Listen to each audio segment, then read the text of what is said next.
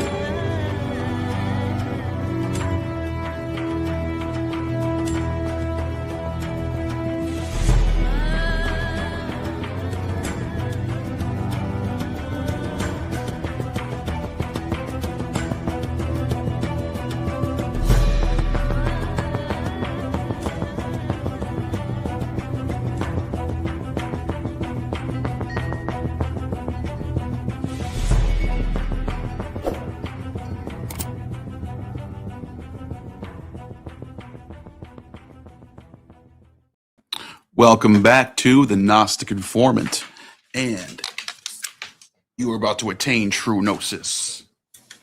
And so, the clown show continues. I don't know if you've been paying attention. I'm actually late to this. I wasn't even aware that this has been going on for days now, until last night, where someone sent me a clip of a video of Ammon Hillman absolutely melting down to his chat last night. And we need to review this. We need to talk about this. Vitriol 3,800. Thank you for the super chat. Dropped $5 super chat. I keep saying this should be Jim Carrey's last acting performance. Do you agree? Well, Yes. I think he'd love it. Yes. Though Hollywood isn't ready for Ammon. Oh, they have plenty of Ammons in Hollywood. He'd be fit right in. What was I going to say? Yeah. So thank you for that. And yeah, that's you. Obviously you figured out what the point of my, thumbnail is. He's like the cable guy.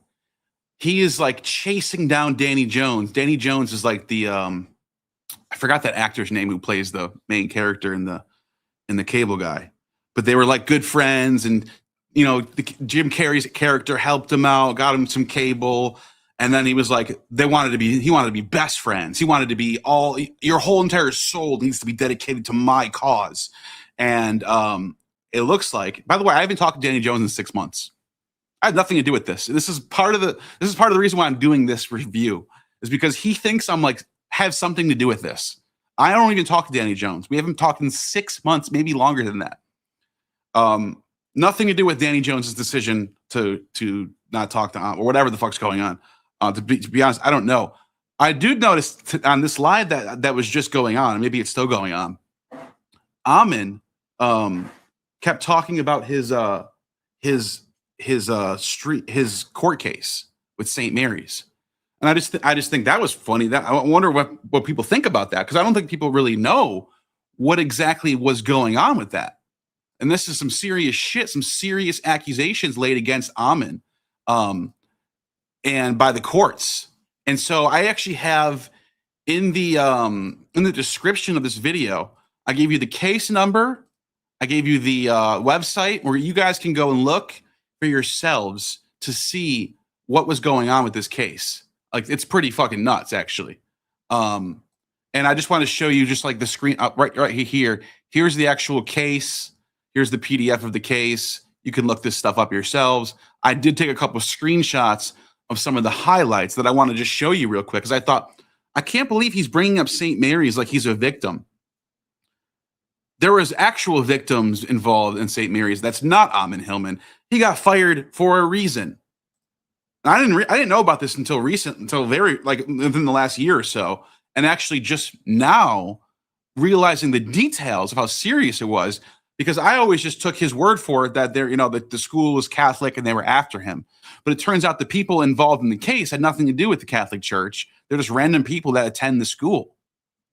And so, for example, let's see, I got the, let's pull this up. Let's pull up some of these highlights real quick. And you just got to, I'm going to let you decide what you think about this. So the first one that I got is from the same exact screen. This is from the same court case. You can look this up. I gave you the link. I gave you the case. You guys can find this. You could do word searches. You could find all this that I'm showing you. And it says, in another email to Myers, Hillman told her to tell the rabbit, i.e. SL, that's someone's name, that she is next. It's time to feed. This is what he's doing to college students that are 18, 17, 19, 21 years old. This is what he's telling them. It's time to feed. A few days later, Hillman emailed Myers that he ran into the rabbit and was transfixed by her. He said that he made SL sing for him, but he says he should not have done that because she reached inside him and took a hold of a little piece of his soul with her voice. You could see Ammon saying this. Everyone knows this is dead. This is spot on Ammon Hillman behavior. Oh, you little 19-year-old girl. Oh, your voice, you ripped this piece of my soul out. And it's funny because his whole entire project, his whole entire theological project is to show that Jesus was in a garden with a naked boy at 4 a.m., which isn't what the Greek actually says. They just lie about this. They just lie about what neoniskos means. It doesn't mean prepubescent child. It means young man, 15 to 30-ish, usually 21 to 29. If you want to talk about that, the most common usage is 20-year-olds. 20-year-olds, but whatever. 20. I'll say it could be 15 and 30. Not a prepubescent child, and he needs it to be prepubescent child because it's part of the ritual.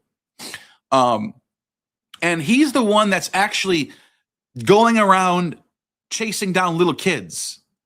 He's getting accused of this. He's getting court cases, and he's even admitting to this and even pleading guilty to this. Watch this. So just to keep going, Ammon Hillman told her he would be watching her. She literally ran away. Suddenly, I was alive. I don't know what that means. In her deposition, Myers conceded that Hillman's conduct with SL was stalking. Stalking. Both under St. Mary's sexual harassment policy and under any classic definition of stalking. He was stalking a teenage student. A grown man stalking a teenage student. And he's the one who's going to blow the whole entire operation open of all this pederasty in the church. The guy who's going around stalking students at a Catholic church. He's the one, he's the employee doing it. He's the one that we're all looking at. You know how we see in the news every once in a while, another priest did another thing with another kid, another sexual abuse, another sexual harassment claim. That's Ammon Hillman. He's one of them. He's a St. Mary's employee who's sexually harassing students at St. Mary's, a Catholic school. He's one of the numbers. He's one of the people doing it. So he says Hillman conceded that he told students involved with the play to whip him on several occasions. Oh God. Oh God. Oh God. Whip him. What is you guys not? If you guys don't believe this, but you watch him on TV every single day, whipping the floor and saying, "Oh God," and you think this is not real? You think this is all bullshit? At Ellen's wife who dropped $5 super chat. This is so creepy and weird. P.S. Your beard looks super nice tonight. Thank you. Appreciate that. Good to see you. Good to see you in the chat. So yeah, he's creepy. He's a creepy guy. And look at this. It gets worse. In September of 2015, Hillman did not limit his sexual or otherwise inappropriate interactions with students to females. Did not limit his sexual or otherwise inappropriate interactions with students to females. You hear that? He likes them all. He likes all the little kitties. In September of 2015, he exchanged a series of emails with a male student, with parentheses here because we're not going to say who the student is, CD, asking him if you were to like the feel of a lady's silky negligee, would you prefer a garter or a choker? To a male student, a teenage male student. Ammon Hillman said this to a teenage male student. Hello, Snappy, wake up. Wasn't this what happened to you too? Don't you like it too? Did you shave your head for the muse? Or did you shave your head because a narcissist with balding head wants you to come down to his level because he doesn't like seeing your hair? Oh, is that what happened? Is it because of the actual history of Aphrodite? Or is it because someone's just going bald and doesn't like other people having hair because he's a narcissist? He said to this male teenage student, if you were to like the feel of a lady's silky negligee, would you prefer a garter or a choker? This is a teacher at St. Mary's School talking to a student, a teenage student. When the student said he would prefer the choker, Ammon asked him, leather with studs or a frilly domestic lace? Eventually, tying it to the play, Hillman told the student, let me see you in your finest lace. By the way, if you think this is bullshit, if you think this is fucking bullshit, this happened on his channel. This happened on his channel where he made his followers. I was in that stream and I left at this part. You can watch the stream yourselves. As soon as it started going out, I bounced. He wanted people to wear silky lingerie and go on his stream to be initiated. Now, at the time, I thought these are all adults here fucking around like this is like some Halloween fun shit. That's honestly what I felt at the time. If you're like, why didn't you think something was crazy? Because these are adults. These were all 20 up people engaging in behavior online, having fun. But I didn't know about this. Point this way. I didn't know about this case when that was going on. If I would have known about this case right here, I would have been like, holy shit, this guy's a fucking crazy person. He's insane. He probably has a boner watching these people. He's probably losing his mind. Dude, let me see your finest lace, the student said that he was taking Ammon Hillman literally. And Jacob Loperi 1510 dropped $2 super chat. Ammon's a freaky little weirdo. Yeah. Oh, God. So then it says, this made SS uncomfortable. SS then said, Hillman said things like, God damn, you are trying to make me fall in love with you. Students at the school. Then telling her that he knew she was not a whore. At another play rehearsal late in October, SS said that Hillman asked cast members to whip him with a riding crop. Oh, God. Oh, God. Hillman also come to her dorm room multiple times over autumn break in October. SS informed Waverly that all of these things did not make SS feel very safe because Hillman worked in maintenance and had access to her building and knew where she lived. SS identified 4 other students that may also be uncomfortable with Hillman, including SL, DM, RR, and NA. These are the students' names.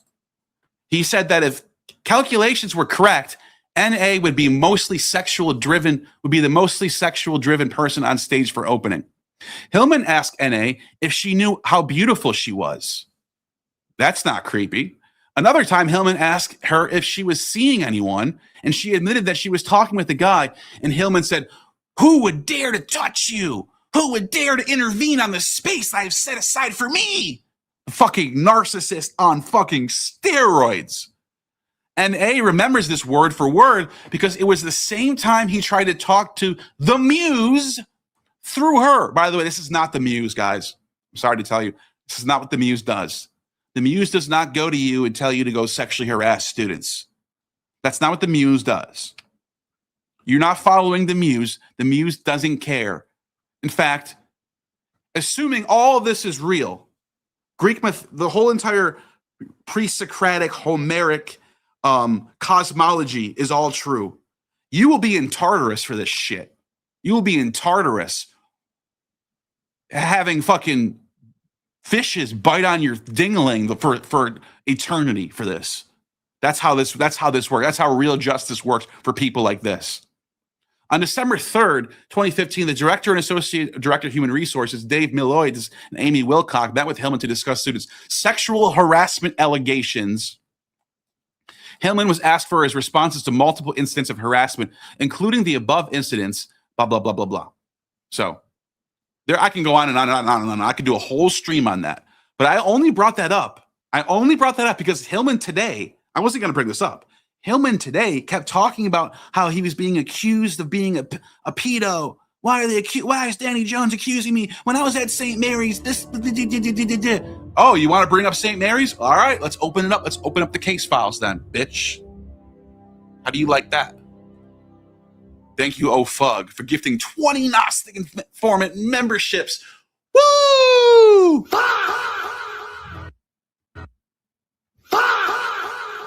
20. You just gave out 20 Gnostic Informant memberships. Fuck yeah, dude. Thank you, dude. Appreciate you so much, dude. Thank you so much. Thank you. We're going to be hearing this going off for a little while now. I hope you enjoy the music, because I think there's going to be 20 of these, I think that's how this works, but I'm cool with it. If you want to light me up tonight, you guys can light me up tonight. So first thing we're going to do before we get to tonight's stream, and by the way, at about midnight, about an hour and a half from now, I'll open up the floor for people to want to challenge me, who think I'm wrong. I have one person first in line, who I'll give the link to first. And then after that person's done, we'll engage for a little bit of time, and then I'll let other people jump on too. So with that being said, I'll leave this up for a couple minutes. I'm going to, the first stream I want to watch is last night's stream, because that was the craziest one of all. He was melting down like crazy. And then we're going to go to that tonight's stream, and that's what we're going to do. So let's do that. Let me just get my thing ready. It's the Kurt Metzger. It's this one right here. This one. So we're going to watch it on 1.5 speed. And I'm going to break. He lies so much in this video. So much. I've never seen someone lie straight through their teeth so many times in my entire life. So many times. This guy just straight up lying and probably thinks you're all stupid for watching him and just buying all this stuff. Like idiots. You guys are idiots if you believe this. It's absolutely moronic if you believe in this stuff. So we're going to break it down. By the way, the intro is interesting. Based on what you just saw, based on the court case of what you just saw, keep in mind, this was his court case. These are students of St. Mary's accusing him of sexual harassment, male and female, all these little kiddies, all the little kiddies under 20 years old, all going after Ammon Hillman. And you, LH, and you, Snappy, are all defending this. Now watch the intro now. Keep in mind, this intro is not about Jesus. It's about Ammon's desires. This is what Ammon likes. Ammon's projecting his own sexual desires onto Jesus. That's why he quoted from Proverbs today. Oh, look at Sophia. Oh, look how great. He's a fucking Christian, dude. This dude believes in the Bible more than a Christian does. I've never seen someone believe in the Bible more than Ammon Hillman in my entire life. So let's play this. Let's put it all together. Watch this. Let me slow this one. Let me slow down so you can see it perfectly.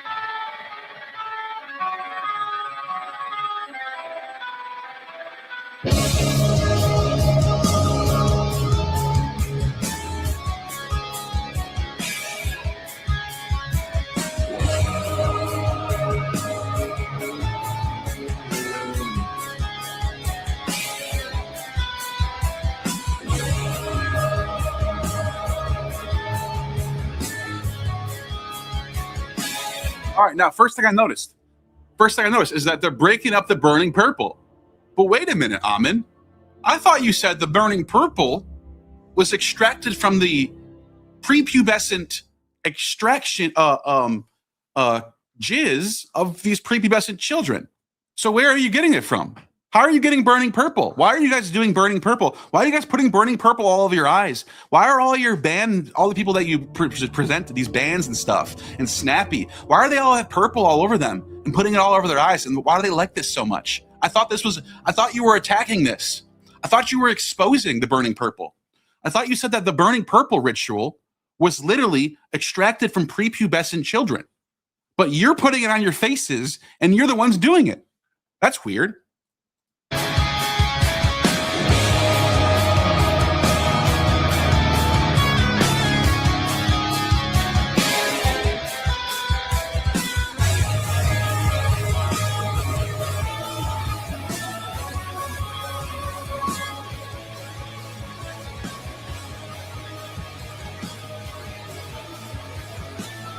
See how you got these little kitties all over Ammon? You saw that? That wasn't Jesus. That was Ammon, dude. Watch that. Let's watch that again. Oh, he took a sip. Oh, look at that. Look at Ammon with his little kitty. Look at that. Right in the video. It's right there, right in your front of your face. A little tiny, little young kitty girl, little skinny, young, 15 maybe. I don't know, maybe even younger looking girl. And they're promoting, and she got purple all over her. That's not Jesus. That's not exposing Jesus here, dude. This is you. This is you openly admitting this is what you guys are into. You guys are just mad that Jesus gets to do it, and everyone gets to. You guys are just mad if Jesus gets to do it, and you don't. That's what it is. This is projection at this point. You guys are all just projecting.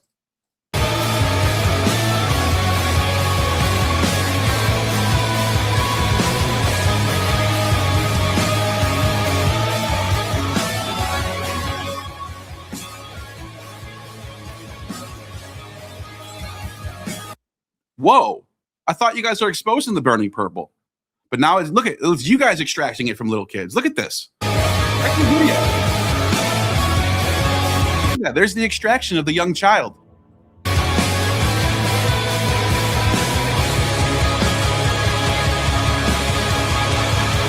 There it is. There's the Eucharist. Where did that Eucharist come from, guys?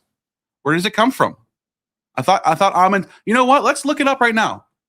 Let's look it up. Let's actually go right now, before we even continue this. If anyone might be confused, Neil, what do you mean that he says that it comes from children? I never heard him say that. Oh, let's go to it then. This is from one of Ammon's few published academic books, which was a disaster. And the people involved in this are all embarrassed by it, by the way. I've recently discovered from Kyle Ruck, who despises Ammon Hillman. And Ammon Hillman still is another cable guy incident where Ammon Hillman used to be friends with Kyle Ruck, just like he was friends with Danny Jones.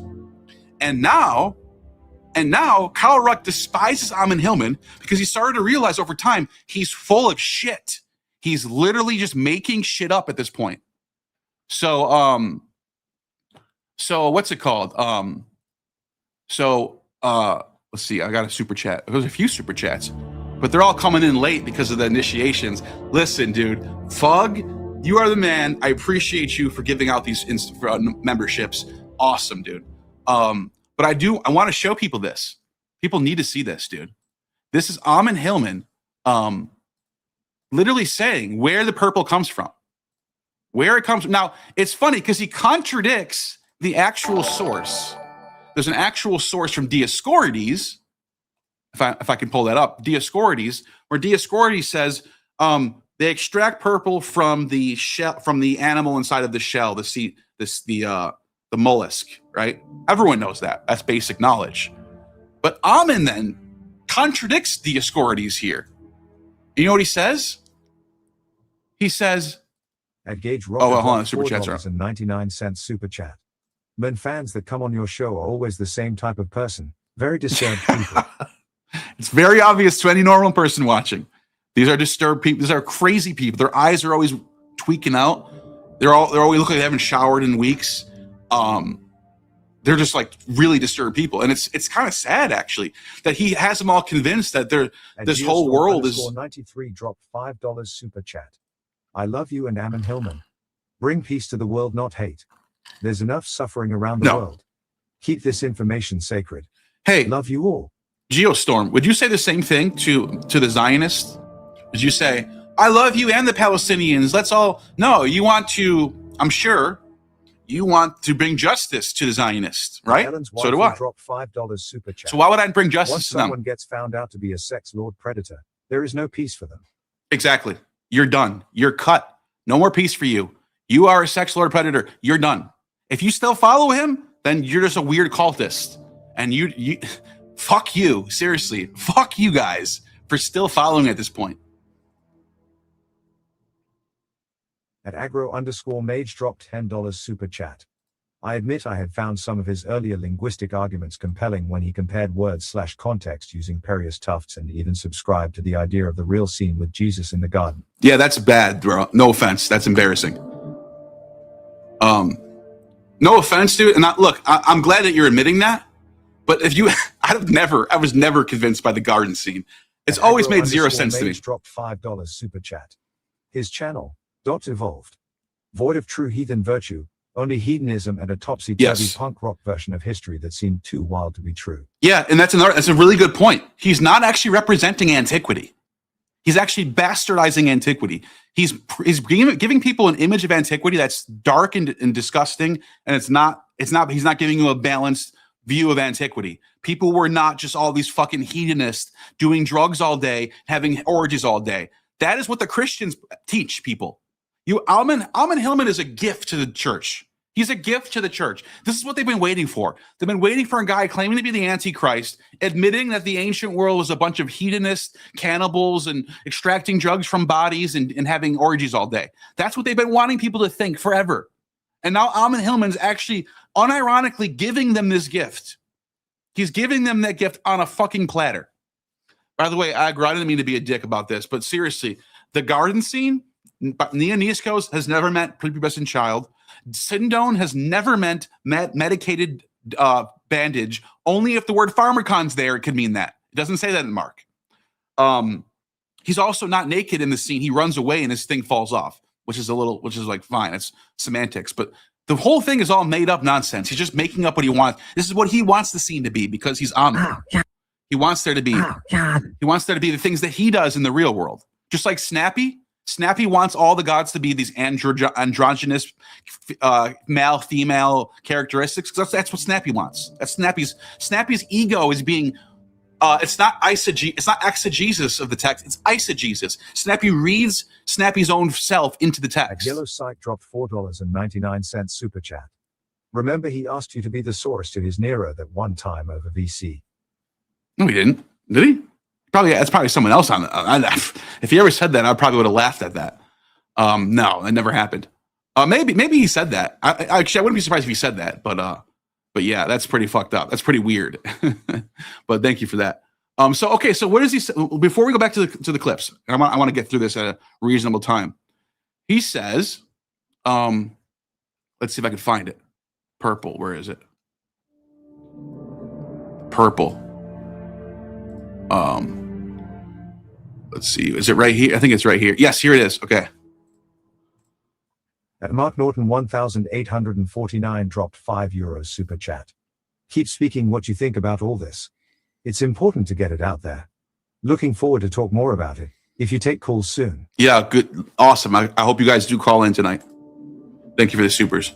So here it is right here. I'll after this last super chat. Medea prepared the drugs in her and administered her own excreta as the communal burning purple. Rocker dropped $4.99 super chat.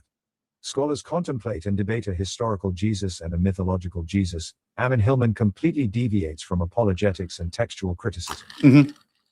Yeah, it's not real scholarship. It's just it's literally just like a cult. It's all it is. It's just a cult. It's not. They're not doing work. They're not following reason. That's the biggest joke I've ever heard them say. You'll see them in the comments going, reason, we only follow reason, logos, reason. You guys are the exact fucking opposite of Socrates. Socrates would hate you. Heraclitus did hate you. Heraclitus talked about how he hated these people, the people that were doing all these insane rituals, and he hated that shit.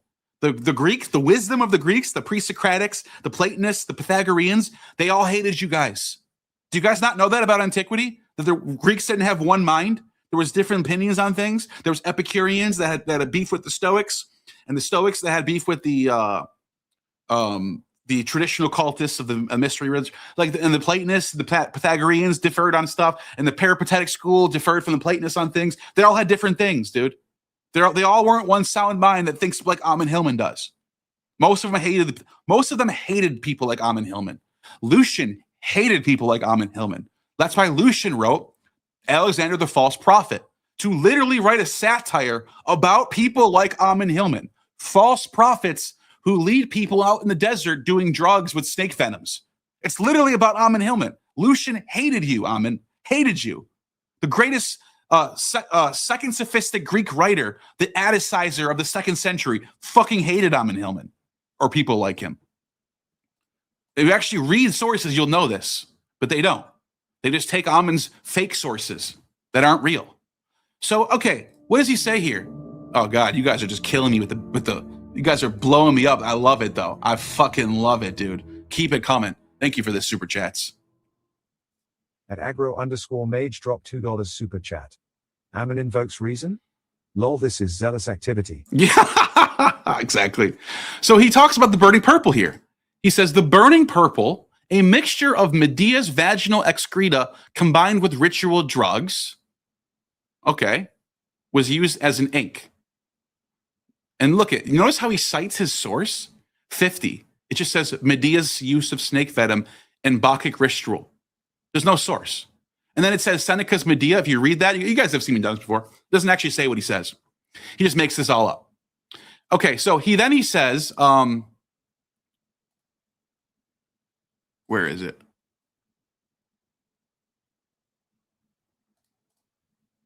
Where he talks about the burning purple.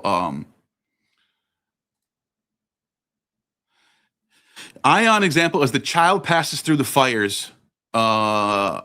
Directly heard. So he basically says in this very text, I didn't have this ready to go. I had pulled this up late, but he says in this text that it's a prepubescent. Maybe I could just do a word search for pre. Here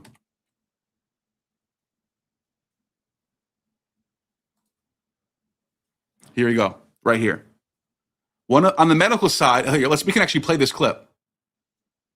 We can actually play this clip. That's what we'll do. Here, this is what we'll do. Okay, so he says this, he tells this to John Price. He tells this to John Price. He says, this is what he says the burning purple is. And I want you to see this before we watch. Before we watch this intro, watch what he says. Watch what he says here. This is like very important for understanding what he's talking about. There says twice he was naked. Says he had a seam on, and people say, "Oh, whew, there it is. It's some kind of sheet that covered him up, right?" No. On the medical side, if you're looking, Galen, a seam on is a medicated wrap that you give to a boy. A syndone would only be a medical wrap if it says pharmacon syndone. Not just syndone, this means wrap. Pharmacon syndone means medicated wrap.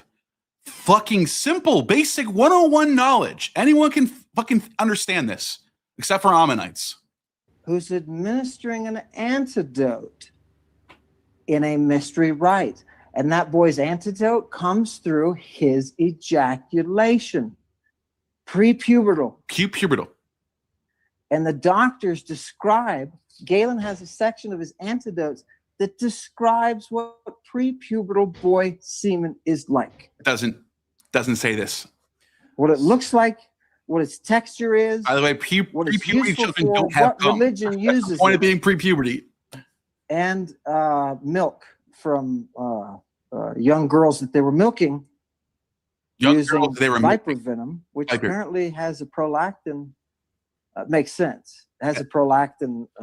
That's how he gets burning purple. Activity.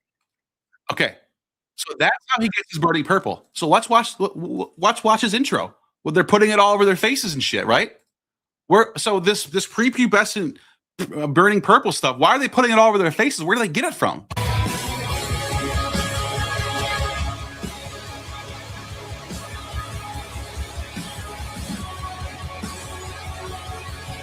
Where do they get that from?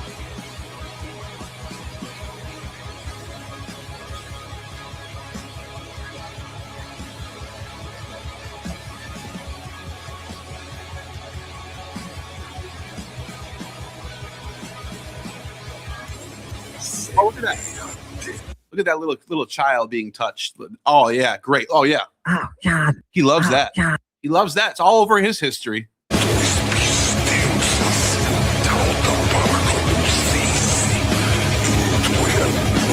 He literally has himself with horns touching.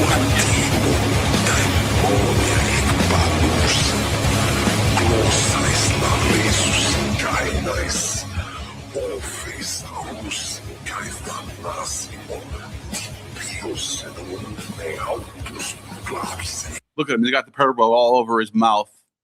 He's consuming that little boy ejaculate. He loves it. Look at him. Look at that bald-headed Ammon. He loves that prepubescent stuff.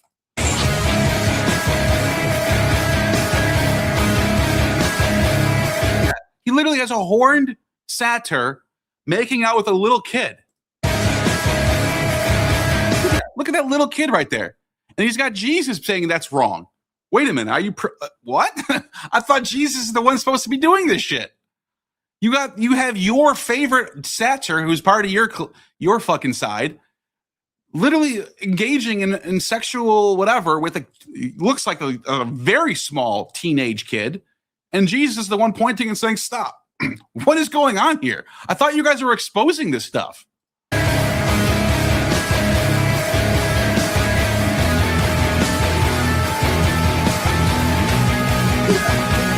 Like an adult. It looks like at least 16, maybe. Young kids playing the lyre.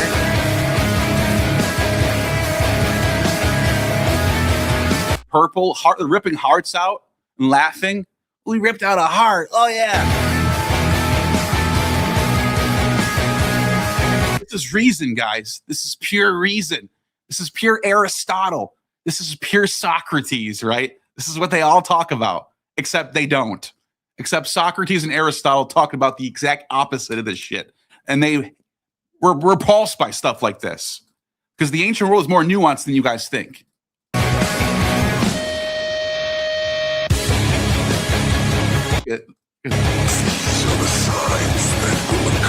Another thing is they love to make all the disciples, all of them have to be children. They just ignore that they just ignore that 6 of them are fishermen, and like 3 of them or 4 of them are tax collectors. At Onyx Rock F17 dropped $5 super chat. This intro is pretty damn. Absolutely, and look at this. What the fuck is that? Is that a kid coming out of his mouth? By the way, that's another. It's like they need Jesus to be with kids because they want that to be the case. That's what they want. But the text literally says that Peter and John and Andrew are fucking fishermen out in the water catching fish. Back in the ancient world, they didn't have automatic. They didn't have gas boats. You know how hard it was to be a fisherman? You know how jacked you had to be a fisherman? There's no way you're a child. There's no way you're a little kid being a fisherman by yourself. Didn't happen. They're just making shit up. They just make shit up. And they don't care. They don't read the context of these texts. They just make shit up. And then they go, oh, this word says that they're disciples, which means they're under 20. Under 20? That doesn't make you a prepubescent child. So what? They're 17, 19? That's a fucking... Back then, that's pretty much an adult. After like 15 in the ancient world, you're pretty much an adult. You're ready to go to war. 13, 14 sometimes. 15, 16, 17, you're an adult. You're out there working. You're out there doing shit. So they're under 20 means they're children? That's insane. What a stupid argument.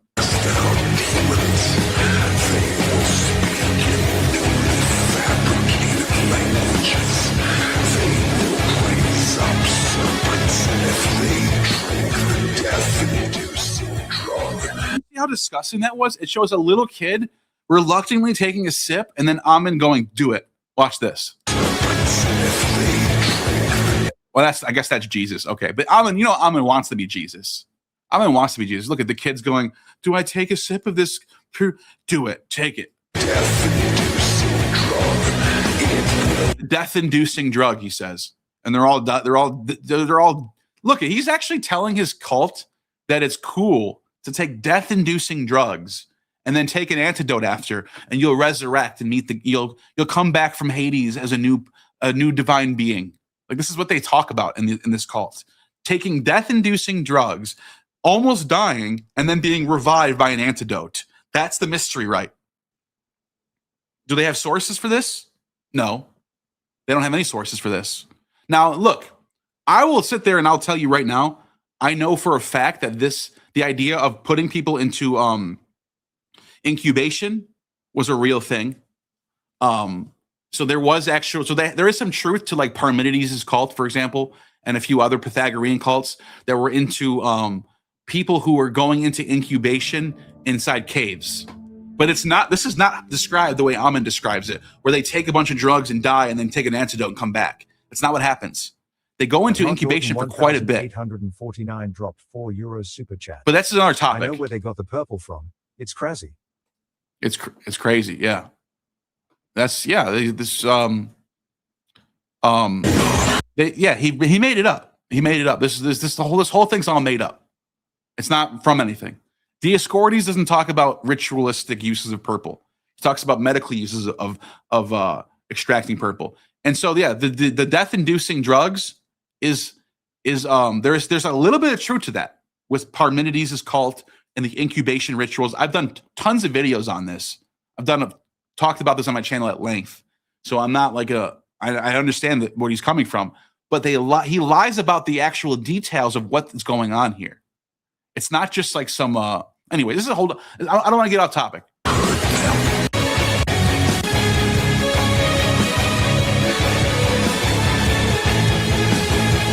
Wow. He literally just shows a kid getting groped in his intro. That was cool. Yay, that was awesome. Thanks, YouTube, for that.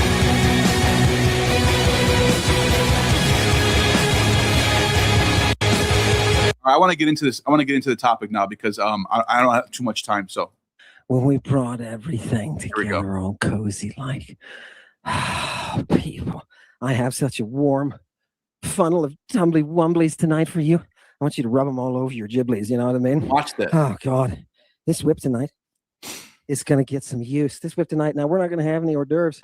No. The devil says we just have one big, fat ham tonight. And we're going to dig into it. Oh, God, people. Screw the hors d'oeuvres. By the way, it's funny how he hates Donald Trump. They're the most similar people I've ever seen in my entire life. No one is closer to Donald Trump than Ammon. They both unironically make AI pictures of their enemies in poop. So yeah, let's just keep playing this while I look it up. Look at this that we've got tonight, people. Oh, God, thank you. Thank you so much for attending. Now, you are my special mystery solvers tonight. Congregation of Satan. Hello. How are they doing? Should we make some of them talk to me? Please, and tell me, Satanic Congregation, did you watch it? All right, so watch this. Ready? No, first of all, watch how he's so nice. He loves Danny Jones in this video. 24 hours later, he hates Danny Jones. How the fucking crazy do you have to be like that? Now check this out. Trump. They're the same person. They are literally the same narcissistic person. Trump posts AI videos showing him dumping on No Kings protesters. What does he dump? The president shared a video depicting him in a fighter jet, what appears to be feces. This is what a narcissist does. They have these like imaginations of my enemies are going to be in poop. I'm going to show, oh yeah, I got him for that. I got him good. It's like, dude, nobody cares about this. This is not a win. This makes you look stupid. When you just depict your enemies doing shit that they don't do normally, that's not a win.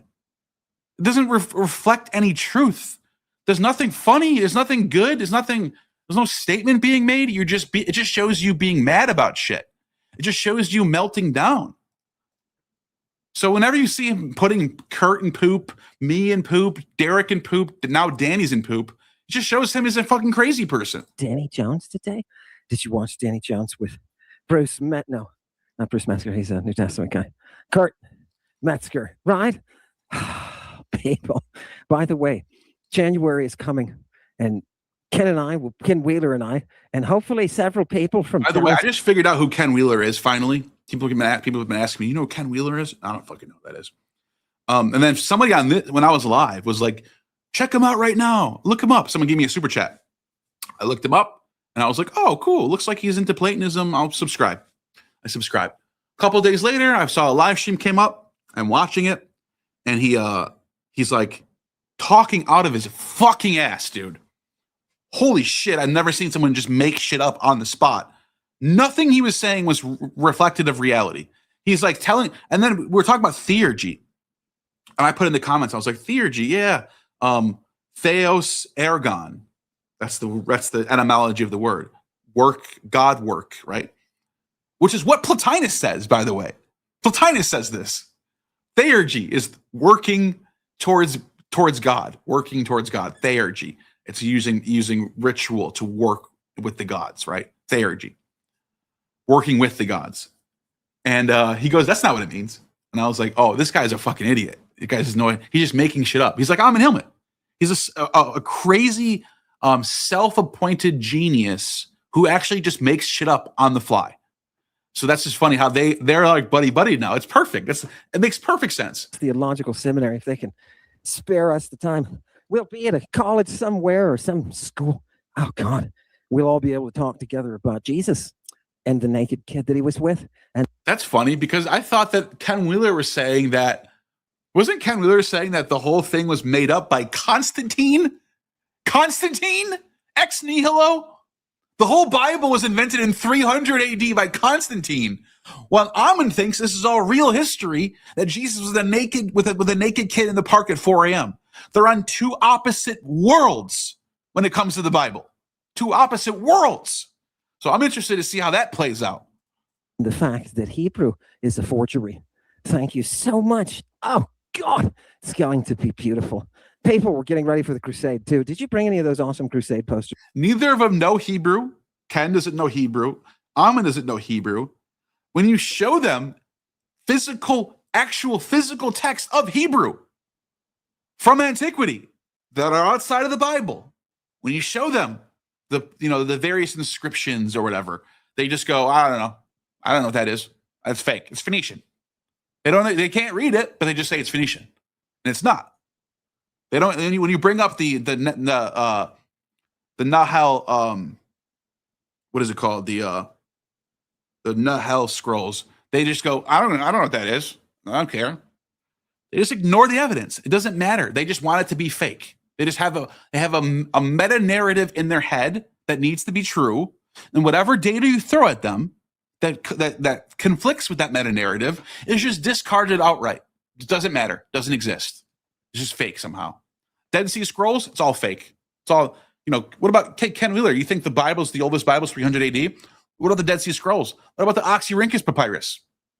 Huh? What are those? Are they fake? Oh, they're fake. Okay. You're in La La Land. You're just on another planet at this point. There's nothing I can do to talk to you. Just from the group. This is Junius coming up. Now, that's good. Chewie is bringing in something hot for you tonight. She is going to bring you Orion. Look at that. Look at that. They both got burning purple coming out of their eyes from those prepubescent children. Chewie and Ammon, both of them. Wow. Where'd you guys get the purple from? Where'd you get it from? Good. Yes. You've got to get that done, Chewie. Always working diligently. People, let's start with Danny Jones. And I want to start at the climax. Oh, God, why not? Let's start at the climax. I don't need to say anything. This is me and Danny and Metzger. Oh, you may not see me, but I'm there. People, go to should we run this section? Go for it. Computer, and they did some sort of thing, and they found out with astrology that she needs to come up with the war on drugs. Yeah, probably. 1,849 €2 super chat. Will Cool be on Discord? No, I'm gonna drop the link on here at some point when I'm done with it, when I'm done talking about this. So that's what'll happen. Anyways, thank you for that. Let's keep going. Probably did. And Hamilton actually got his hands on one of those astrology computers. I've seen Hamilton tell somebody they were also giving those out to people in other countries that are like our allies. I'm sure Mexico got a fake one. I thought that was the octopus thing. I don't know what's going on here. I think he's in the wrong spot. Maybe right. Okay, so there's a 13th symbol of astrology, which is Apollo. That was the wrong. Oh God, that was the wrong. You know what? Now try it again. Right? This was now saying new astrology changes, but a new stars had shifted, and that would affect the astrology. All these people believe in astrology, but why? Well, because if I put the right parasites in you, which act as a receiver, like DNA is a receiver, dude. And if I put the right parasites in you, and the moon phases are right, and it's the time of whatever, we can beam other shit into that DNA. I'm sorry, people. This is really not what I wanted, Chewie. I don't know why I put the wrong timestamp. Right now, you're It's coming. Look up the cult of Bacchus and There we go. Right over his head, Denny. Right over his Hold on, head. let me Right? step over. if you look Shall we? ideas or inspiration, right? Mhm. That's what that mystery is about. That's what the muse is. Just so you know, if you look up the cult of Bacchus and Right over his head, Denny. Right over his head. Right? But people, listen to right what over- this man is about to say, because not only am I going to show you how wrong he is, but I'm going to show you where he's getting his misinformation from. And That's what we're gonna. Guess where he thinks is getting it from. He thinks I'm behind all this, which is so satisfying. And he's not even correct. I have nothing to do with this. That's just so funny. That is the muse right there. That is the muse right there. That I don't have to do anything. I can be sitting here playing fucking video games all day, and the muse works for me and fucks up Ammon in my name. And he thinks of me. Thank you. Thank you, muse. Thank you. That's how the muse really works. That's justice. That's reason. That is logos. That is fucking brilliant. want you as an audience to put that together. A little mystery, like in the game, you know, which room and which weapon Who did and it? which member of the brothel was Was it me? there. Was Oh, it- God. Oh, It's it's me. absolutely It was me. gorgeous. Oh, people. Now let him say what he's going to say about Bacchus, because we want to see if there is reality that comes out of his lips or not. Go ahead. you can find it online. Bacchus is the god of wine. The god of Dionysus, partying. Dionysus, yes. The cult of Bacchus would get rich guys in from noble families, and then you go through the mystery, and then people have animal masks on, and they bang on tambourines and drums while you get so no one can hear your screams. And that's your big, like a Diddy party. Like That may sound sensationally factual to you people, but it is in fact the biggest pile of crap that you have ever seen. The biggest. Fuck is that AI image, dude? What the fuck is going on right now? Jesus, dude. What is that? This person, Metzger, does not read the sources, whether they're in Latin or in Greek. But as I watched the whole thing today, I sniffed a little where he was coming from, people. Let's play him. Where am I in all of this? Keep going. Now he thinks I gave him that information. Not sure why. I've never said anything about but Dionysus doing rituals where people couldn't hear screams. I never talked about that before. But he wants his audience to think it was me. So I don't know. I don't know where he got that from. Maybe there is a source. I have no idea where Kurt got that from. But it's not too off of the truth of the orgies and the Dionysian cults. The orgies were a thing. Wearing masks was a thing. Maybe there is a source about probably like Clement of Alexandria, maybe, or someone sort of dissing the mysteries where they say there was raping going on. I don't know. The point is that had nothing to do with me, and I just think it's funny he thinks that was me. Chewy. Good Diddy party. yeah, it's a real old practice. Diddy got used as a living altar, is what I heard. You know how bad that is when they use your body and your kid, and they use you as the altar. That means they fucked on top of him and shit on. That means the most foul shit you could imagine happened to Diddy from his mom with some Caribbean evil fucking shit. Oh my god. Not to mention incest, etc. Okay, yeah, the cult of Bacchus. They were a real problem in Rome. So why would Carl Jung want us to get back to that? That's very strange. That seems odd. Okay, just stop it for a minute. I have a nuanced take on this because I don't know what he means by Carl Jung wanting to get back to that. I think Carl Jung was. I don't want to get too much into the whole, but I want to defend one thing that Kurt said here, which is that the Bacchanalia was a problem for Rome. He's not wrong about this. So it's called the Consultum Bacchanalia. Here it is. That Smill still dropped $10 super chat. I told Magic Magazine crazy lady backing Ammon that if the Bible didn't exist before 330 CE BC, there was no agreement. Then it doesn't exist now BC. There's many versions today with different books. Did she say the same thing, that the Constantine invented the Bible? Are these people that crazy that they think like they think like it has to be a physical like this? The Bible has to look like this. It has to be a full book or it didn't exist. So until you get a full church Bible, the manuscript, the physical fragments that you find in the deserts in Egypt and Oxyrhynchus, for example, or the Dead Sea Scrolls. Look at this. Forget the Dead Sea Scrolls. Maybe you think the Dead Sea Scrolls was all fake. But how do you explain this? How do you explain the Oxyrhynchus papyri, for example? Let me show you what I mean. These people are out of their minds. They think it's all fake. Hebrew's fake. It's all made up. Okay. Oxyrhynchus, right? It was discovered when? Let me see. When was the discovery? I think it was. I wish it said it on here. It doesn't say it on here.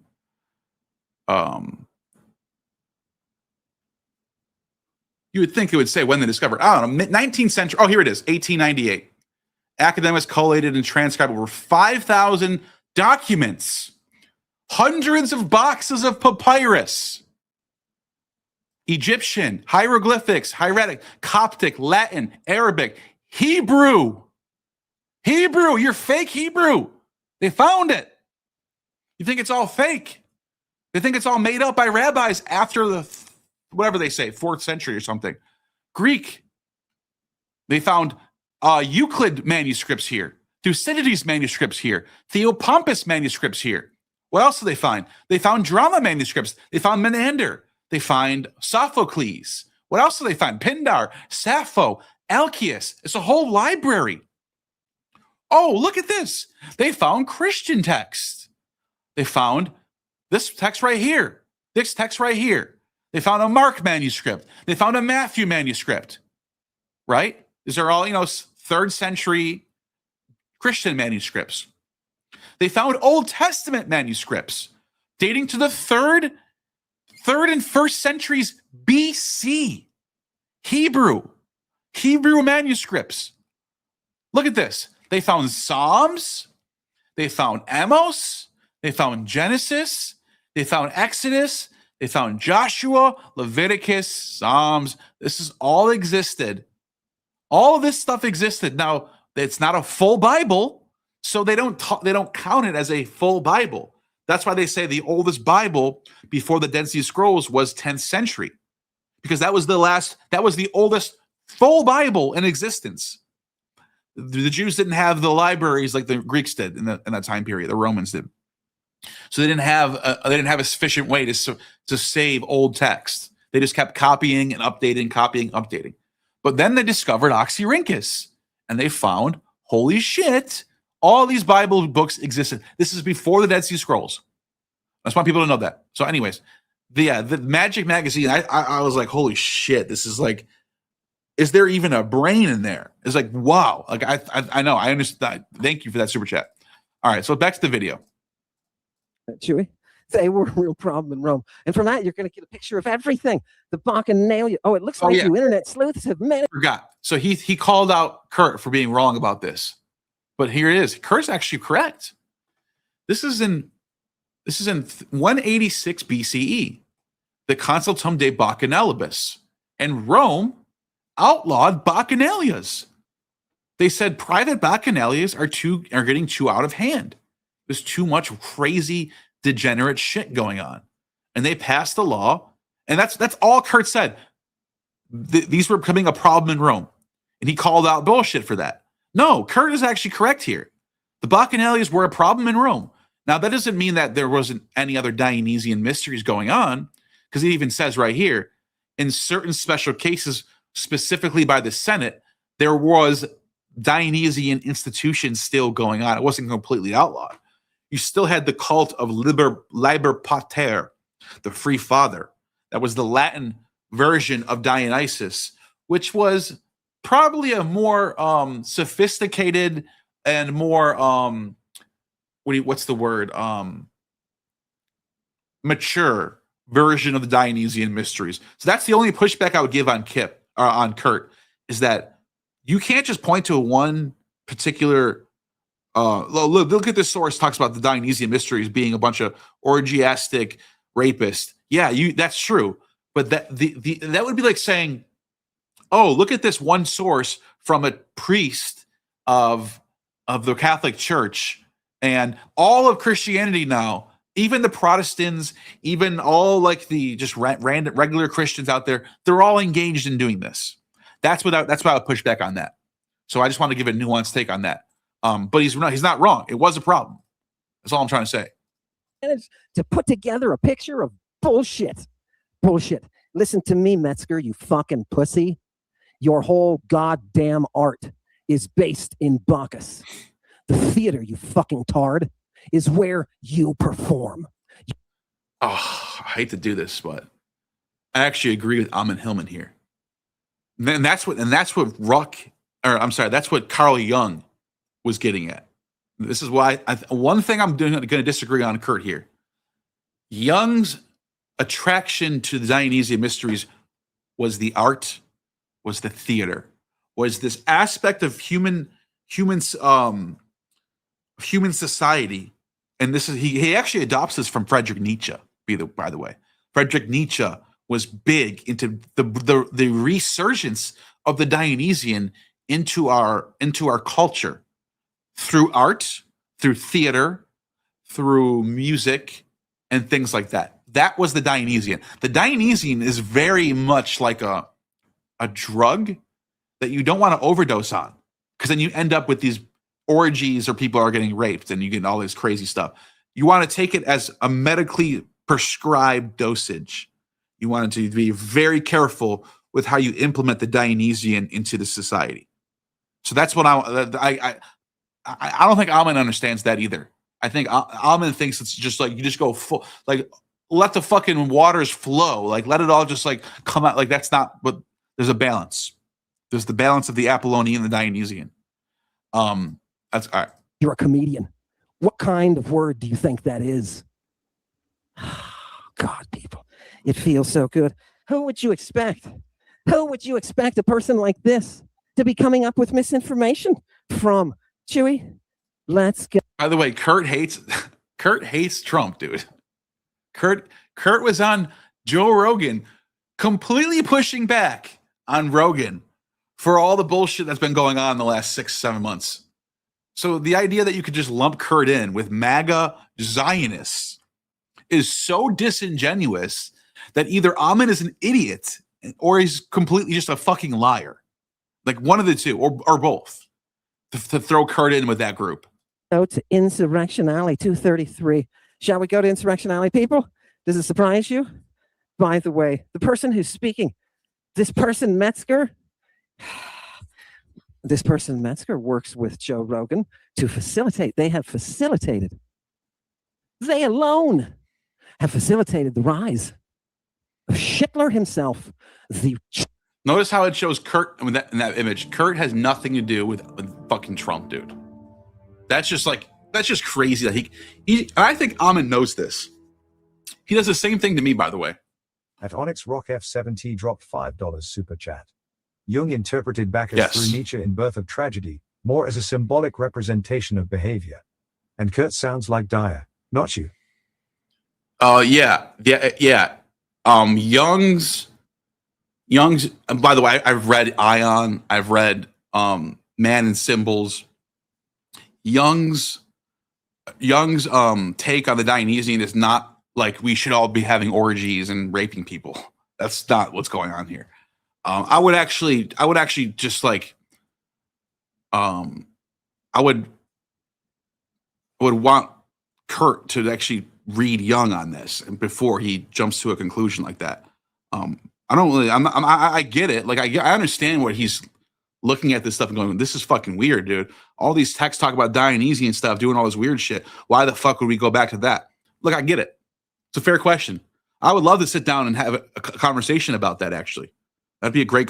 I think that I can have a nuanced discussion on what it all means and how much it actually influences Christianity. By the way, Christianity is heavily influenced by the Dionysian. I've talked about this at length on my channel. You can't escape it. It's part of our culture. It is. It's not just like this evil thing that people think about. And that is a very skewed Christian kind of take on the Dionysian. Child rapist. The child rapist. How about that, supporting the child rapist? People, you're going to see what he says about me in a minute. You're going to see. Realize he's doing it from the stance of somebody who not only is being taught by an insurrectionist, but is himself a supporter of the pedo president. So that's about me. That's a reference to me. He's saying that, okay, let's just rewind that again. Let's just watch that again. Don't let direction. You're going to see. Realize he's doing it from the stance of somebody who not only is being. Realize he's doing it from the stance of somebody, me. In a minute, you're going to see. Realize he's doing it from the stance of somebody who not only is being taught by an insurrectionist, but is himself a supporter of the pedo president. Don't. This is how, watch him lie to his audience's face. Now, I told people a story, which is true. This is a true story. I've never hid from this. It only came from my fucking mouth. Nobody dug this up like I dug up Ammon's fucking court case. I'm not hiding from this. I've told this story on my channel. I've told this story on other channels. I've been open about this from day one. I was a Christian for a very long time. 2011 up until 2020. Nine years. I also grew up Catholic, baptized, communion, whole nine. But the point is, I have very bad. My background's Christian, and I was a part of a church that was very much a MAGA, even Zionist church, and for years I was already starting to question everything. I was already exploring Gnosticism, and towards the end, I was still going. And people who leave church will understand this. You don't just leave. You don't just go, I'm out of here. It takes years. You're already mentally clocked out years before you physically leave. It's almost really hard, especially when you have duties to the church. I had the keys to the church. I was the podcast guy. I was the guy who recorded. I was the guy who turned the lights on. I was the guy who got the camera turned on. I was the guy who got the mics hooked up. I was the guy who did the sound. I had to be there early. I was mentally checked out, but I was doing the right thing as I had a job there. So I was still going. Even years after, I was still like, Anyways, long story short, 2020 election rolls around, and we get an email from someone that knew about January 6th. It was like, we need everyone, we need all Christians, all Protestants, all Baptists, all evangelicals. We are calling on you to get to the Capitol on January 6th. And my pastor was like, we're all going. We're getting into a van and going. And I went. I was there. And we were there. None of us raided the Capitol. Most people that were there didn't raid the Capitol. Most people that were there didn't do anything illegal. And we were there with signs. Dude. And it was interesting. It was fucking crazy. We heard people were getting inside of the Capitol. We saw the whole thing going down from afar. We were very fucking freaked out what was going on. We were like, what the fuck is going on? I thought they were about to take over the government. I was like, holy shit, this is actually happening. And then we heard someone got killed. We didn't know it was a girl. We thought it was a dude. We're like, some dude just got killed. And as soon as we found that out, we're like, get in the van, let's get back to Buffalo. I've told this story before. Ammon Hillman knew this about me when I was friends with him, but thinks that now that we're not friends, this is how you know he has nothing on me. He has to dig up things that I told him, that of my own story, that he has to use as if he dug it up and I'm hiding from it. And it's never been the case. I've always told people the story. It's part of my history. It's the truth. It's the logos. It's my word. So you can't have nothing on me. You're the pedo. You're the one that got convicted of pedo. You're the one that owes $300,000. You're the one that's on Section 8 because all your money will get garnished if you make any money. It's not a pact with the devil. You're the one that can't grow your hair. It's not a pact with the devil. You're a fucking narcissist and a liar. So let's hear what he has to say about me. Let him action it. You're going to see. Realize he's doing it from the stance of somebody who not only is being taught by an insurrectionist, but is himself a supporter of the pedo president. Don't let him tell you he isn't. Don't let him tell you he's not a supporter of the genocidal army of Israel. Don't let him tell you. Look at him. He has to say it 3 times. Don't let him tell you. As if I can't represent myself anymore. As if you can't go on my Twitter. Type in Trump on my Twitter. Should we do it right now? Let's do it. I didn't even have this planned. Let's do this right now. Let's see what Gnostic Informant has been saying about Trump recently, or unless the last 5-6 years. Oh, look at this. This is April 16th. Oh, I'm a MAGA supporter, right, guys? Gnostic Informant, then MAGA supporter. Let's see what I wrote on April 16th. The more I read about Nero, the more he just looks like the Trump of the ancient world. Both completely detached from reality. The dude built a giant golden house, completely overlaid with golden gems with a 120-foot tall Colossus statue of himself like Ammon would probably fucking do too if he had money. Suetonius writes, when the house was finished after the design, he dedicated it and deemed it to say that more of approval that was at last the beginning to be housed like a human being. Like, oh, I finally feel like a human being because I have a huge giant golden statue of myself.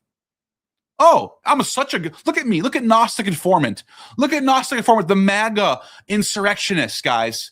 Look at me. I'm the MAGA insurrectionist. Let's see what else I've said about Trump recently. So the Quartering wrote, I voted for Trump 3 times.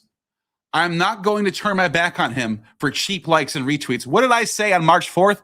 You take it in the booty hole. Good and bad with Trump. Oh, I'm such a MAGA insurrectionist, guys. I'm such a MAGA insurrectionist. Look at you, fucking lying, snappy piece of shit. You shaved your head because some fucking cultist told you to. You have no control over your own life and destiny. Sad. Look at this. Do you actually think this was an original? Look at this. There are 10 things in order of operation that Trump, oh, that's not, never mind. Sorry about that. These are the Menadic priestesses of Allah, and they think Trump is the incarnation of Holy Dushara. I'm making fun of his meeting with these Arabian priestesses. And I wrote this on November 19th, 2025. Since Trump got elected, he gives his doofus minions the Epstein files, which turned out to be completely blacked out and redacted on nearly every page. He knew these dumb shits like Dacey Drano and Posobiec would just shill, and they did. People wanted the full report and demanded to release them. Trump then claims there is no Epstein files, and this whole situation was all nothing, it's a hoax. Then we found out that there are thousands of pages of Epstein files, and Trump is in them. I'm not going to read the whole thing right now, but you can see. Am I a fucking MAGA insurrectionist, guys? I could have sworn MAGA people have been bragging about Trump wiping ISIS off the map or whatever. Now ISIS somehow exists in multiple countries again.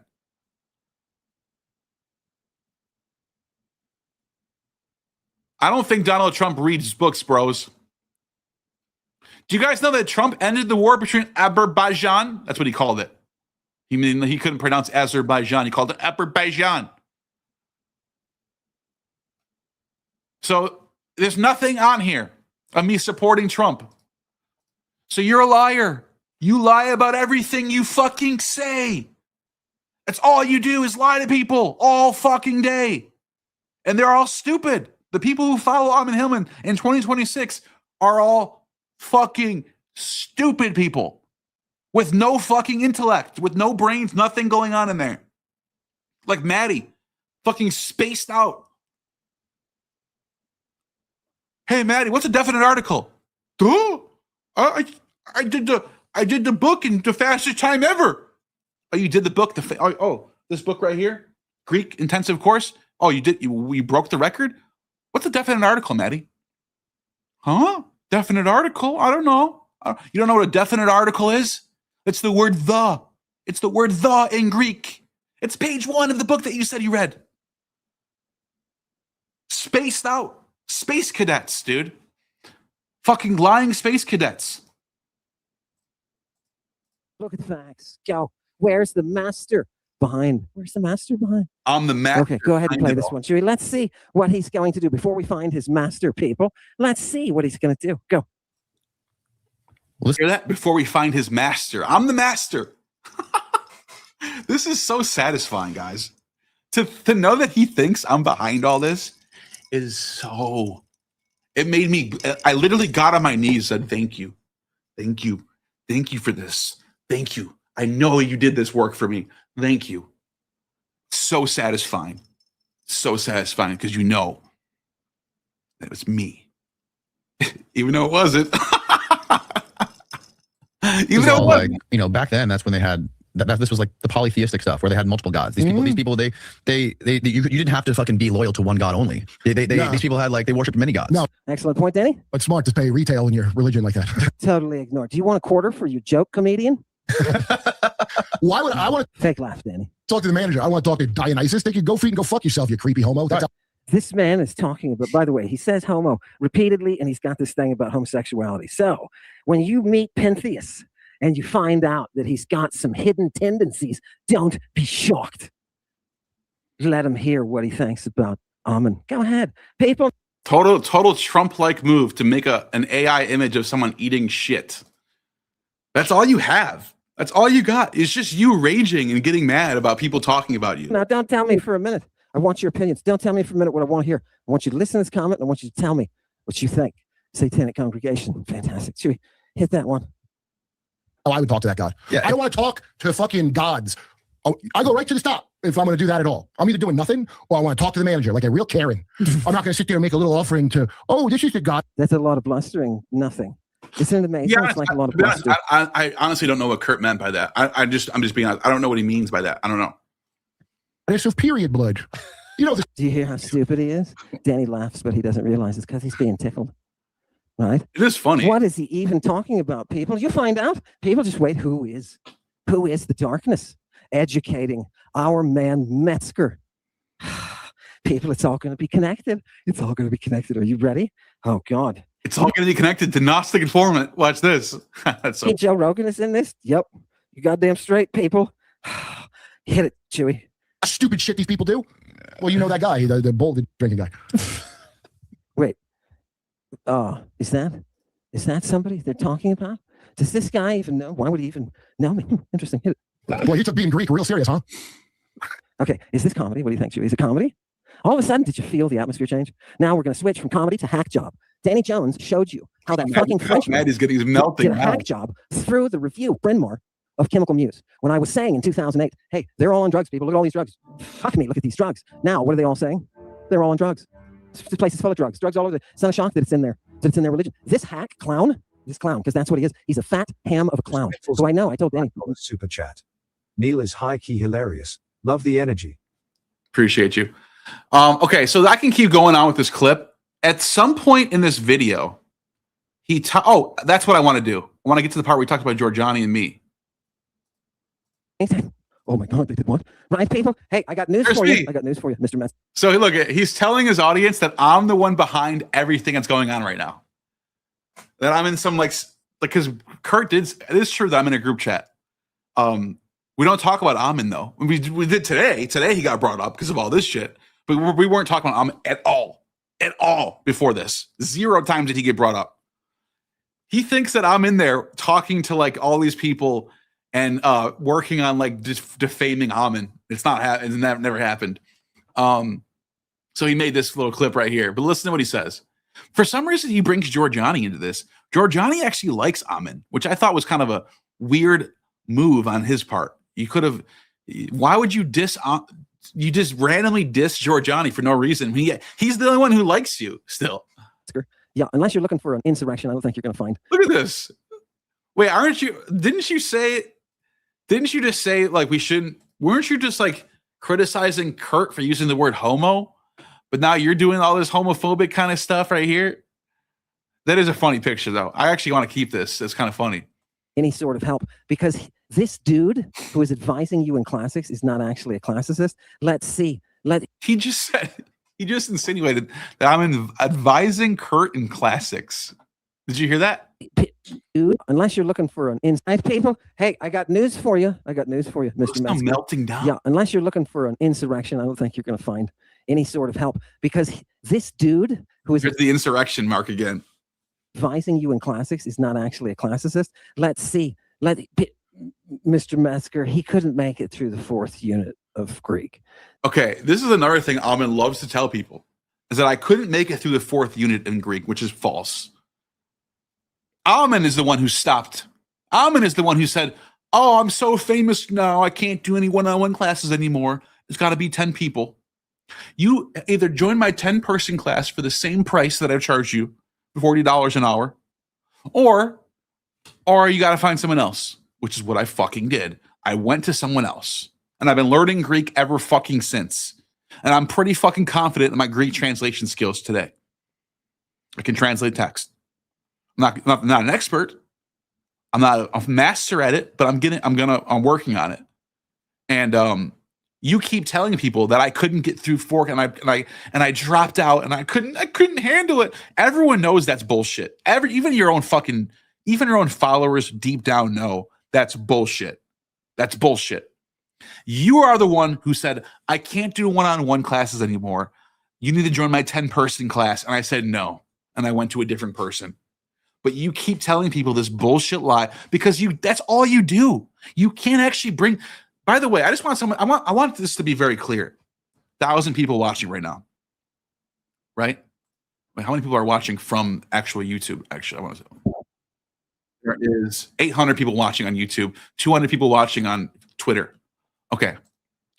I've been asking Ammon Hillman to face me one-on-one and debate me on this stuff for years. And guess what? He refuses to do it. Oh, but I dropped out on Unit 4. I should be so easy. It should be such a walk in the park to come on stage. We don't have to join face-to-face. We can do this online. You and me. Let's talk about the sources. Let's talk about Mark 14. Let's talk about the burning purple. Let's talk about any of these subjects that you lie about. And he refuses to because he knows he doesn't have the sources for them, that he's lying to his audience. And he knows that I'll expose it in front of everybody. He's scared of me. That's why he lies and tells people that I dropped out at Unit 4 and he's not a class assist.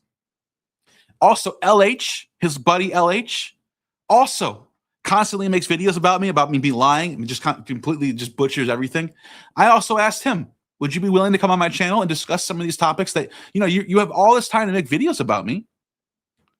Why don't you jump on my channel tonight, actually, right? I'm giving in about 30 minutes. Jump on here. Let's go over it. I don't know shit. I'm just an idiot, right? I couldn't get past Unit 4. Then why can't you jump on a stream and prove to me that I'm wrong and you're correct? Because we both know what will actually happen. We both know what will actually happen. You're a liar. You are making up sources that don't exist. And you flash Greek on the screen to people and give them fake translations of it that aren't real. That's what you do. So of a 20-unit Greek text. So I'm not concerned. But look here, people. So I'm not concerned. If you're not concerned, then why don't you step up then, Ammon? Why don't you step up, you scared little bitch? Oh, God. Why don't you step up and face me then? Let's hear what he said. Let's listen to that one more time. Mr. Metzger, he couldn't make it through the 4th unit of Greek. So of a 20-unit Greek text. So I'm not concerned. I'm not concerned.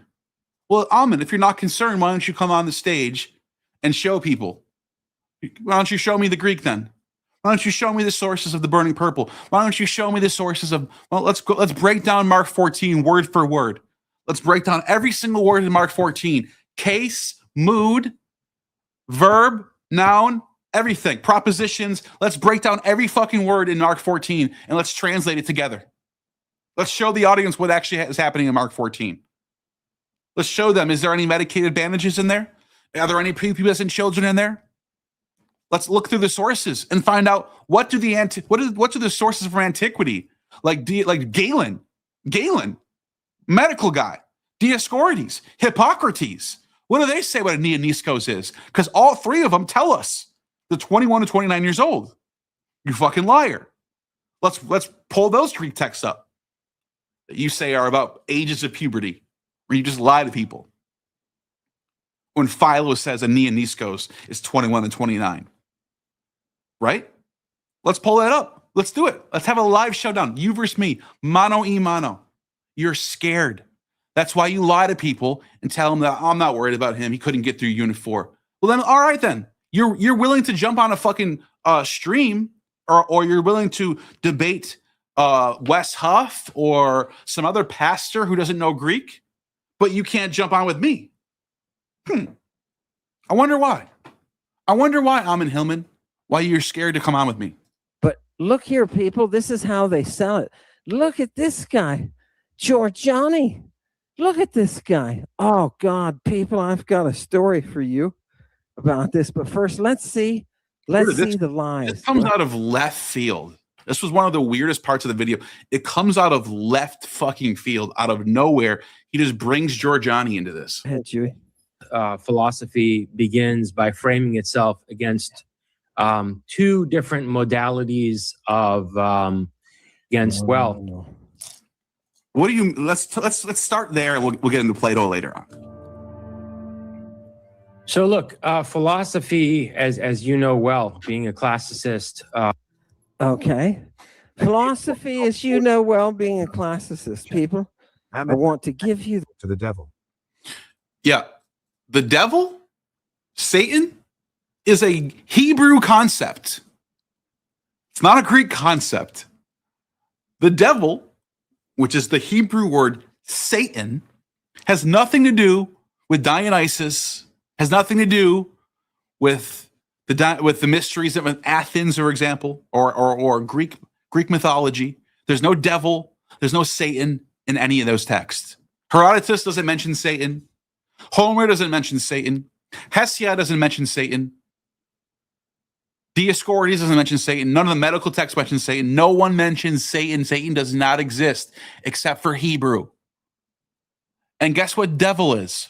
Comes from the Greek word diabolos, which is the word for devil, which is the translation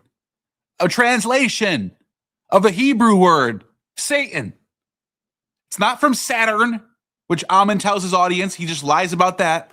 There's no connection between Saturn and Satan. So Ammon talking to the devil would just be Christianity. He's just inserting himself into the mythology of Christianity. Jesus talks to the devil, and John, and Mark, and Matthew. He talks to Satan and the diabolos, the devil. That's Christianity. It's not Greek. It's not Greek mythology.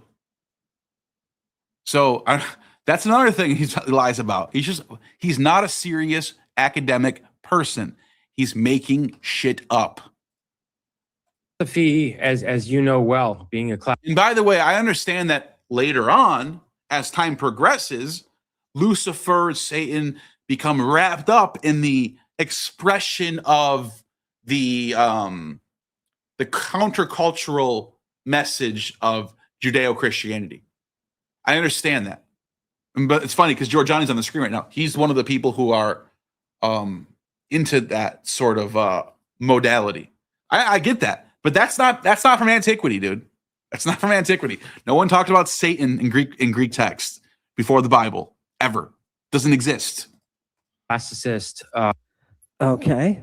Philosophy, as you know well, being a classicist, people, I want to give you the roots now. I'm about to pound in the roots for you and Metzger to all put together at the same time. Neil, your instructor, who failed out of my Greek course. Again, look at him lying straight to his audience. Failed out of his Greek course. Did not happen. Never happened. Never happened. Ammon Hillman told me, this is a fucking fact you could take to the bank, that I'm doing a 10-person class from now on. I don't have the time for one-on-ones anymore. I do 10-person classes now. I'm too famous for that shit. And it's the same price, by the way. You give me $40. I was giving him $40 an hour, which was a discount, by the way, because I was helping him edit videos. Discount from his 50, whatever, 60, whatever it was.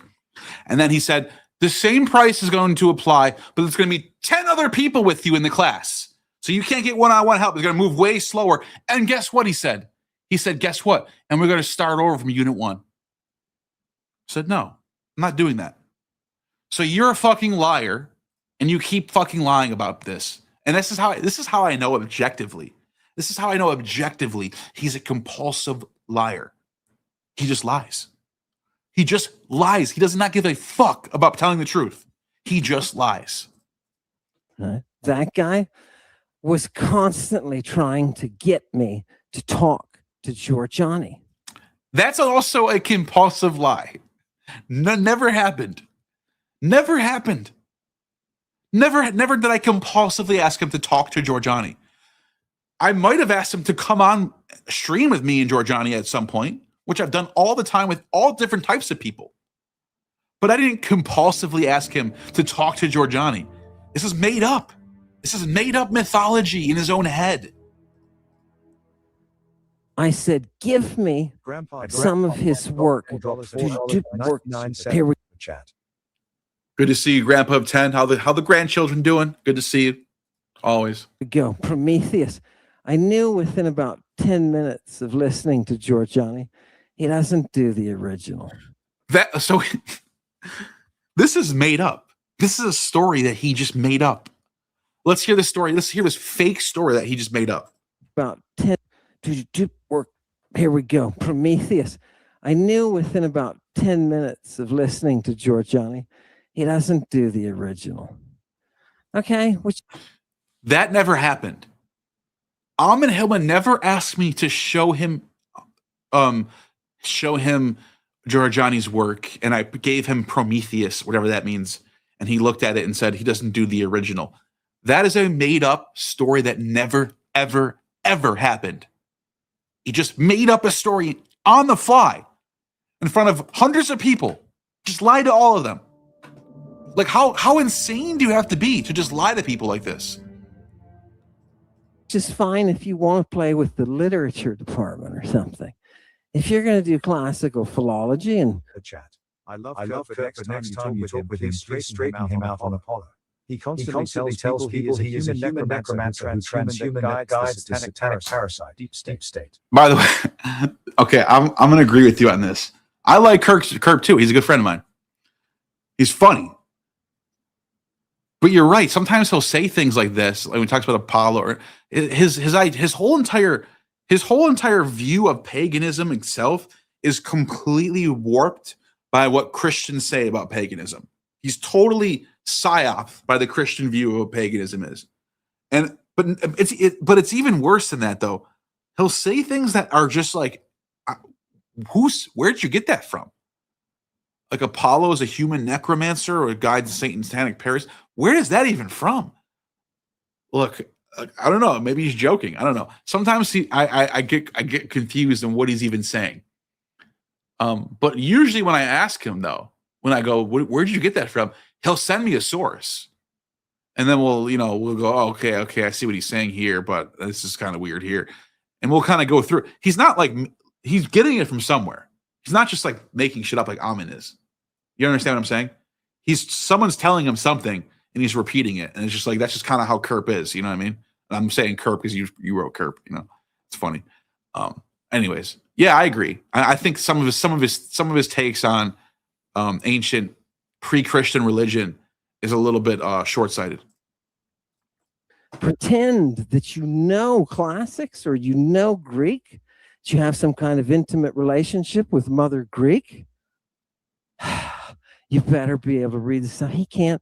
So I reported back to Neil because I was infiltrating, right? I reported back to Neil and said, hey, buddy, your guy is full of shite. He's full of shite. It's not a good source. Now, people, you see what happened? So that never happened. That's a made-up story in his mind. And I just wanted people to see, like, this whole video is just him crying, basically. Like, crying about me and Kurt the whole time. Like, right here. Somebody's going to lose their head, right? That's the way it is. Okay? I have been drummed out for the sake of what I've written. No, you didn't. You want to know why you've been drummed out? By the way, what you've written was just nonsense, bullshit. Couldn't pass peer review because it's made up nonsense. The Chemical Muse is a mostly made up nonsense. But let's see, why have you been driven out? Let's read it one more time for the people who came late. Some of you might have came late. Let's see why was Ammon driven out of academia? What actually did happen? What actually did scare Ruck away from you? Why doesn't Ruck talk to you anymore? Why does Ruck avoid you at all costs? Why does Ruck refuse to come on your channel after you begged him to come on your channel? Because Ammon says, Ammon, when he was a teacher at St. Mary's, he used to tell people that he'd be watching them. A student named SL, who we're not going to name because of privacy reasons. A young teenage girl named SL, Hillman told her, would be watching her. She literally ran away. Hillman conceded that he told students, by the way, this is in a court case, guys. Real quick. This is in a court, this is an official court document. It's an official court document right here. State of Minnesota. David Hillman, plaintiff. File number 85 CV 172777 versus St. Mary's University. Go and look it up. Link in the description. Code numbers in the description. It's all there. Right? So wait, real quick before I even show you guys, and I'm going to move on after this, but what did he just say? For the sake of what? Okay. I have been drummed out for the sake of what I've written. For the sake of what I have written. That's funny. Because what I've just recently discovered is that you've actually been driven out because of what you did when you were a teacher. Hillman conceded, pled to this, that he was involved with the whip, told students involved with the whip to whip him on several occasions. Myers conceded that Hillman's conduct was stalking. Stalking.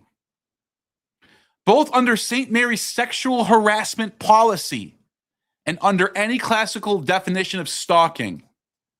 Hillman did not limit his sexual or otherwise inappropriate interactions with students to just females. He didn't just like little girls. He liked little boys too. In September of 2015, he exchanged a series of emails with a male student, we're going to call him CD for privacy, asking him, if you were to like the feel of a lady's silky negligee, would you prefer a garter or a choker? When the student said he would prefer a choker, Ammon Hillman asked him, leather with studs or a frilly? Domestic lace? Look, he's got experience with this shit. I don't know what any of that even means. I don't know what a negligee is. I don't know what leather studs is. I don't know what a frilly. I don't know what domestic lace is. I've never heard of this until right fucking now. Ammon is fucking, he knows this shit. Because he's all, oh God, he's whipping the floor. He's got, that whip's probably been used on people before. Let me see you in your finest lace, he told them.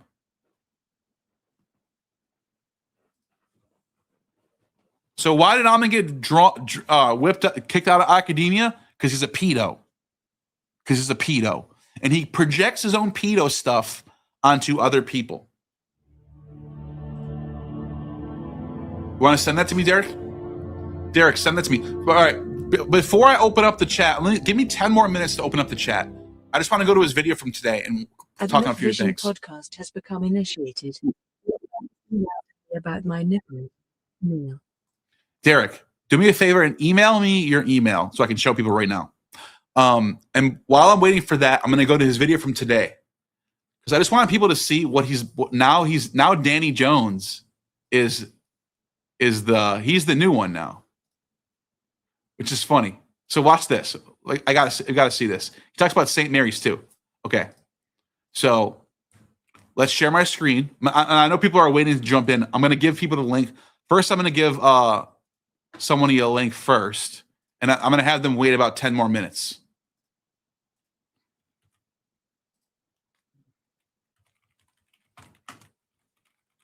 Give about 10 more minutes, and then I'll give the link to everyone else after. And let's play this clip as Derek's getting me his, you're going to love this. You're going to love this. So here we go. Here's him talking about, now Danny, all right, you just saw a clip where Danny Jones was still cool with Ammon. He's still doing it. You still love, I still love you, Danny. You did a great job against Kurt. Now watch what happens. What happened in 24 hours? The fall of Iron Danny Jones. That's the Muse. What does the Muse have to say about everything? Was that a dildo? Whoops. Go on, people. We fly. Bring us the Muse. What does the Muse have to say about everything? Was that a dildo? Go on, people. We flash that back. I rather fancied the people. What is this? It's an article. And that you're looking at is a fosculum. It is a prop from a stage of Bacchus. And it is tonight for Kurt Metzger's buttocks. Do you understand? Oh, God, people. Bring it back, the power of that presentation. People, pay attention tonight and you'll see everything. Oh, Chewy, go ahead. Put the, it doesn't matter. Put the muse up there. Danny Jones, please pay attention. This is the voice of the muse. Okay. Okay, what you just saw there was just okay. So hold on. It's April Sophia in exaldois hunetai. Sophia herself, wisdom sings her hymn. Watch this. Exaldois hunetai. Sophia herself, wisdom sings her hymns in the entries and exits of the city. Oh, God. Wow. She's flowing. $2. She's flowing out. It's like Billy Corgan. He does look like Billy Corgan, actually. Oh, I found that. Okay, so I got some. Oh, Derek, you got to send me the inbox, not just the screenshot of it. Oh, you emailed it to me. Okay, you're saying you emailed it to me. Okay, gotcha. All right, I want to get to that in a second. But I do want to show people something about what he just did right there. So, real quick, before we get to Derek, and then we're going to open up the floor. What an extreme scene in exaldois hunetai. So look at next to this 20. What does it say, people? Sophia in exaldois hunetai. Sophia herself, wisdom sings her hymns in the entries and exits of the city. So what's interesting about that is he's not. So I noticed this is what he does when he reads Greek to people. This is just a small. I'm gonna do more on this in a different video about Ammon's Greek, about Ammon's terrible teaching of Greek, by the way, because he doesn't actually break down Greek. He doesn't actually teach. There's no teaching going on. So what he'll do is he'll say Sophia and exodois hunetai, which is what he just said. It was just correct pronunciation of Greek. And then he just gives you a translation of it, right? That one wasn't incorrect. Often, though, he'll make up his own translation. This time he didn't do that. This time he actually correctly pointed out wisdom sings her hymn, which is hunetai. That's fine. Sings the hymns at the exits, right? The exits of cities. That's fine. That was a perfect translation, I think, in my opinion, of what he just said. But the reason why I'm even pointing this out is because notice how he doesn't actually break down what the words are. He doesn't actually say, for example, he didn't say, "Oh, Sophia is a feminine noun, singular nominative noun." He didn't say that. He just said wisdom. He doesn't say and the next word is "n," which is the preposition for the dative case, right? And he doesn't go, "Oh, exodois," right? He didn't say, "Oh, this is also a feminine plural," so exits. It's a dative case, for example. It's the object of the preposition "n." He didn't tell us any of that stuff. He didn't give us a translation. He's just talking out of his. He just talk, and then hunetai, right? He didn't tell us what is hunetai. Oh, it's a verb, right? It's a verb. It's in the present tense. It's third person singular, and it is. It means to be is sung or is praised or is celebrated, or in this case, is singing hymns, or fine. I'd have a little bit of quarrels with his translation there. I don't know. I'm not saying I have quarrels with his translation. I'm saying he doesn't translate it. He's not actually teaching you the breakdown of the Greek. And because he doesn't actually have to do that, what he does is, as he continues to go on these passages, he just starts making shit up. He just starts making up words. He just starts translating words that aren't correct to give his own translation. And that's why if he actually broke down word for word, oh, Sophia, for example, Sophia is a noun in the feminine case of a nominative singular. You can't actually lie at that point, because then you're actually holding yourselves to the rules of Greek translation. He doesn't do that. That's why I know he's lying. That's how you know he's lying to you about Greek. So, yeah. So one last thing I want to point out, and I got people waiting, so that's fine. Just hold tight. Listen to what he says about Danny. Oh, God! She's flowing. She's flowing out. What an exodus. Tell me about wisdom, people. This is the best crack from psychic towers you will ever smoke. Do you guys know what source this is? This is what's so weird about Ammon. Ammon is literally reading Proverbs 1 from the Bible. He's literally a Christian. I mean, what else are you? You're just a Gnostic Christian at this point. You're using Proverbs to attack Danny Jones. You're not citing Homer. You're not citing Euripides. You're not going to the Bacchae. You're not going to Sophocles. You're not doing any of that shit. You're citing Proverbs. And you're actually citing Sophia, which makes you a Gnostic Christian and a believer of Jesus. What, isn't this guy supposed to be anti-Christian? But you're using Proverbs to attack Danny Jones? What is going on with this guy? I don't understand. How is that satanic at all? That's not satanic what you just did. Pull up Proverbs and diss Danny Jones. And look what he says. Look what he shows Danny Jones doing later on in the video. Oh, that guy is a fucking idiot, by the way.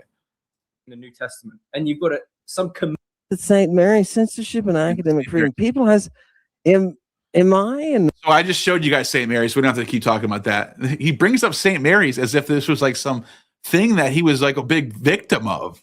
Dude, you are a fucking pedo. Sorry, bro. But the last thing I want to show you is this. I want to end on this is where is it? Here it is. I think this is it. There it is. Where'd it go? I just want to show you how Danny Jones is now ended up in the shit. right? Why can't I fast forward through this? Or Life meetings. I know that you weren't. Doesn't up. Where's that Danny Jones video? It's seen all this. Where is But it? It's over here somewhere. do you understand? Bring up Oh, that idiot. article. Give me is away. midday. I'll lose brain cells looking at that idiot. Here, I want you to Where is it? Drugs and medicine.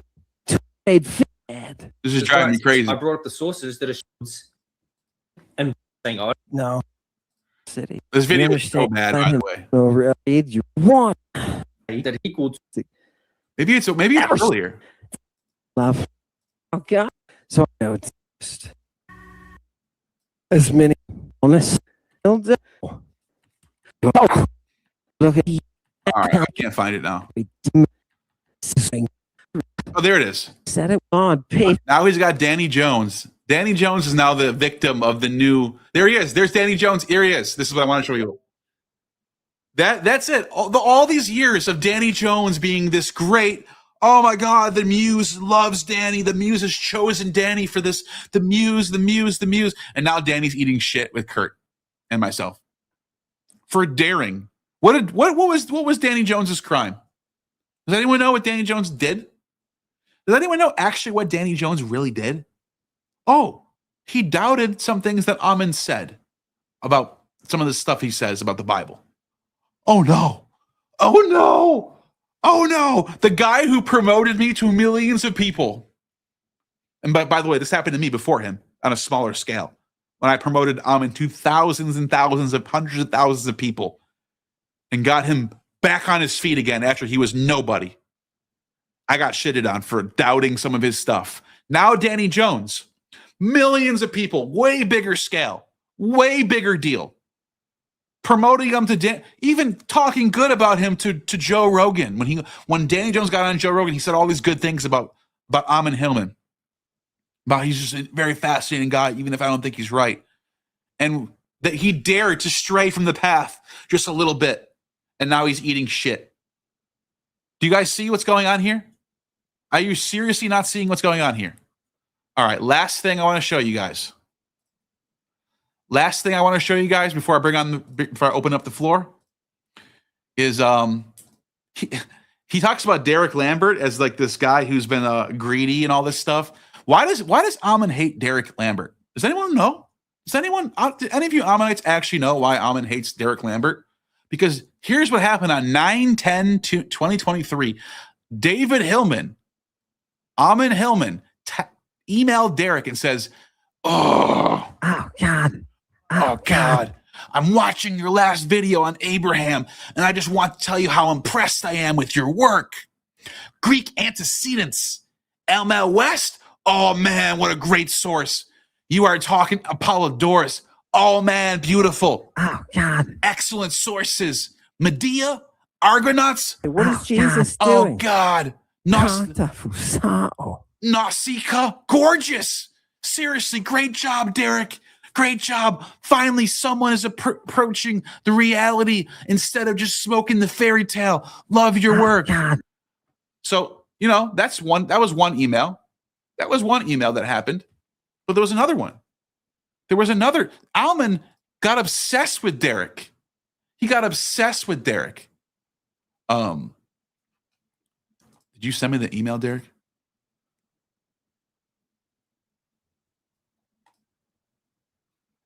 I think you gave me the wrong thing, bro.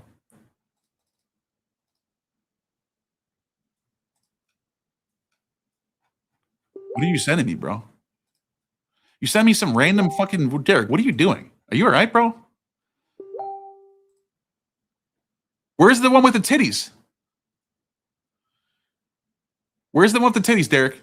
I'm on the fly here, bro. I'm live. Oh, okay. You sent me 2 emails. You sent me 2 emails. My bad. My bad. Okay, Derek, here. Let me stop sharing this. And my bad, Derek. I got you. You sent me 2 emails. So here's the email from Derek. Here's Derek, he forwarded it to me. You could have just screenshotted it. Now people are gonna think you lied. Derek, you gotta think about these things, man. All right, Derek, forward me the email. This is an actual email from David Hillman. It's not fake. Derek, you showed my teenage daughter your nipples. It's at 27:10-ish in Neil's podcast. My commendations, I must confess, they were impressive. So Derek's hitting on Derek. I'm sorry, Ammon is hitting on Derek. Here, I got a screenshot. All right, there we go. Thank you, Derek. That's all I wanted. Here's a screenshot. David Hillman to Derek. He said, "Derek, you showed my teenage daughter your nipples. It's at 27:10-ish in Neil's podcast. My commendations, I must confess, they were impressive. Thank you for including the dragon in the war. You are right about the Greek influence. You will be an outcast pioneer for voicing the reality of your findings. I admire your courage as well as your nipples. Hail Satan, Ammon."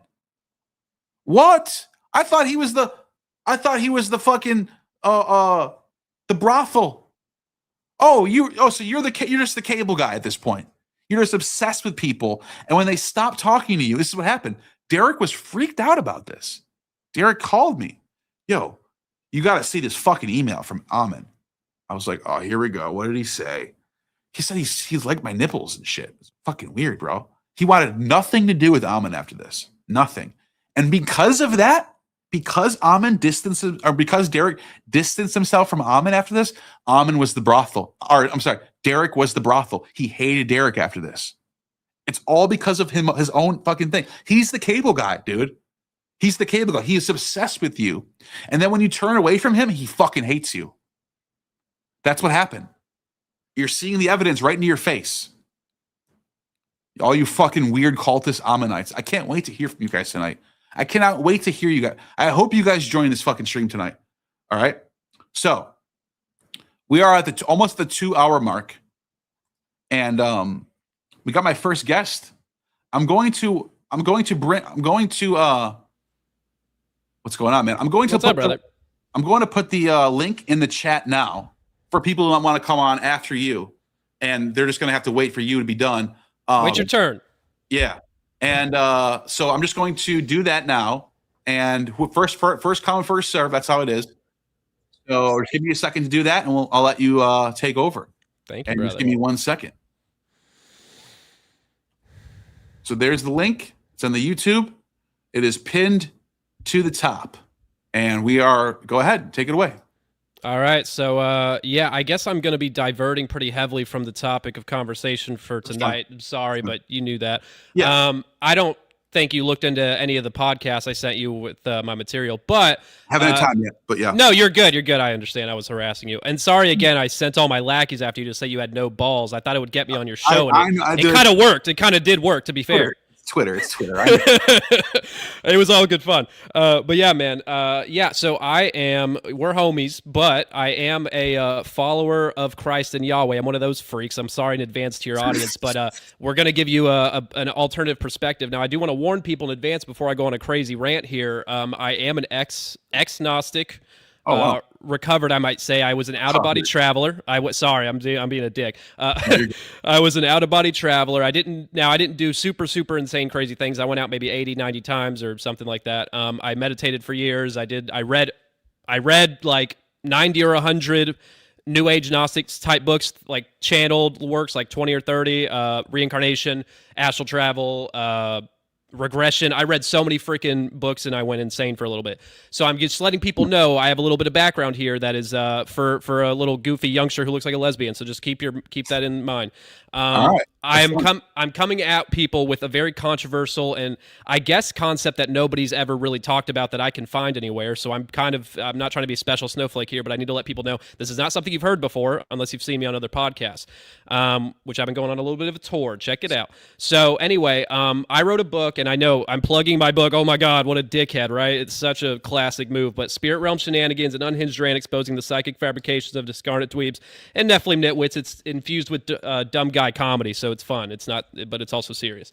Mm-hmm. My whole theory in the book, which there's a bunch, but my main theory is that the astral realm is completely entity facilitated controlled simulations. And when I say controlled, I need people to understand I'm saying, I use this word regretfully, I don't like to use this word, but God-like control, and I mean this covers your, not only simulation, everything around you, and all your senses, 5 senses, it's also your intuition. They can feed you thoughts. Your lucidity levels can be altered, and they will do it strategically, and I have a whole, You're talking about the realm we're in right now, or a different... No. I'm talking about when you go out of body, and you're going to the astral realm. Like Robert Monroe, Monroe Institute type stuff. Is DMT part of that realm too, or is this a different... Absolutely? It's all okay. I was going to talk about the astral realm, and my whole part 1 podcast lore, which is like 3 hours of material, and I have 3 parts of evidence. So we're not going to get to it all today, obviously. But it is, yes, it's DMT. I have a whole section on DMT lockout and how that kind of proves this is entity facilitated as opposed to a personal power you can develop, because people say, oh, I can develop my psychic abilities. And I'm telling people from a biblical perspective, which I came to after doing all this, no, it's all requiring entities. If they're not pulling you out, you're not going out unless you're like dying or having an NDE. That's a little different, I guess. Now I have a lot of reasons for believing this. You can throw me tomatoes in the chat. Hit me with tomatoes, please. I beg you. But hear out, if anybody wants to hear my full presentation, we're not going to get to it all today, but I just was wanting to say my case, and then if you don't mind, I was going to read my evidence, because I have evidence, which is from the sources themselves, and they're pretty interesting. Super long, right? And I'm not. No, I mean the whole presentation is like 3 hours with banter, but we're not going to do that. That's fine. I'm pushing my buttons as it is, but why don't you just give me like a rundown of what you're give me like a how the academic papers will have an abstract. Give me like an abstract. I'll do my best, but I do ask that if you're cool with it, let me read like 2 excerpts. Which the first one's not long. The second one's take a minute to get through because I'm explaining it midway. But I just want people to know, because I'm not going to get to the whole thing today, that what I'm saying about the simulation control is admitted by these guides, higher selves, ascended masters. They admit to this ability directly and indirectly in many ways. And I usually get into the direct ones, and then I get into the indirect admissions, which there are so many. It takes hours to cover just a summary. Church at all? Like any particular? I go to a church now. I was anti-church for so long, and I kind of they're not into this stuff, right? No. They think I'm insane, but they love me. You know, I'm trying to be a nice guy here. Sure. But anyway, so I'm gonna let people know. You can say you don't believe my whole deceptive model here, that I'm saying it's all deception. But no one can deny that this ability that I'm saying they have is possible, this vision control. Now, I'm saying this astral travel control is not just your autonomy, lucidity, which they can strategically give you less or more of in these situations, but and your thoughts and everything. It's also, I'm saying this model factors in to past life memories, which is regression, and for the children. I have a whole explanation for the birthmark thing. Not going to do today, but I have a whole breakdown on it. I'm saying this factors into dream hijacking, certain NDEs. I'm not going to say all of them. This factors into like SSP memories, and I see all of these implanted things as false flags and disinformation. And now that seems like a blanket unified statement that some goofy looking guys throwing out. But I have a lot of evidence, or at least reasons to believe this, and it's admitted in the lore. So if you don't mind, bro, I'm gonna read one excerpt from. Now I do an 80-page breakdown in my book on just astral lore. And in that 80-page breakdown, 60 of those is dedicated to Robert Monroe, the most influential, most popular, and most successful astral traveler of all time. I do a 60-page breakdown on his trilogy, total breakdown, and then I do it. Why don't we do a different? Why don't we have a different? No, I'm not telling you you have to stop. I want to give you some time to explain it. But I think this sounds like a big topic. Yes. Like I don't want to cut you off too early and make you. Well, how about you cut me off when you feel like it today, and if I interest you enough and my charm gets to you somewhere deep inside your heart, then I can hang out with you later. I live in Jacksonville, and I'm pretty sure you live not far from me, so I was going to actually try to harass you. Far. But I want to say, because there's a couple of people after you who are probably hot right now about the Ammon topic. I know. I'm totally fucking it up. I know. I don't want to push you to the side, but I want to. Can we do like right now it's 12:30. Right now it's 12:30. Can we do a 10-minute? I can do 10 minutes, but cut me off whenever, and I'll just keep going. Okay. So I'm saying, like, can you do like this? I'm saying, look, can we somehow make this total 10 minutes? I will do my best, and it won't be totally convincing, but I'm going to give the hot stuff first, and then people who are listening, they'll go, okay, I might want to hear more of that, because I have hours and hours and hours of evidence on top of what I'm presenting here. And if you want to talk more later, for sure, but no worries. So, yeah, man, I'm just going to read. Now, this is sources, excerpts. I'm not making this up. These are the words from the books. In Robert Monroe's second book, Far Journeys, he has only one paragraph in his entire trilogy about this, never mentions it in a single other word. I scan these books deeply, but he talks about it for one paragraph. And then Kurt Leland, I cover for 20 pages in my book. Kurt Leland's Otherwhere book, he's my other source. He's a Robert Monroe contributor, big-time astral traveler, just less famous, so his book is less well-known, but it's more insightful in some of these deceptive areas. So after I usually read his simulation lore, which is pretty crazy. So this is what Bob Monroe says about his guides that want to teach him a lesson and what they do. And these are his words. He says, a favorite, quick, and learn forever method of theirs was simulation. It was based on their ability to create and place into a human consciousness, mind, or an Earth-type situation so real and so overwhelming that I could not tell reality from illusion. I do not know the limits of such simulation talent or technology, nor do I know the extent to which they employ the technique. It may only be in my particular case, but I doubt it. The potentials of its application in other ways begs for broad speculation. In my own pattern, it was usually applied as an instant cleanup of minor emotional patterns that blocked or distorted my clarity of perception or my stability. Usually, I was unaware of such dysfunction. They would note it and offer to take care of the problem. I would be informed that the lesson was about to take place with my consent, yet once in the simulation, it became absolutely and totally real. And I lived it. If I did not come up with the desired action, the simulation would be repeated until I did. Even in the repetition, I couldn't break through the reality of the simulation. Yet once the training sequence was completed, I then knew what it was for. To pose questions about motive seemed irrelevant, or perhaps I didn't want to endanger the good thing I had going for me. Okay, so that's the end of the first one. Is that not a little bit crazy? I don't know. Am I lost? Oh my god. Did I get booted? That's crazy. What a good burn that would be.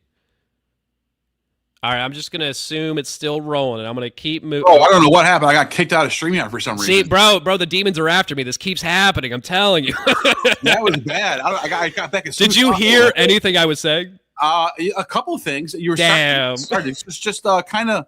That was the heat. Monroe. Go start with Monroe. All right, well, I just gave you the heat. I'll do it again. That's fine.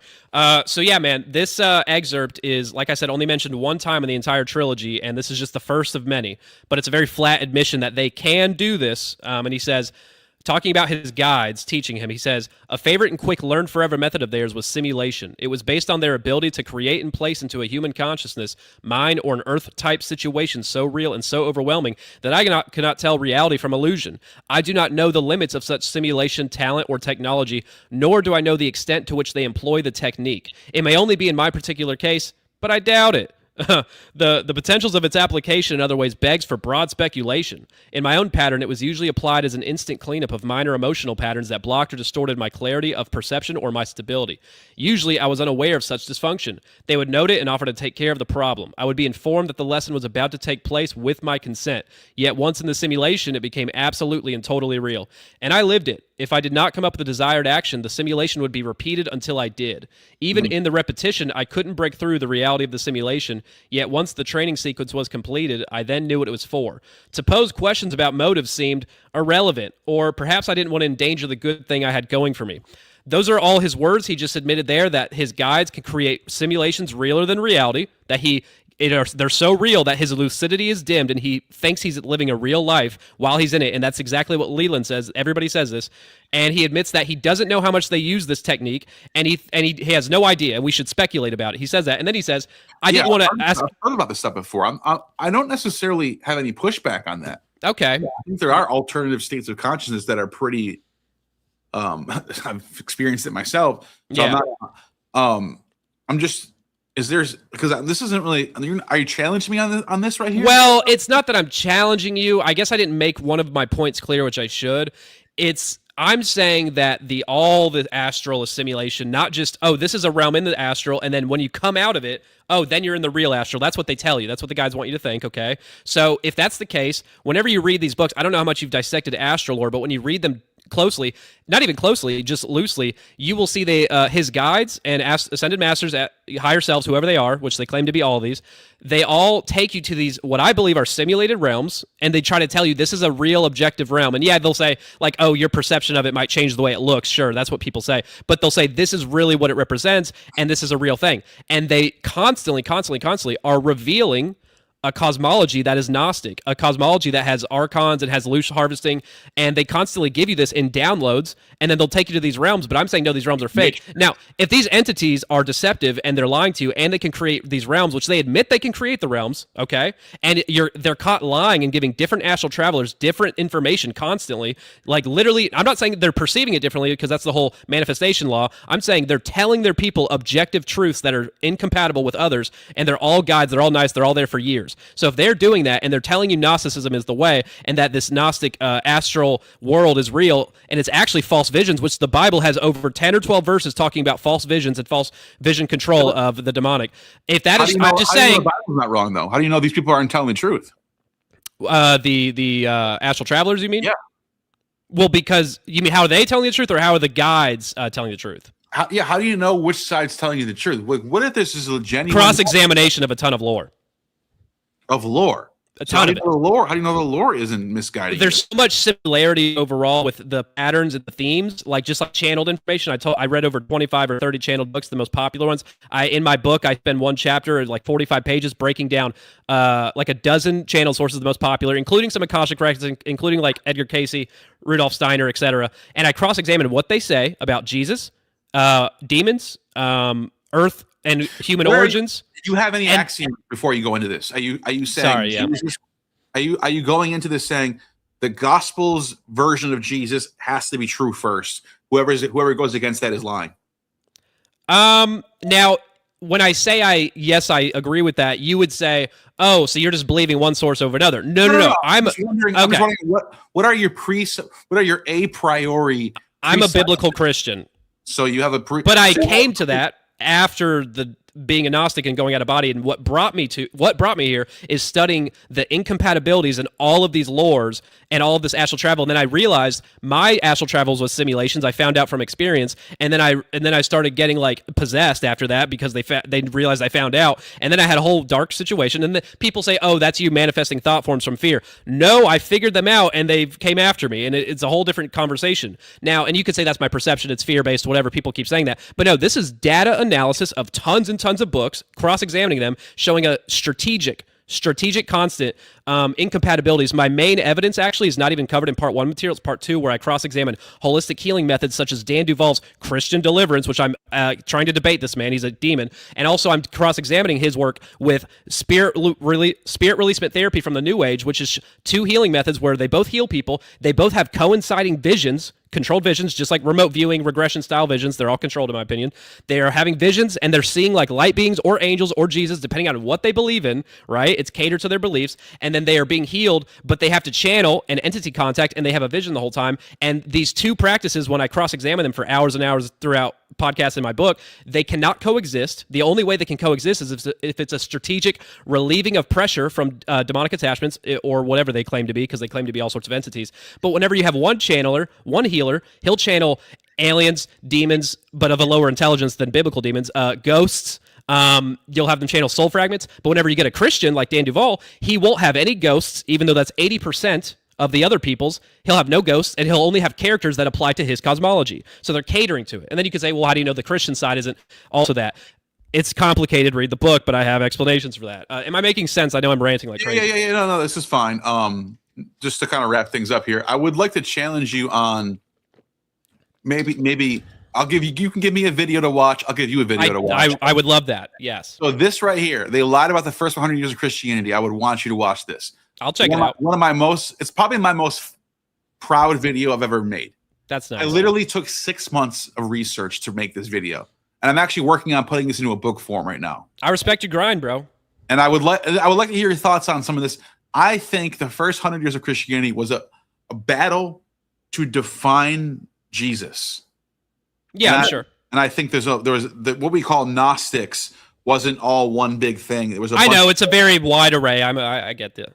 Yeah, I'm sure you understand that. And I would like to, I would just say, watch that video, come back, and let's keep talking about this. This is a good topic, but I don't want to totally I know people are watching this right now. They want to see these Ammonites come in here and talk to me. Like they want. I know. I diverted, but it's fun. Let's set up an actual time where we can talk about this more at length. What do you think about that?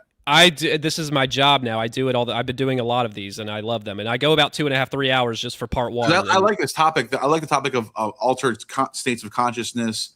What is it? What is it? Is it all just in our heads? Is it something real? I've experienced with DMT. I used to make DMT, so I understand this topic. I take it very seriously. I don't shy away from it. You'll love my DMT lockout theory. I have a whole explanation for it. It's great. It's factored into my whole shenanigans framework. So, I'll tell you what. Since I'm kind of cutting you off a little early here, can you promote? You have a channel you want to promote before you go? Yeah, man. If anybody wants to see me go full schizo, how about this? If anybody wants to hear my material, because I only did one excerpt of 26 for part 1, go to my YouTube channel, Sethlehem_Bethlehem with a Seth. That's also my Instagram and my X. Sethlehem, like Bethlehem, but with a Seth. You know what I'm saying? But underscore for some of them. Seth Kicklighter? That's me. Okay. So what I'll do is let me do my this. Demon Erasers episode is 3 hours 15. That's my best, most dense information wise. I would recommend that to people. And my part, the first one right there, the astral plane is demonic. Yeah. And if you want to watch the funny one, it's the second one with Nephilim Death Squad. Those are my boys. Okay, cool. But I have part 800 people watching right now, and hopefully some of them subscribe and give you some clicks and check you out. I love you guys. We can be friends, okay? Yeah, no, of course. But yeah, man, if you want to talk more later, just let me know. Watch that. I'll send you that episode again just in case, and feel free to hit me up, and I'm down whenever. Awesome, man. I'm glad you jumped on, and I'm glad we got to finally break the ice a little bit on this. We have some beefs online. That's fine. That's cool. No, it was all fun. I was just joshing, bro. Chill. I'm a fan. I love it. I listen. So. All right, my man. Well, I appreciate you and all the fans I just made, right? Awesome, man. Good talking to you, man. Later, brother. Have a good one. You too. And then next we have Josh Schwartz. I believe you're this crazy guy from last time, so let's do it. What do you think? What's going on? What's on your mind? What do you think about Ammon being a pedo? Well, first of all, he's not. Oh, so what about him talking to little boys at school, telling them to wear lingerie? Is that all fake? Really, what I came to talk about was like. You don't have any thoughts on that at all? You don't care about that? Well, is it okay? Before we get into that, I just want to start slow. So my question for you is that too fast for you to talk about Ammon? Is that Ammon's pedophilia charges is too fast for you? Is that what this is? You want to slow down a little bit? Any Semitic text that lists the letter names of those letters as Aleph, Beta, Gimel? Do you have a Greek one? Yeah. Where? Have you heard of Callias's alphabet tragedy or Linus of Thrace? Linus of Thrace, he named the Greek alphabet. Yeah, what does he say? Where does he say the Greek? Where does he say the alphabet comes from? Linus. Yeah. So Linus. You know who Linus? You don't know who Linus actually is. Do you? You know who? You know who Linus actually is? Do you? Yeah. So do you know he was a Pelasgian? He's not. We don't have any actual sources from Linus. You dumbass. No, you don't. We don't have any sources from Linus. You dumbass. There's no sources from Linus that survived to us. Are you actually? There's texts that talk about Linus. Go down. They talk about Linus, you dumbass. Linus didn't write anything down. Linus has nothing written down, you dumbass. So Diodorus Siculus didn't write anything down about Linus? So you just made up a fake source. It's not a fake story. Where did the alphabet come from according to the Greeks? So according to the Hebrews, where did the alphabet come from, Neil? There's no text that says cow means alpha or aleph, is there? And there's no Semitic text. That's what the word means. Why do you always come out here? Either. Are you like a tweaker? Why do you come out here and talk about the alphabet so much? Because your entire narrative is built on this Hebrew fabrication. Aramaic is not the same language as Hebrew. Let me ask you this, stupid. Does aleph actually mean ox in Hebrew? That's your narrative, Neil. You believe that aleph means ox. It literally means the word ox. Aleph literally means ox, you dumbass. Your theory of the alphabet's made up. It's not a theory, you dumbass. It literally means ox. It literally means ox.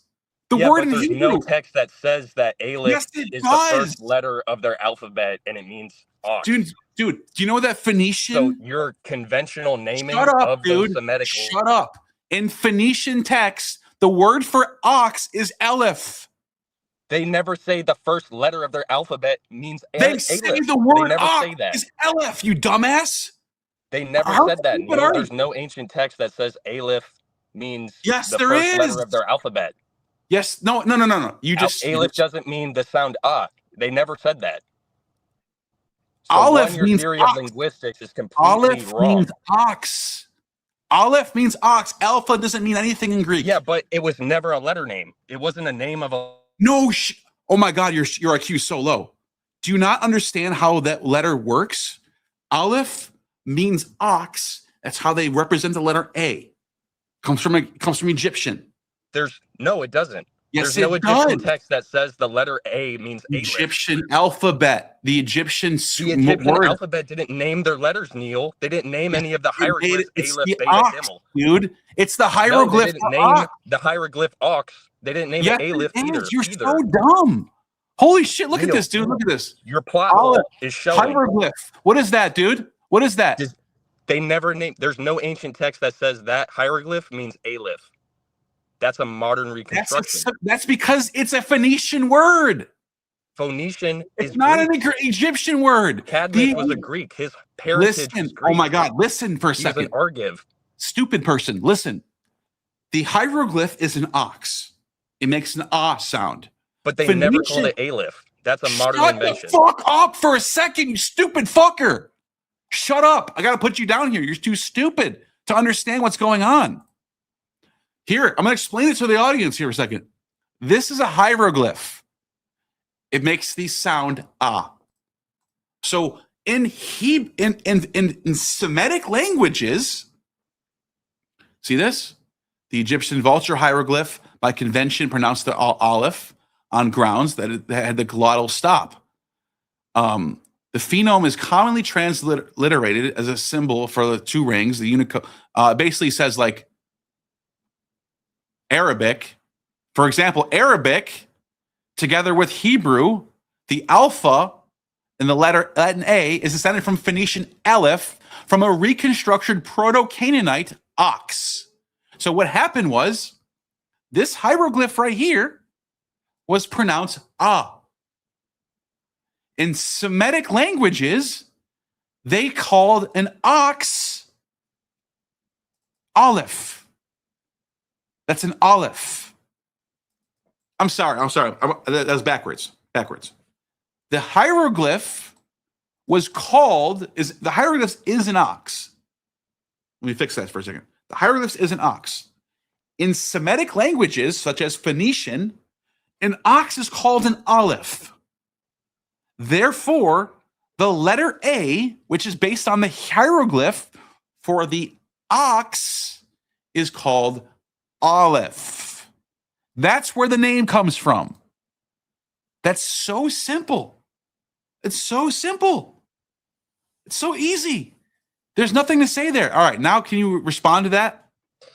So again, you don't have a single ancient text that attests that symbol. Oh my God, are you this stupid? That's a reconstruction. What you're No, it's touting not is a reconstruction. No, it's not a reconstruction. You just The said it was word a reconstruction. aleph- You said the it's word from a reconstructed aleph means Proto-Canaanite ox. word. The So word because aleph the means Phoenician ox. vocabulary. The word aleph means ox, you stupid fucking dumbass. Does it not? Yes or no? I'm going to bring you on you one more time. You have to answer yes or no. Does aleph mean ox? Yes or no? That's all I want to hear from you. Yes or no? Does aleph mean ox? Yes or no? Yes or You're no? wrong, Neil. Underscore drop 15 He's an idiot. Israeli new shekels super chat. He's an idiot. Neil, why He can't always even answer the people question. I know Hebrew talk about Hebrew? Refer the guy to Moses. Exactly. Wars, This is so Alec true. Champion, or People who don't know these 11,000. languages are going to tell us about these languages. So watch this. Okay, ready for this? Phoenician texts that use the word aleph for ox. Watch this. There's a whole bunch of them. Dude. So, for example, right here, like it says, like written as or spelled, that's the Arabic. Translated as alif is the first letter in Arabic, together with the Hebrew aleph, the Greek alpha, and Latin A. It is descended from the Phoenician aleph from a reconstructed Proto-Canaanite alp, ox. The word in Canaanite is alp. The word in Arabic is alif. The word in Hebrew is aleph. Alpha does not mean anything in Greek at all because it's a transliteration. A transliteration is when you take a word from another language and you rewrite it into a new language. For example, Adam in Hebrew means like red. And if you transliterate it into Greek, you just get the Greek word Adam, which is just a name of somebody. Doesn't mean anything in Greek. Adam means nothing in Greek. So there you go. It's from the ox. It's from the Semitic Phoenician. It's not from Hebrew. I'm not saying it's from Hebrew. It's from Phoenician. But Hebrew, aleph, is the translation of the Phoenician alp or Canaanite alp, right? So okay, let's pull this up. There's a Kara Tepe inscription right here. Ready for this? I'm going to prove this guy wrong right now. Kara Tepe inscription. Ready for this? This inscription right here. Watch this. Oh, look at this. It has the word ox in here. I wonder what the word means in Hebrew. Okay. I'm sorry, in Phoenician. So this is the Kara Tepe inscription from the 8th century BCE. Ready? I'm about to debunk this guy right now. Schwartz, you still watching? Hey, you watching this, Schwartz? Paying attention? Buddy, you're still fucking wrong. You ready to learn something? Wait. Keep paying attention. Keep paying attention, dumbass. Watch this. Kara Tepe bilingual inscription. 8th century BCE. It has 2 languages on here. Phoenician and Luwian. Luwian, okay? Oh, look at that. Luwian's got an ox right in the front. Huh. I wonder where that came from. Indo-European language using hieroglyphs. Now look at this. Ready for this? Here's what the text says. It mentions an ox on here. I sacrifice an ox every year. I wonder what that word is in Phoenician. Ready? Oh, they don't have the Phoenician on here? Let's see. Let's see if we can get the Karatepe bilingual inscription in original Phoenician text link. I'll get it. Watch, I'll get it. I might be able to find it on here actually. All you gotta do is look for Aleph, Lamed, and Pei. Aleph, Lamed, Pei. It's actually not that hard to find. Aleph, there's an Aleph, Lamed. No, that's not Aleph, Lamed. That would take me a while to find it by myself manually. I would rather just have someone just show it to me. Let's see. This is digital online inscription. Here we go. We got it. Perfect. We got it. Let's do this. Hey, you still watching, dumbass? Ready for this? Ready for me to show you the whole names? Those aren't even letter names. Ready for me to show you? Said that ready those for me to letters show you were how called, stupid you are? Are you ready for me to show you how stupid you are? They never said that first letter of their alphabet is called Aleph. That's it's a modern because the mnemonic word that means retrofitted ox. onto those The letters. word is ox. How are you not grasping this, dumbass? Yeah, but just because. How are you not grasping this? This guy's such an idiot. Oh my God! Look at this. Ready for this? Watch this. Ox. Look at this. Well, watch this. Look at this. Ox. Aleph. Right there. Look at that. Punic, Phoenician. ALF. Aleph. Right there, you dumbass. Right there, you stupid idiot. Look how stupid you are, you idiot. Ox. Aleph. You dumbass. You dumb idiot. Ha ha, idiot. You got debunked live on Gnostic Informant. There is the word ox from 800 BC. There is the word Aleph, 800 BC. You dumb Ammonite fucking idiot. How funny is this? How fucking awesome is this to watch these idiots think, oh, Hebrew doesn't exist. Oh, look at this. Phoenician doesn't exist. Look at this. Aleph. That's how you spell Aleph, you idiot. That's an ox, you idiot. Dumbass. Get the fuck out of here with that stupid shit. Anyways, who's on here next? We had M is on here next. What's going on, M? Also, Steven, you're here too. Yo. What's going on? Hey, greetings, Neil. How's it going? What's going on, dude? I've been a longtime fan of you, and Ammon came into the scene kind of like mixing in with the Myth Vision and you, and everybody was kind of like throwing ideas around and stuff, and he was putting his stuff out. And I had super chatted earlier that in the very beginning, when he started his channel, I was, I'm a layman. I study Germanic stuff. I'm a Germanic heathen. I'm not super familiar with Greek or anything like that.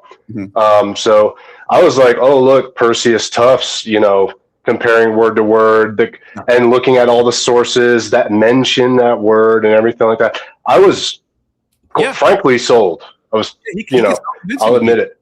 Yeah, no. Yeah, and I've been there too. I'm mainly on here to yeah. And for a long, I kind of like, oh, cool, Jesus in the garden, and then his channel started getting a little weird when AI started really hitting the scene and stuff like that. And I just kind of stopped watching. I unsubscribed. I was like, I think I got everything I needed. But man, I'm really on here to express my frank disgust at what I saw with that AI video that you featured here. It was an affront to everything that's good and sacred. And I am a heathen, I'm a Germanic heathen. That crap right there is everything that gives anybody who has any criticism of anything, anybody who calls himself pagan, because it's such a huge group. We're talking like millions of people around the world, from the rising to the setting sun, as Julian once said. You all get lumped in as these like degenerate, orgiastic, cannibalistic, all these like, you know, all this stuff. And it's such a disservice. Yeah. Such a disservice. So unwise and so he's playing into it. He plays into the stereotype that Christians have laid out. And, they love and I noticed too. So he was always the guy that said, anybody who's waving their credentials around, don't listen, run the other way, go exactly to what they're telling you not to look at. And then he criticizes you and says he didn't get past Greek. He's not a classicist. It's like the patent hypocrisy, the blatant disrespect. All he does is say, I'm a classicist, I got a PhD, I was a professor, and all he does is talk about his credentials all day and how he's the greatest in the world, and then he tells you the most hypocritical way. But I'm the anti-professor. I'm the dark horse. It's a common narrative and everything. He mentioned one of his students got accepted into classic school. And I think that's interesting. It's like, wait a minute. I thought they were all fallen. I thought they were all lying. Now your students going away to this classic school where they're going to learn that you're lying. What's going to happen then? Like, what's going to happen at that point? That's like a super evangelical Christian reading the real Bible for the first time. It's going to be the same experience. Their little bubble's going to be burst. But honestly, I think I speak on behalf of, you know, those of us who were once upon a time, you know, adjacent to what he was saying about the whole Jesus in the garden thing. And I just threw the chemical muse away. It was just chilling on my bookshelf. I had read it. There's some things that I found interesting in there. I just threw it away. That AI video, that's a damn shame. And honestly, you know, and I couldn't not reach out into this nexus we've created in the internet and voice upon all righteous, virtuous heathens that if it were any other age, that guy for making that material might have ended up in a very bad place on our behalf. And then comparing himself to Socrates and like Aristotle, those guys weren't into the whole orgiastic scene. Like that's the exact opposite. Now I understand there's some nuance involved. When it comes to rituals, some things can get the volume can get high. It can get to those points, and those are topics we can get into, and there's some nuanced things we can get into as far as that. But to act like that's the only thing going on is a bunch of like pagans that were just doing drugs and having sex and not having any. It's all the Greeks were doing, man. They were all smoking stuff, and he always says that. And again, and it's like it's not like there wasn't cannabis in the ancient world. It's not like there wasn't drugs, and I'm not saying that there was nothing like that. I'm saying you're putting a caricature out there that's not real. You're not giving them the actual nuanced world of antiquity where people were like we are today. People had their duties to their families. They had their duties to their country. They had their duties. They weren't just out there just in this fucking crazy, insane. Well, most of them were at war. Most of them were soldiering or sailing or something like that. They were beset on all sides. They didn't have time for that crap. Yeah. You know, they had a civilization to save half the time. Yeah, so that's usually logically, just logically, it doesn't track. It doesn't. Let alone his, failure to elucidate the Greek, as it were, to those of us lay people who kind of latched on to the little bit he started with, and it's just gotten out of control. No, guy, I'm sorry, after that AI video, that's an affront to everything sacred. That needs to be investigated deeply. Yeah. And we live in a time where people like this aren't held to account, and this stuff needs to be shouted down from the rooftops. Yeah. Because he was at trial for that shit, dude. He pleaded guilty to some degree of this stuff. And it's like, now you're the one trying to say that, like, it just looks like you're just projecting your own self onto Jesus. And that doesn't mean I'm trying to defend Christianity. The thing is, I'm honest. I'm not going to agree with you because I'm anti-Christian or because I'm opposed to Christianity and I'm on the side of the pagans. Doesn't mean that doesn't give me a pass to lie about Christianity. I'm not gonna, because that's what they that only hurts the entire movement. That hurts everything we're trying to struggle to return to, claw back from the history that has been lost. Exactly. You know, and it just makes us the same people as what we're up against. We're just gonna and it's just weird. Weird stuff, man. That needs to be looked into. Somebody with a professional private eye thing could probably make some dough looking into that. I'm just saying. I'm not making direct accusations, but what I saw is a serious red flag. And in the times we live in, where our politicians are out there doing the same stuff, our elites are guilty in a lot of this stuff. Absolutely. I agree. My small voice here on the internet, if I could just speak on behalf of those of us who, you know, kind of moved away from that and saw what was going on, I cannot let that stand. I cannot be a grown man and let this kind of crap happen in the world where, you know, why are we making AI? Dude, AI, man, not only is it creatively bankrupt on his part, I'm not smack talking. If you do use AI for work and stuff like that, I'm personally completely against AI. But to pretend to laud the muse of creation and music and everything like that, and you're just using a program some billionaire created, you fucking hack. Yes. You fucking hack. That's all I got to say about that. But I'll leave you with this one thing, because I know there's some people that might want to debate or even voice the same opinion. But this is exactly why I came on here. And it's because the High One tells us in Havamal 127, he says, if you take my advice, you'll profit if you learn it. It'll do you good if you remember it.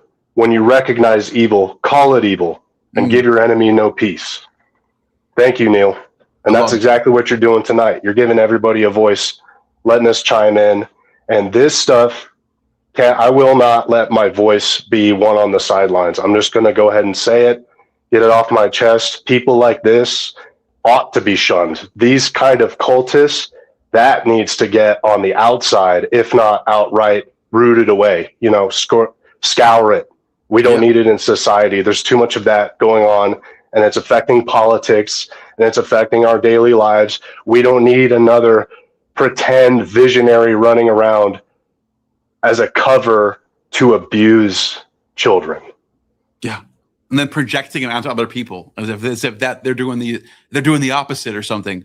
And then lashing out at people like you, Neil, you've done nothing. You've just like pulled up every source you could. You literally debated this over and over and over again, and your arguments have been forged in the crucible of actual philosophical debate. Unlike he has a podium, he has a pulpit. You know, he's a preacher. But, he's a modern day church, an online church. That's what it is. So with that being said, if there are any Ammonites in the chat, I beg you to reconsider your worldview, your outlook on this stuff.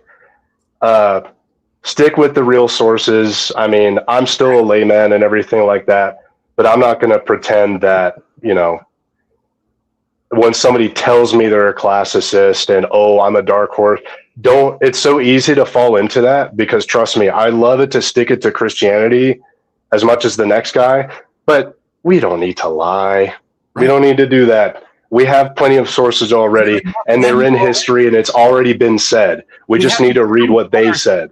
We have the truth on our side already. Yeah. We don't have to make these tricks. We don't have to use tricks at all. We can just be honest, and we can win. Yeah. But anyways, Neil, I thank you for letting me have a voice here, and keep on trucking, man.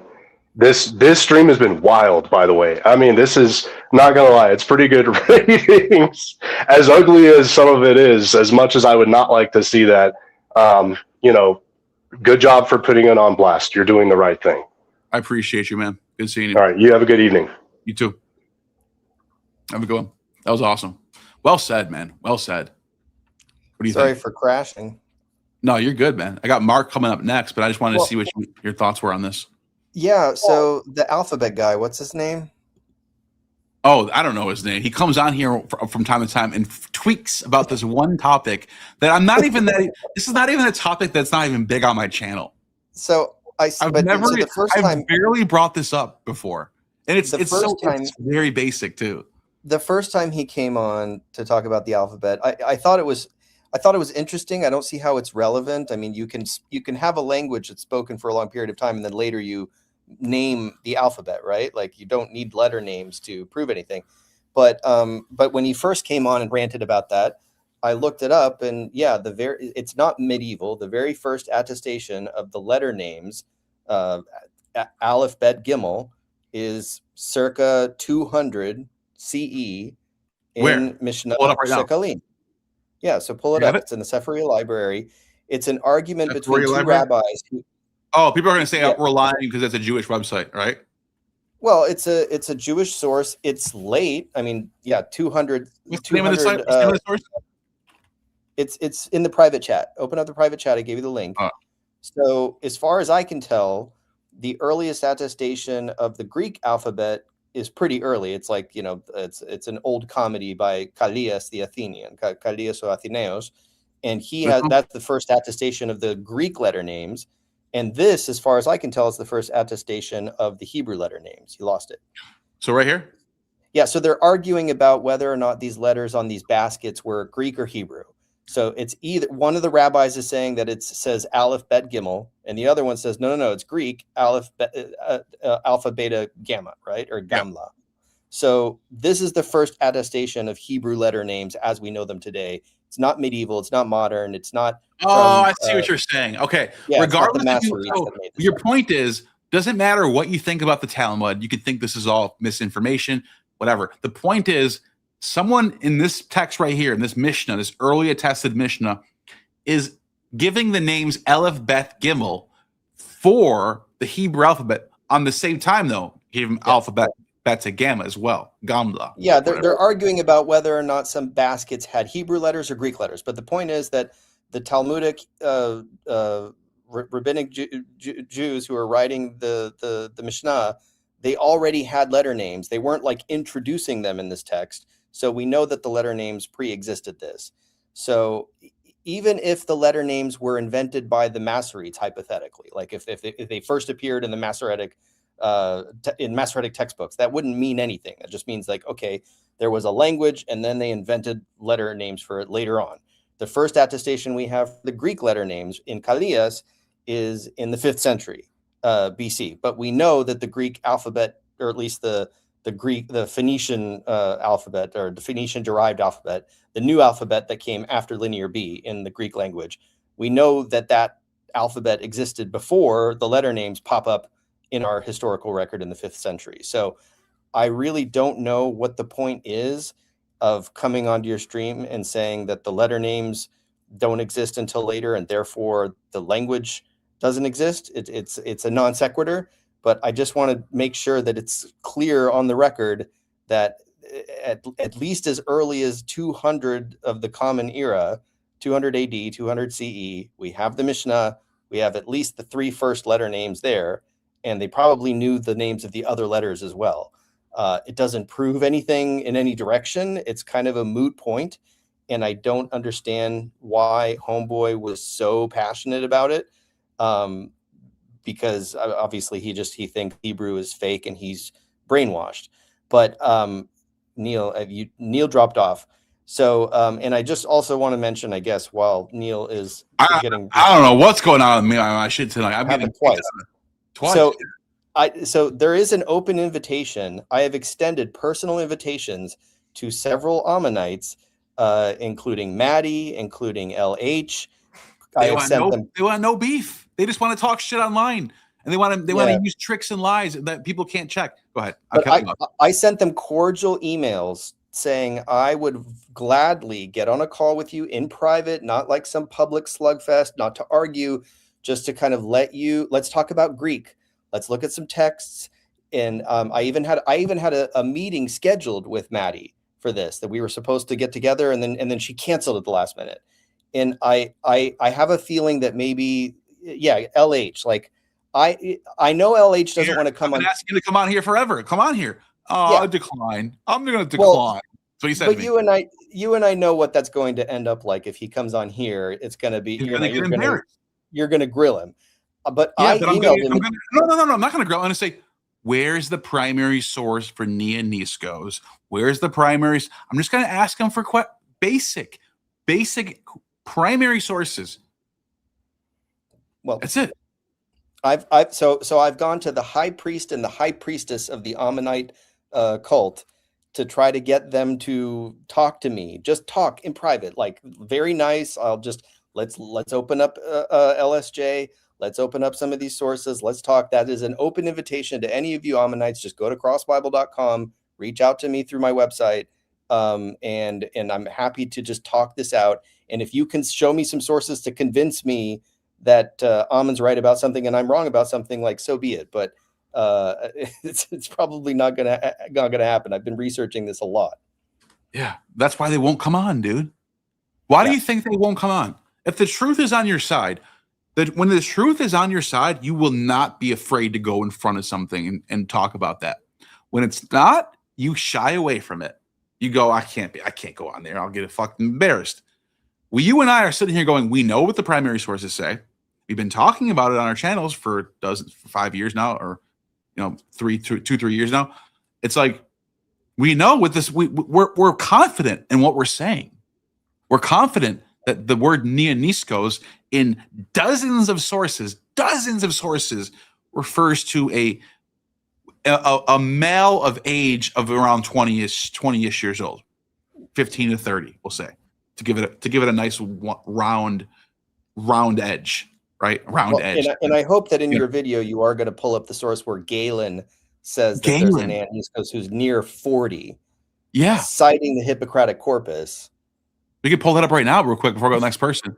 Please, because every time we pull up the sources, right now.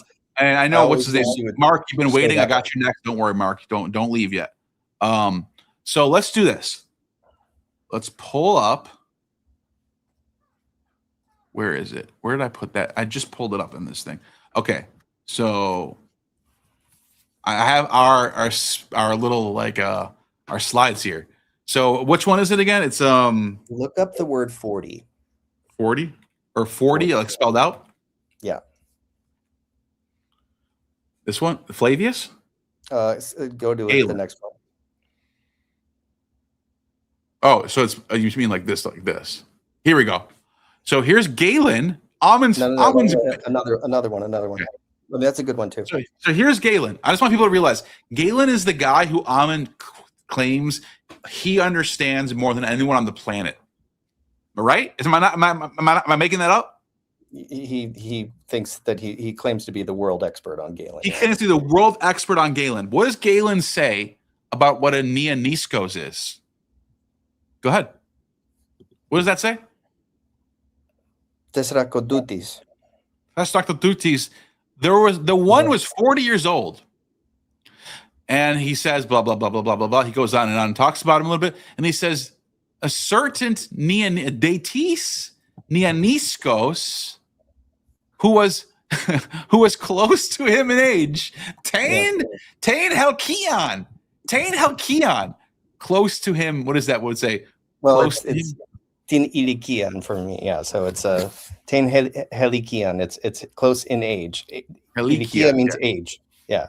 Or your stage of life, right? Yeah, Agus would be close, right? And goose, right? So basically he has a patient who's a Neoniskos who's close in age to the 40-year-old patient. Is that a prepubescent child? Like, what is going? The thing that gets me though is they think that we're like on some team. The only team that I'm on is the team Aletheia. Yeah. You guys know what Aletheia is, right? Aletheia is truth, right? So I'm also on Team Truth, and I wouldn't have any issues if like the sources indicated otherwise. It's just that all the sources indicate that Ammon is lying about this. Am I spelling this right? Is that how you spell it, Aletheia? I can't see. Oh, Aletheia. Yeah. I thought we had this. I thought it'd be in here somewhere. I guess we don't have the word truth in here at all. I think it's case sensitive. Like you would need to write it in polytonic Greek. You would need a smooth breathing over the first alpha, and you would need an acute accent over the eta. Yeah, that's Latin. But but there's more from Galen, by the way. That's not the only mention that Galen mentions Neaniski quite a bit, and they're all old. Real quick. Let me just pull that up real quick. I just want people to see the guy who Ammon Hillman says he's the world leader in Galen. What does Galen actually say about Neaniskos? Let's see.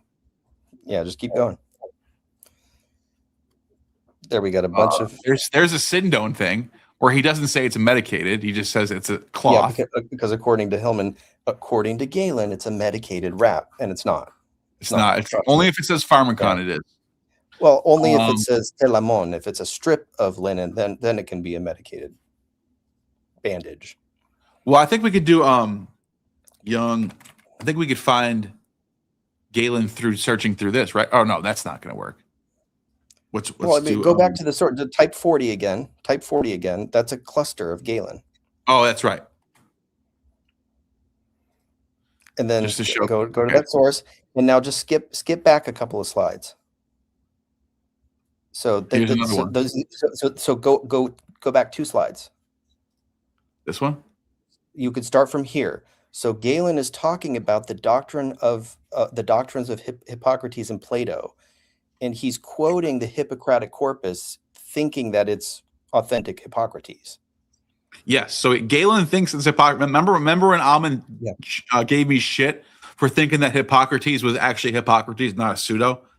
He doesn't even know there's a pseudo Hippocrates. And then Galen thought the same thing I thought. But anyways, the point had nothing to do with whether it's pseudo or not. It's what the text fucking says. And it says, Hoben Neaniskos te tu terus. And which means the young man corresponds to summer. Oh. Wait a minute. Wait a minute. What is a child? A spring. Oh. Yeah. Oh, a child is spring, a young man is summer, and a man past his prime is autumn. Oh, wait, so that means young man is Neaniskos is not a prepubescent child. That's what a Pais is. He's in his prime. Pais. Yes. And then it says right here, toisi de Neaniskoisin haimatos pituses. Young men, the most common elements include coughing up blood, tuberculosis, acute fevers, seizures. Is that a child? Is that a little baby? No, that's not a little baby. Yeah, before that, but the key here is that children are approaching puberty. Young men are past puberty. That's what it says. That's what I'm saying. Right before that, though, paidioisi, which is the children, and it's a plural. Yeah. And it's resolved either within 4. Let's talk about children. It's basically talking about children. And then after puberty, he says Neaniskos. Oh, so it's almost as if Neaniskos is always after puberty. Why are we gotta lie about this stuff? Well, another Galen text. He says, and kai paidas, and children, and Neaniskus, and young. So he separates the child from the Neaniskus, and Merakia, and adolescence. Isn't that interesting? They're all different. They're different things. That's it. So it's just like you're. There's nothing you can find in Galen to support the idea that a Neaniskos is pre-puberty. Nothing. But the litmus test is supposedly, as soon as you read Galen, you're going to automatically understand. You're going to agree with Ammon. Look at this one. Look what it says right here. This one is like, I don't know how you get around this if you're an Ammon. Look at tone, genitive. That's genitive. Yep. They think I can't read Greek. I can't get past unit 4. Tone Neaniskon. That's genitive plural. See, right? I know my shit. I know basic Greek. Genitive plural. So it's plural for me for young men. Helikia, katatain, pamtain, abdumada. Yeah. So it says the young man. I'm not even going to say young man. The Neaniskos, the Neaniskoi, I should say. The Neaniskon are defined within 5th 7-year period. That's the hebdomas, the 7-year period. Yeah, it literally says hebdomada, which means 28, 5 times 7, 28 to 35. That's the age group that Galen literally gives for a Neoniskos. It's right there in his aphorisms. Oh, if you guys start reading Galen, you'll see the truth about Mark. You'll understand that a Neoniskos is a prepubescent child. You're lying, bro. You're lying to people. You're just a compulsive, maniac, narcissistic liar who just lies. But to be clear, what he is referring to the age categories as defined by pseudo-Hippocrates, who he thinks is Hippocrates. Yeah. So that's why he says he himself, aftos, which is he's referring to Hippocrates in this text. And then right here it says pente kai triakonta eteon, and which is age 35. Yeah, 5 and 30, 35. And then what does he say in the very next sentence? Hagar ekomene ton Neoniskon elikia. For the age of the Neoniskos after that extends to what? What's the age? Tesefexis evdomasi dio. Evdomasi duo. 2 7-year periods, which brings us to 35 to 49. Yeah, which is like an extremely old age for that. Yeah, it's not. Galen is the exact opposite of the source you would want to use for proving that a Neoniskos is a prepubescent child. It's everything but that. Everything but that. If it weren't for Galen, because this is a long list of sources that I've plumbed the depths of this vocabulary. If it weren't for Galen, I would never accept that a Neoniskos could be conceived of as that old. Right. I only get that from Galen. All the other sources, they're like, it's like 20, 20 to 30. It's usually a guy who's like really 30. Yeah, like who's like a soldier. Some young man. Like young man's a great word for it. Yeah. Yeah, but for why Galen, it's usually translated as young man. That's why scholars have done that. Because it's what it means. But Galen has some young men who don't seem very young to me. But that's Galen. I don't know. It's just like whatever. He uses the word. Galen just has a weird way to say. But he's still the exact opposite of Ammon, though. Yeah. That's the funny part. Anyways, and the accusation is going to be that you don't read Galen. Well, I'm sorry, we just read some Galen. Like, what do you want? Yeah. Anyway, I'm gonna hop. All right, man. I'll talk to you later. Thank you. We got Mark. What's going on, Mark? Oh, hello. Can you hear me? Yeah, man. What's going on? Oh, cool. Yeah. I'm a bit nervous because I've never done a video, but I've seen your videos ages ago, and I think I found Ammon through your videos. Yeah, I don't know if you remember. I'm in a lot of ways I'm responsible for Ammon's rise on the internet. Yeah, with the really long videos with the Skyrim music and I just love them. I'm still working on some of those. Those aren't. Nice. I'm just working on a book. That's why I haven't been doing those. The book's my main focus, but those videos aren't going to go away. I'm going to still make documentaries. Okay. Yeah, I've just been super busy the last couple of years, so I haven't really been much into it. But anyways, just nerves about public speaking. But it's just so crazy. Because I was into Ammon for a while, because I was like, oh, he's, he seems a bit odd, but he's claiming to read the text, and then this stuff about the purple, it's like, what is he talking about? Yeah, and I agree. I'm willing to hear him out. Let's hear your sources, and then after time goes on, and there's just nothing, and then it's like you start to go, is he just making this up? What I'm hearing now, okay, because I have been still in it until very recently, so hearing what people are saying about the purple and what he's saying, it's from a cult that's like a combination of Dionysus or Dionysius, however you'd say it, Aphrodite, Artemis, and that they're saying that Jesus wished he could be like them, and so Jesus went off abusing little boys, and then touching the children. And was Ammon, you're saying he was arrested or charged for, convicted for stuff like that?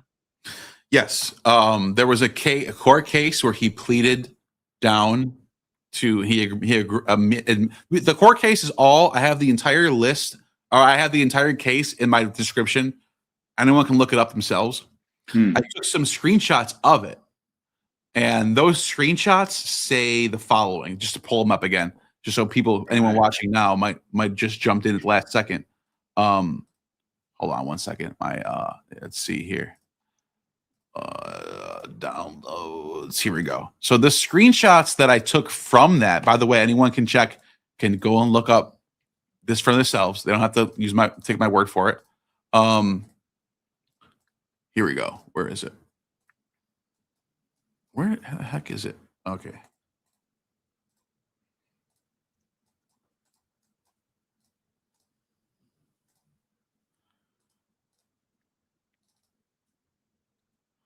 Is that showing? Yeah, I could see files. Why is it? Okay, it's not showing what I want to show. It's not showing the actual file. Weird. Where's it going? Okay, hold on one second. Let me just do something real quick. Okay. So this is I'm gonna make that full screen. Then let's do share screen. There we go. Now it's showing. Okay. So this is this is from that case. And it says Hillman told this person, SL, a young girl from the school, St. Mary's, he would be watching her. She ran away, it says. In her deposition, Myers conceded that Hillman's conduct with SL was stalking. Both under St. Mary's sexual harassment policy and under any classic definition of stalking. This is why he was fired from his job. Hillman conceded that he told students involved with the play to whip him on several occasions. Hillman did not limit his sexual or otherwise inappropriate interactions with just the female students. In 2015, he engaged in a series of emails with a male student. By the way, we just saw this with Derek, by the way. Can I hear it? Let me just keep going. And actually, I don't have it saved. But Derek, did you see when I showed Derek's email? Yeah. I just saw your nipples, man. I want to congratulate you on your nipples. Yeah. Like what? And so, just want people to see this is not unlikely for him. So he engages in emails with this one young male, 21-year-old, 15 or 19 to 21-year-old, somewhere in the college range. And it says, if you were like the feel of a lady's silky negligee, would you prefer a garter or a choker? When the student said he would prefer a choker, Hillman asked him, leather with studs or frilly or domestic lace? I mean, that's enough right there to go, what the fuck is going on, dude? Yeah. This is a college student. You're a teacher. And like, does it say what age they were? It was like it 20, doesn't. 19, 18. Yeah. You know what? I'll tell you what. Let me do this right now. We can look up the case right now and find out. We could see if we can figure this out right now, because this is a good question. We can hold on. Let me pull up the actual case. I mean, I can get to my stuff, but I don't want to interrupt. Whatever. Yeah. Go with. Let me just do something. Here's the case. I got the case number. So let me share my screen, or let me stop sharing. Let me go to doc. So this is all the judicial branch of Minnesota. That's his case number. Boom. Find documents.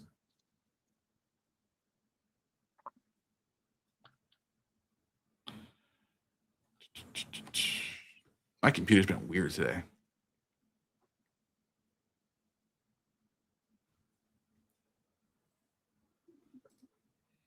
Still loading.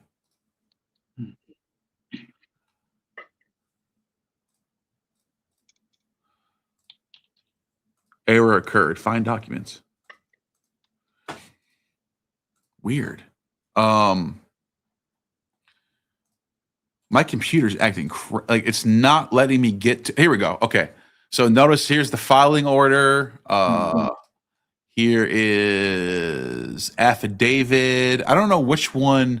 So I don't know how we find the ages of the victims. It might not be. They might have kept it. Yeah, it only has because of how private they wanted to keep the victims. It only has initials for their names, which I get.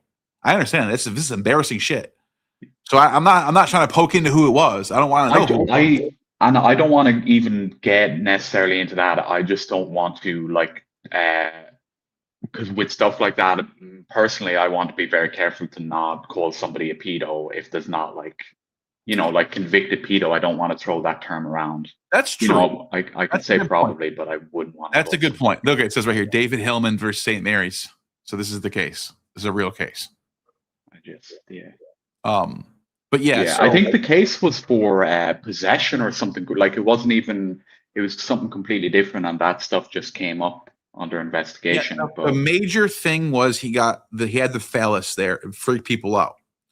And then once they started investigating the phallus, then they started hearing testimonies from the students about the shit that I just showed you.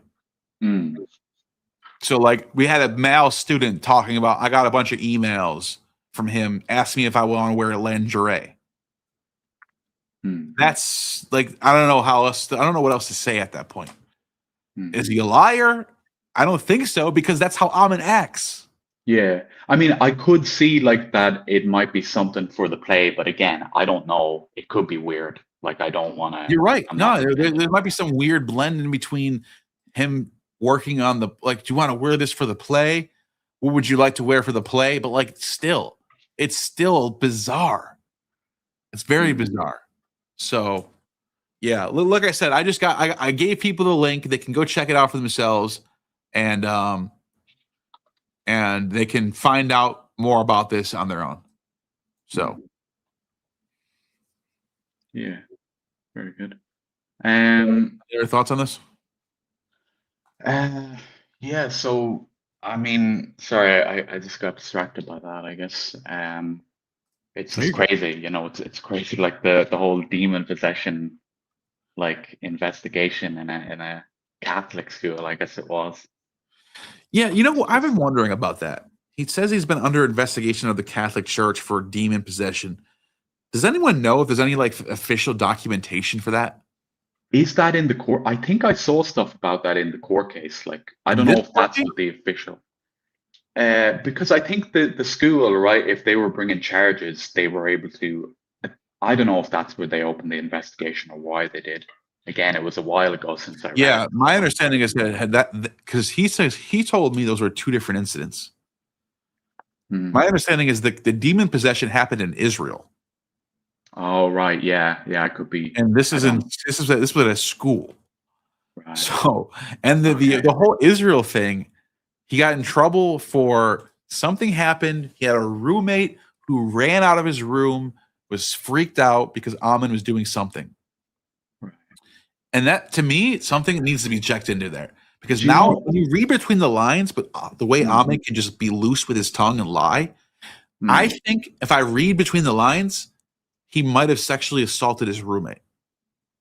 And I don't know, I'm not saying I can prove that, but it sounds like all the stuff that I'm seeing now, and you got in trouble in Israel for a roommate running out of your room being freaked out by you. And I'm seeing all this now.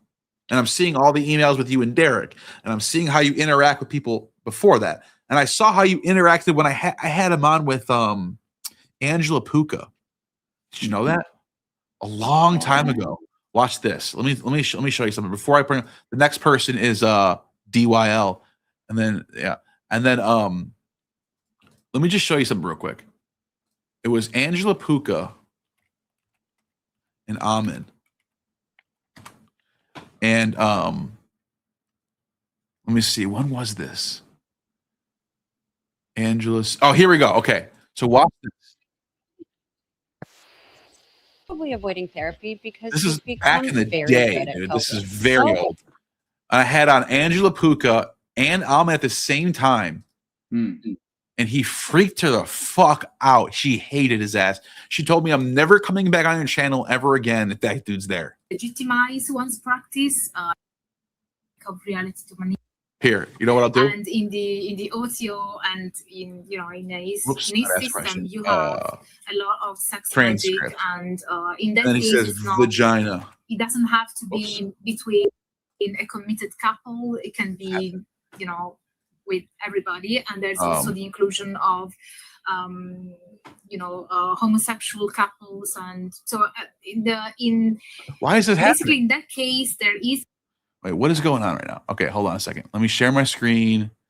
Where was that? That was... What just happened? Right here. No, that's not it either. Live Angela. Watch this. I don't know why my computer's been so weird today. Here, this one right here. Okay. There is the perception that sex in and of itself, and even by yourself, by the way, you can also use sex magic by yourself. Is power to raise the energy towards the goal that you want to achieve in a magic practice. Because you may find that there is a certain pattern. Watch this. Looking at the magic of a pirate, and when they have their oracle inserting a poisoned scroll into her vagina to share with a young naked boy, that's you can't refute that. It's just written in the Greek. So what do they do? Look at he can't help himself. He can't help himself. He has to tweak out and act like a fucking creep. Watch this. Just let me back this up a little bit. This is how crazy this guy is. He's on this with a scholar, and he can't help himself. For the first, he never met her before. And listen to how he starts talking. That's all I'm saying. Yeah, you can cut through that morass, or as Dr. Puka said, the Christian lens. You can cut through it by just going to the pagan sources and looking at the magic of a pirate. Going to the pagan sources, looking at the magical papyri. What does he say about the magical papyri? And when they have their oracle inserting a poisoned scroll into her vagina to inserting a scroll into her vagina, which doesn't actually, it's not actually what the text actually says. Share with a young naked boy. To share the naked boy, that's not what it says at all. That's you can't refute that. It's just written in the Greek. It's just written. What are they doing? What are they doing? Where's the sexual aspect? So the tantra is just, it's a mixing of the two. Okay, interesting, great stuff. I got your source here that you just emailed, so I'm gonna pull that up before I get to the next super chat. We do have two more that I want to get to, but since we're on the topic, this is what you were talking about. Yeah, Dr. Puka, I just wanted to pull up. This is from the lexicon that was produced by the father of Alice in Wonderland, back in the good old Victorian days. And so you see porneia in Ionian, it's porneia. So he's just like, do you see what I'm talking about? He's just being creepy for no reason at all. He's just randomly deciding, I want to talk about porneia with this girl. She wasn't even bring it up. Out of nowhere. I don't know.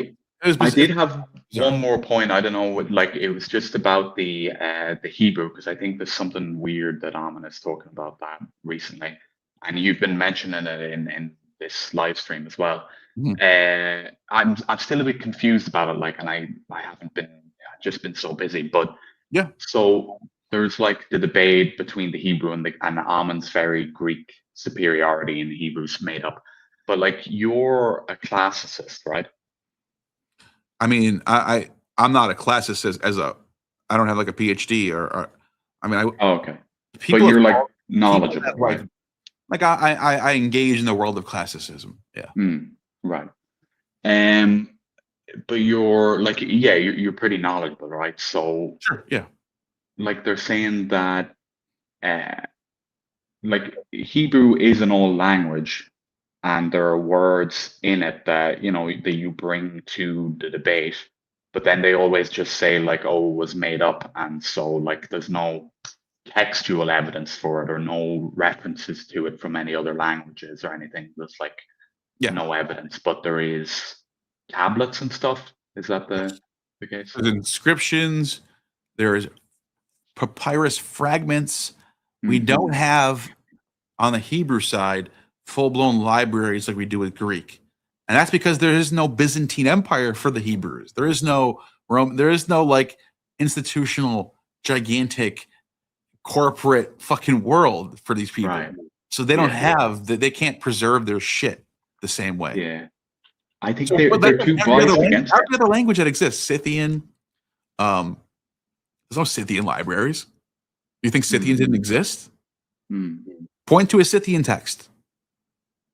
You know what I'm saying? You can do this for any language. Clearly, yeah.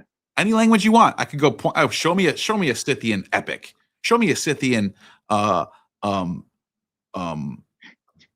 is it called? Like scholar. You can't. Right. It's important to actually know about the cultures and to know the evidence. Like how long have you been learning Greek? Like what level are you with the ancient Greek, you know? I'm not like an authority on this stuff. I'm not an expert. I would say I'm above beginner. I can translate a text. I can translate, I can read Greek, I can understand case forms, I understand the basic stuff. I did want to say that thing with the female Ammon student, Maddie, I think her name is, right? Yeah. Which look, be honest, before you even say anything, I think for someone who just started, she's doing great. But like the idea that you can turbo speed your way through a textbook doesn't make any sense. That's not how you learn. Learning is slowing down and actually absorbing stuff. I don't think it necessarily means that they're wrong because she didn't know some things, and I think it is quite mean. Sure. And like I wouldn't really respect the way that you treated her in that stream, personally. Sure, fair. Just looking at it, you know, I don't think. Fair. But I also think at the same time, if you're going to make claims that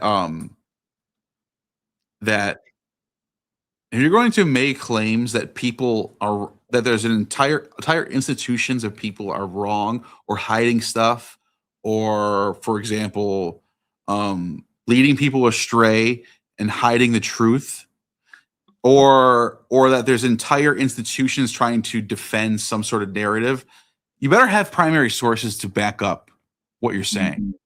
And if you don't, then I just don't respect you, and I won't give you the respect.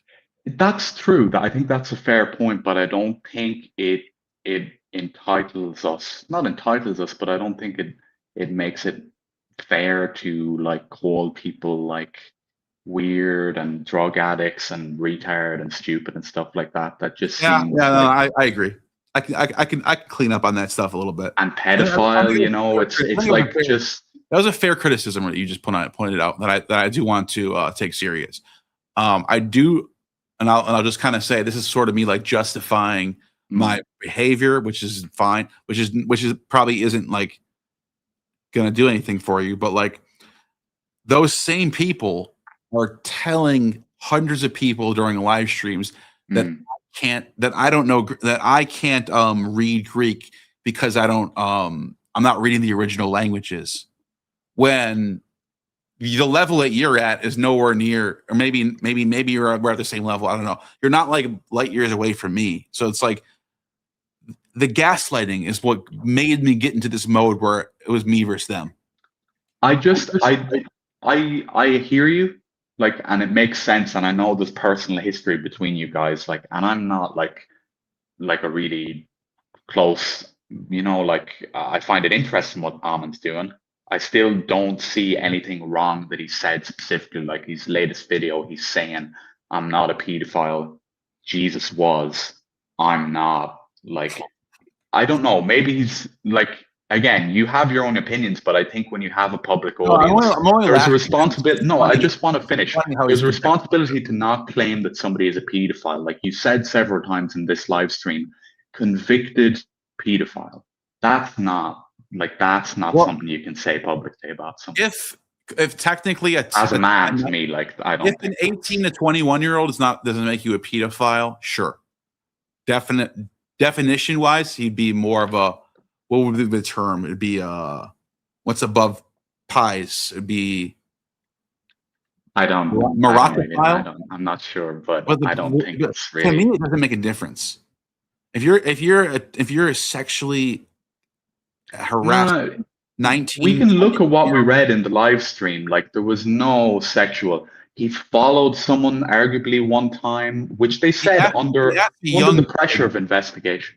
Yeah, but he asked the young boy at a college, would he prefer lingerie or some like? Again, this is in an email. We don't know what kind of conversations they were having in public. This guy might have been 19, 20. If you're a 20-year-old guy and you're just friends, it might be a thing you talk about. Student to a teacher, though? They're doing a play on Medea. They're obviously talking about sexual themes and stuff. Like the play was about Medea. They're not going to be strange. At least some of the students he's talking about. I disagree. He was under trial. Look, it's fair if you disagree, but just to say convicted pedophile, that's over. Oh, he lost this trial.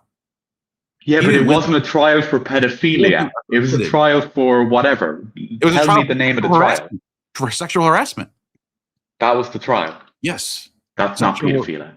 Sexual harassment is not pedophilia. Yeah, because you're right. Pedophilia would be a young. If it was pedophilia, do you not think they would have charged him for that? Does that not indicate that they were over 18? What? You think Trump's a pedo? Probably. I mean, the Epstein. I don't know though. It's the same thing.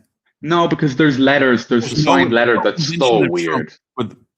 Again, I'm not going to say yes, though. I'm not going to say yes. I'm just going to say probably. What I'm saying is, if we're going to start calling people pedos who go after teenagers, 18-year-old kids, then what I'm saying, I'm using the same sort of definition for Ammon here. Oh, so you think somebody goes for an 18-year-old woman? I think a 40-year-old man going after an 18 to 21-year-old, to me, is a pedo. Okay, we don't disagree. Yeah, or we don't agree. We don't agree on that at all. Yeah. That's my own. I just called him that. I mean, technically, like literally, it's not. That doesn't make him a pedo. Okay, but technically, like convicted pedophile, like that's. You have to be under 18 to be literally a pedo. So that would be a literal pedo. But if I hear about like King fucking Charles or Donald Trump having sex with 19-year-old women at the fucking at Epstein's Island, I call that pedo behavior. So you just say pedophile even if it's not true. It doesn't matter to you. They're a bad person, and you'll say it no matter what. Well, that's the same behavior to me. So it's about the behavior. Okay, I mean, I don't need to argue. It's more you're getting into the semantics of no, it's not semantics. It's the literal definition. I mean, I know, but if he was 17, would that make it a bigger difference if he's 19 or 21? Really? Yeah, because that's not pedophilia, and it's not convicted pedophilia. Like, if you don't care about the terms, maybe this is why you didn't like the Greek with Ammon, because he's more actually cares about normal. That makes it normal. That makes it normal. I'm not saying it makes it normal or anything, but he's not a convicted pedophile, and you said he was. But he's still went to okay. Yeah, but I don't care about fired from his job for sexually harassing students. That's a fact. That's not a convicted pedophile. There's a Fine, huge difference. But you think that makes it better or something? Do you not think molesting a kid is worse than texting inappropriately an 18-year-old, 19, 20 student? That's true. You don't think there's differences of degree? What you said is true. There's a big difference there. Yeah, so don't call him a convicted pedophile. Call him a convicted sex offender or whatever the outcome was. I don't know. That's fair. But sexual harasser. Yeah. But we throw pedo at people all the time for doing the same shit, dude. I don't do that. No, not talking to you. And I don't think Ammon does either. In fairness, for all you throw at him, right? Pedo. I think Trump's a pedo too. I call him a pedo too. But I want to go over something. Consistent. I'm being consistent myself. You also call Ammon like a drug addict and like crazy. Never called him a drug addict. I've seen. I can find a video. I can link it for anyone who's interested. I've done the exact opposite. I've done the exact opposite. Okay. I can link a video. I know. Right. No. I'm telling you right now. Yeah. When it comes to Ammon, is normally like this, which is even worse. I remember the video. You were saying like, "Oh, look at his eyes. I've known drug addicts when their eyes go about like that. They look exactly like that." And you were like, "I bet you." No, like, I know remember when liars lie. I remember exactly. I know when people lie. I've known drug addicts when they lie, they do that. They look away. But Ammon does this. He does this. So just the casual comparison to drug addicts. Ammon goes like this. Right. Like, you guys know about this text from Aristotle? Yeah, he's a convicted pedophile. He's like a drug addict. He looks away. No. I didn't say he was a drug addict. I said he's a Oh, liar. he just exactly in his facial expressions and his weirdness. Yeah. Like No. You're not hearing me correctly. Okay. I called him a liar because he is a liar. I don't know. Oh, okay. You called him a You liar. haven't figured out he's a liar yet? I mean, I know you're a liar because you're calling somebody a convicted pedophile, which is a lie, and you're very hesitant to step it back, right? So wait a minute. That's a lie in my books. So a 40-year-old man going after 21-year-old students. No. Yeah, that's pedo shit. That's pedo No, shit. you can call it creepy if you want. I might disagree with you on that. I don't care. Hold on. I asked you, have you not figured out that Ammon's a liar yet? You think he's telling the truth? Maybe he isn't. I don't know. Mark 14 is about Jesus in a garden having sex with a prepubescent I know child? that he has shown text where it is, right? I know he's. Where? When has he showed it? Can you name one? Nope. Didn't think so, because there doesn't exist. So you just. I don't have them on the top of my head. No shit, because it doesn't exist. No, because I didn't come prepared for a debate. No one like that. ever does. Can I give you Right, homework? yeah. Can I give you homework? Can you I don't want homework from you. I'm a grown man. You make me look. You know how stupid. Come back here with the primary source about prepubescent children being extracted from being drugs extracted. Maybe I will. Yeah, if that's a genuine invitation. First Yeah. one to do it. It'll be You'll fun, be the first one to do it, bro. This makes me think you're stupid though. You actually follow this stuff? You think this is real? No, I haven't looked into it enough. Right, I'm still learning Greek. No, I'm not defending. He just got fired from his job as a teacher for sexually harassing students, and you're like, it's not pedo, so why are you lying about him? No, I'm not defending. I'm just saying there's differences in degrees, and that's important.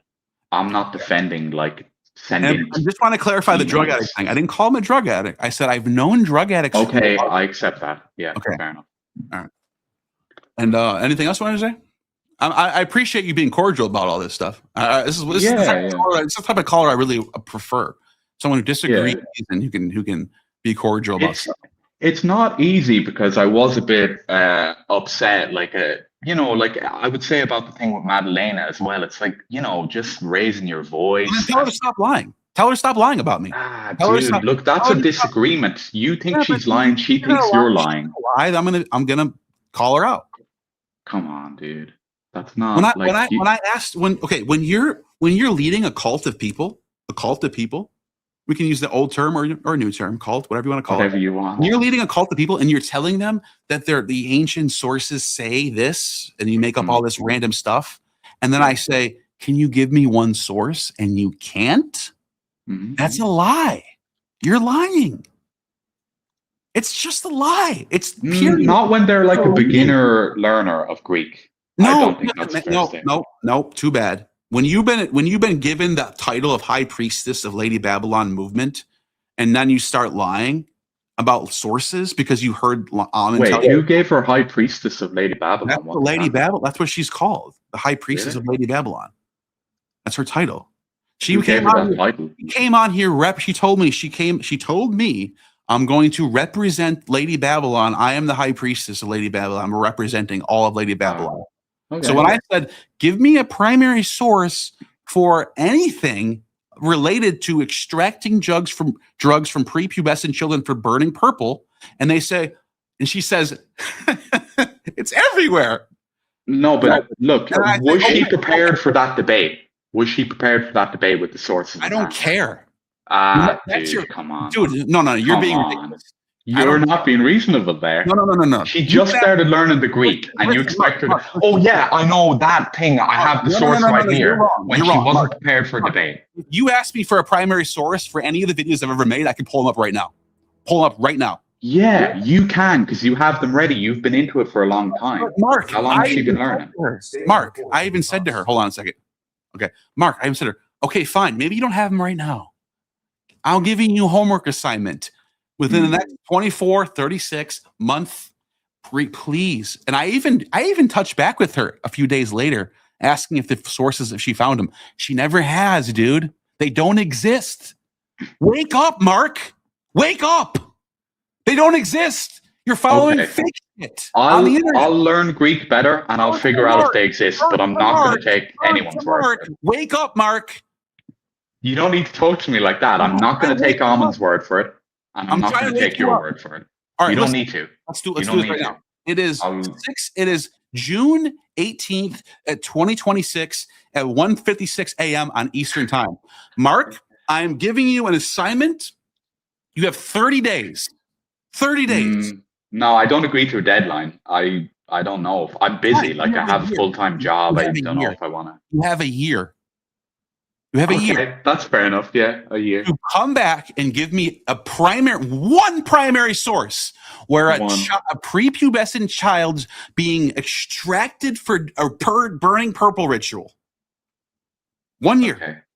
Okay, that should. And if you do, I will apologize to the entire Lady Babylon community. Okay, so what is it? 1 year to find a source with burning purple extracted from a prepubescent child. Yes. Perfect. Okay. There you go. If I can do that. And then what happens if you can't find it? What are you going to do then? Are you gonna admit you were lied to? Yeah. Okay, good. That's it. That's all I agree. Fuck yeah, Mark, pound it. I'm sorry for being a dick, Mark. You're awesome. That's all I want. I want some little bit of a compromise. That's all I want. All right. Fair enough. Anything else? No, that's it for now. All right, Mark. That was a great call. I appreciate you. You seem like a very honest, truthful, and you're seeking truth. So let's see what happens here. You did call me stupid though, so I don't know what to think about. I think if it's how long have you been following Ammon for? I'll say this. I don't know. Honestly, few years? and it's on and off. No, maybe a year, over a year. Maybe you're not stupid then. If it's taken someone a couple years to figure out that he's full of shit, then I gotta question her intelligence a little bit. I'm honored. I'm very honored. You don't think I'm stupid. What an honor. Right. No, I apologize. Okay. I'll take that back. You're not stupid. Cool, Neil. All right, fair enough. Thank All you. right, I'll take it easy then. Cheers. All right, dude. Good talking to you. That was a good call. What's going on, man? Let me just catch up on these last two super chats. This one I didn't address. Thank you, S. Mills. Still, you can't take the hunt. Stay on the porch with the pups. Thank you, S. Mills. I appreciate you, buddy. Appreciate you. And then we got Misia Friedman, which is actually some good advice here. I was kind of losing my cool on this. He won't find it. Keep it cool, Neil. You got it. Yeah, they won't find it. It doesn't exist. Because if it did, Ahmed would be showing everyone every single day. You know how every single time he goes live, he mentions the naked kid in the garden every single time? Because that's all he's going to keep repeating it. If there was a primary source about this, we'd all know what it was. It wouldn't be a mystery. It would be in all of our faces at all times. So thank you for the super chat. What's going on, buddy?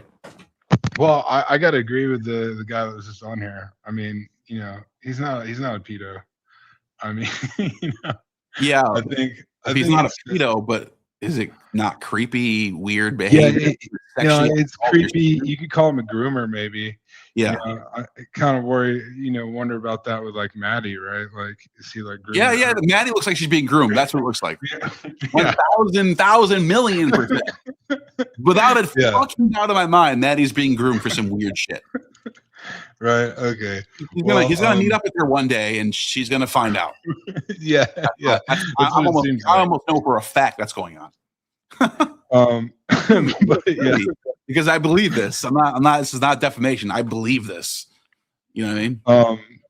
Yeah. Well, so I mainly hopped on here because I saw Steven was on, and I found like a link to that source, and I was looking at the first few verses of John, and here I'll paste the link in here if you ever want to look at it. Where you put it? Private chat? Yeah. So deep. Okay. It's loading. And then if you want to pull up like some cross Bible, John. Talking about Archimedes? Yeah, like you couldn't find it last time, so I got it. Oh, okay. This way? Yeah, and it's like maybe like the third paragraph. It's the one where it's talking about one logos. Yeah, one ratio to another. I can't zoom in, guys. I tried, but it's not. It's just, this website just buggy. So sorry about that. But yeah, I see Oh, it's a wow. pros LLK logos or logos ek. And you're saying that this is like a different expression of the word logos, which means like what was the exact translation of again? Ratio. Ratio. Yeah. Ratio. Yeah. Like perhaps the golden ratio. Yeah, that's I love this theory, dude.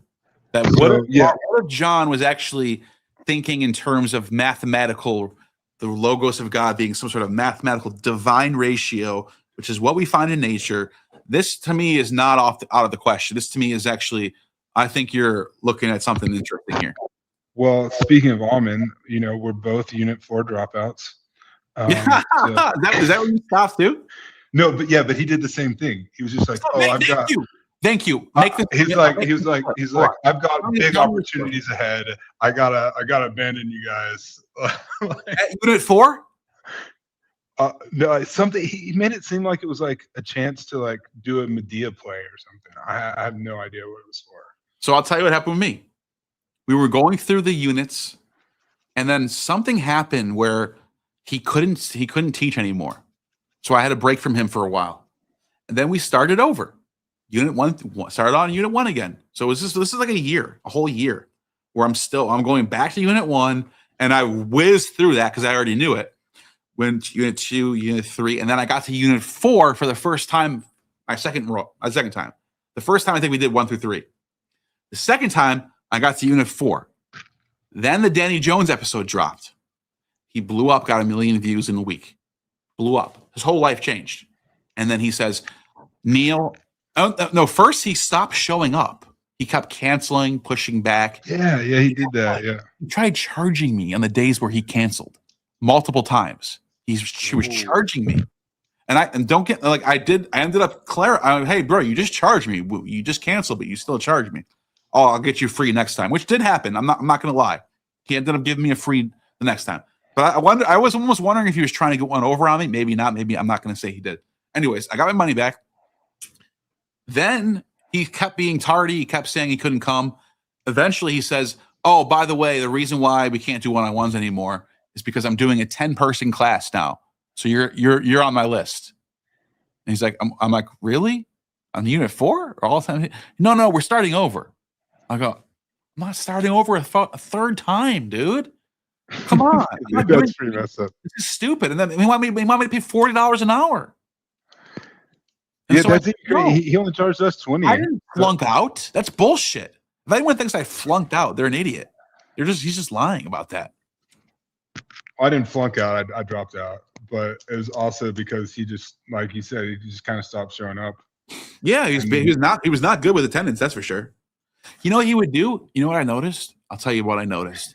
On the days where he would neglect me for Greek were the days he had his streams. So I noticed when he had a stream that day, he would go, I can't come on this. Oh, I got something going on today. And it was because he was prepping for a stream.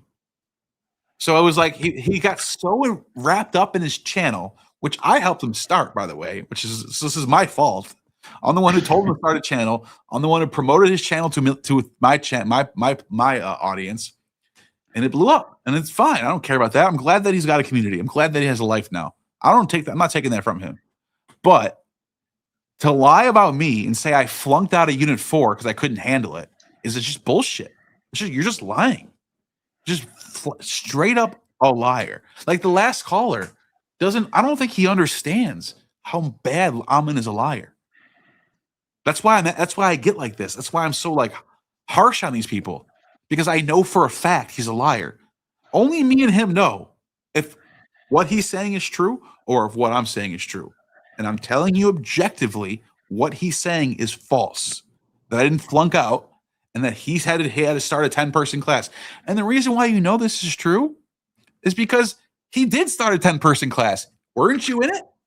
Yeah. Well, it was a 5-person class, but yeah. But checks out. Yeah, I mean, it checks out. I mean, it checks out, everybody. It wasn't doing one-on-ones anymore. He didn't have any one-on-ones. Matches up. Yeah. Well, speaking of like his streams, like he would come into our class and then like derail it for like 20 or 30 minutes and then like talk about like an excerpt that he was going to cover in his next stream or whatever and see what we thought about it. And then it's like, hey, well, we're here for class. Like, you know, we can watch your stream if we feel like it. You know what I mean? Like, we don't need to spend like 30 minutes talking about what's going to be on your stream. But yeah, so okay, like if you want, we can take a look at John, just like the first like 2 or 3, and you can share some of your translating skills. Yeah, sure. I see Espion will be next, so I just want to let him know he's next. But yeah, which one do you want to pull up? John 1? Like 1, 2, 3, maybe 4. But yeah, just cross Bible it, you know. Okay, so the whole chapter of John 1. Yeah, or I mean the first 10 things maybe. I looked at it earlier. You're talking about the first chapter though, like the first chapter. Yeah. Not like we're not reading 2 books, or I mean. No. So not even the whole first chapter. Okay, so let's see here. Let me pull up Cross Bible. But before you do that, I did. There was one other thing you mentioned that I kind of wanted to.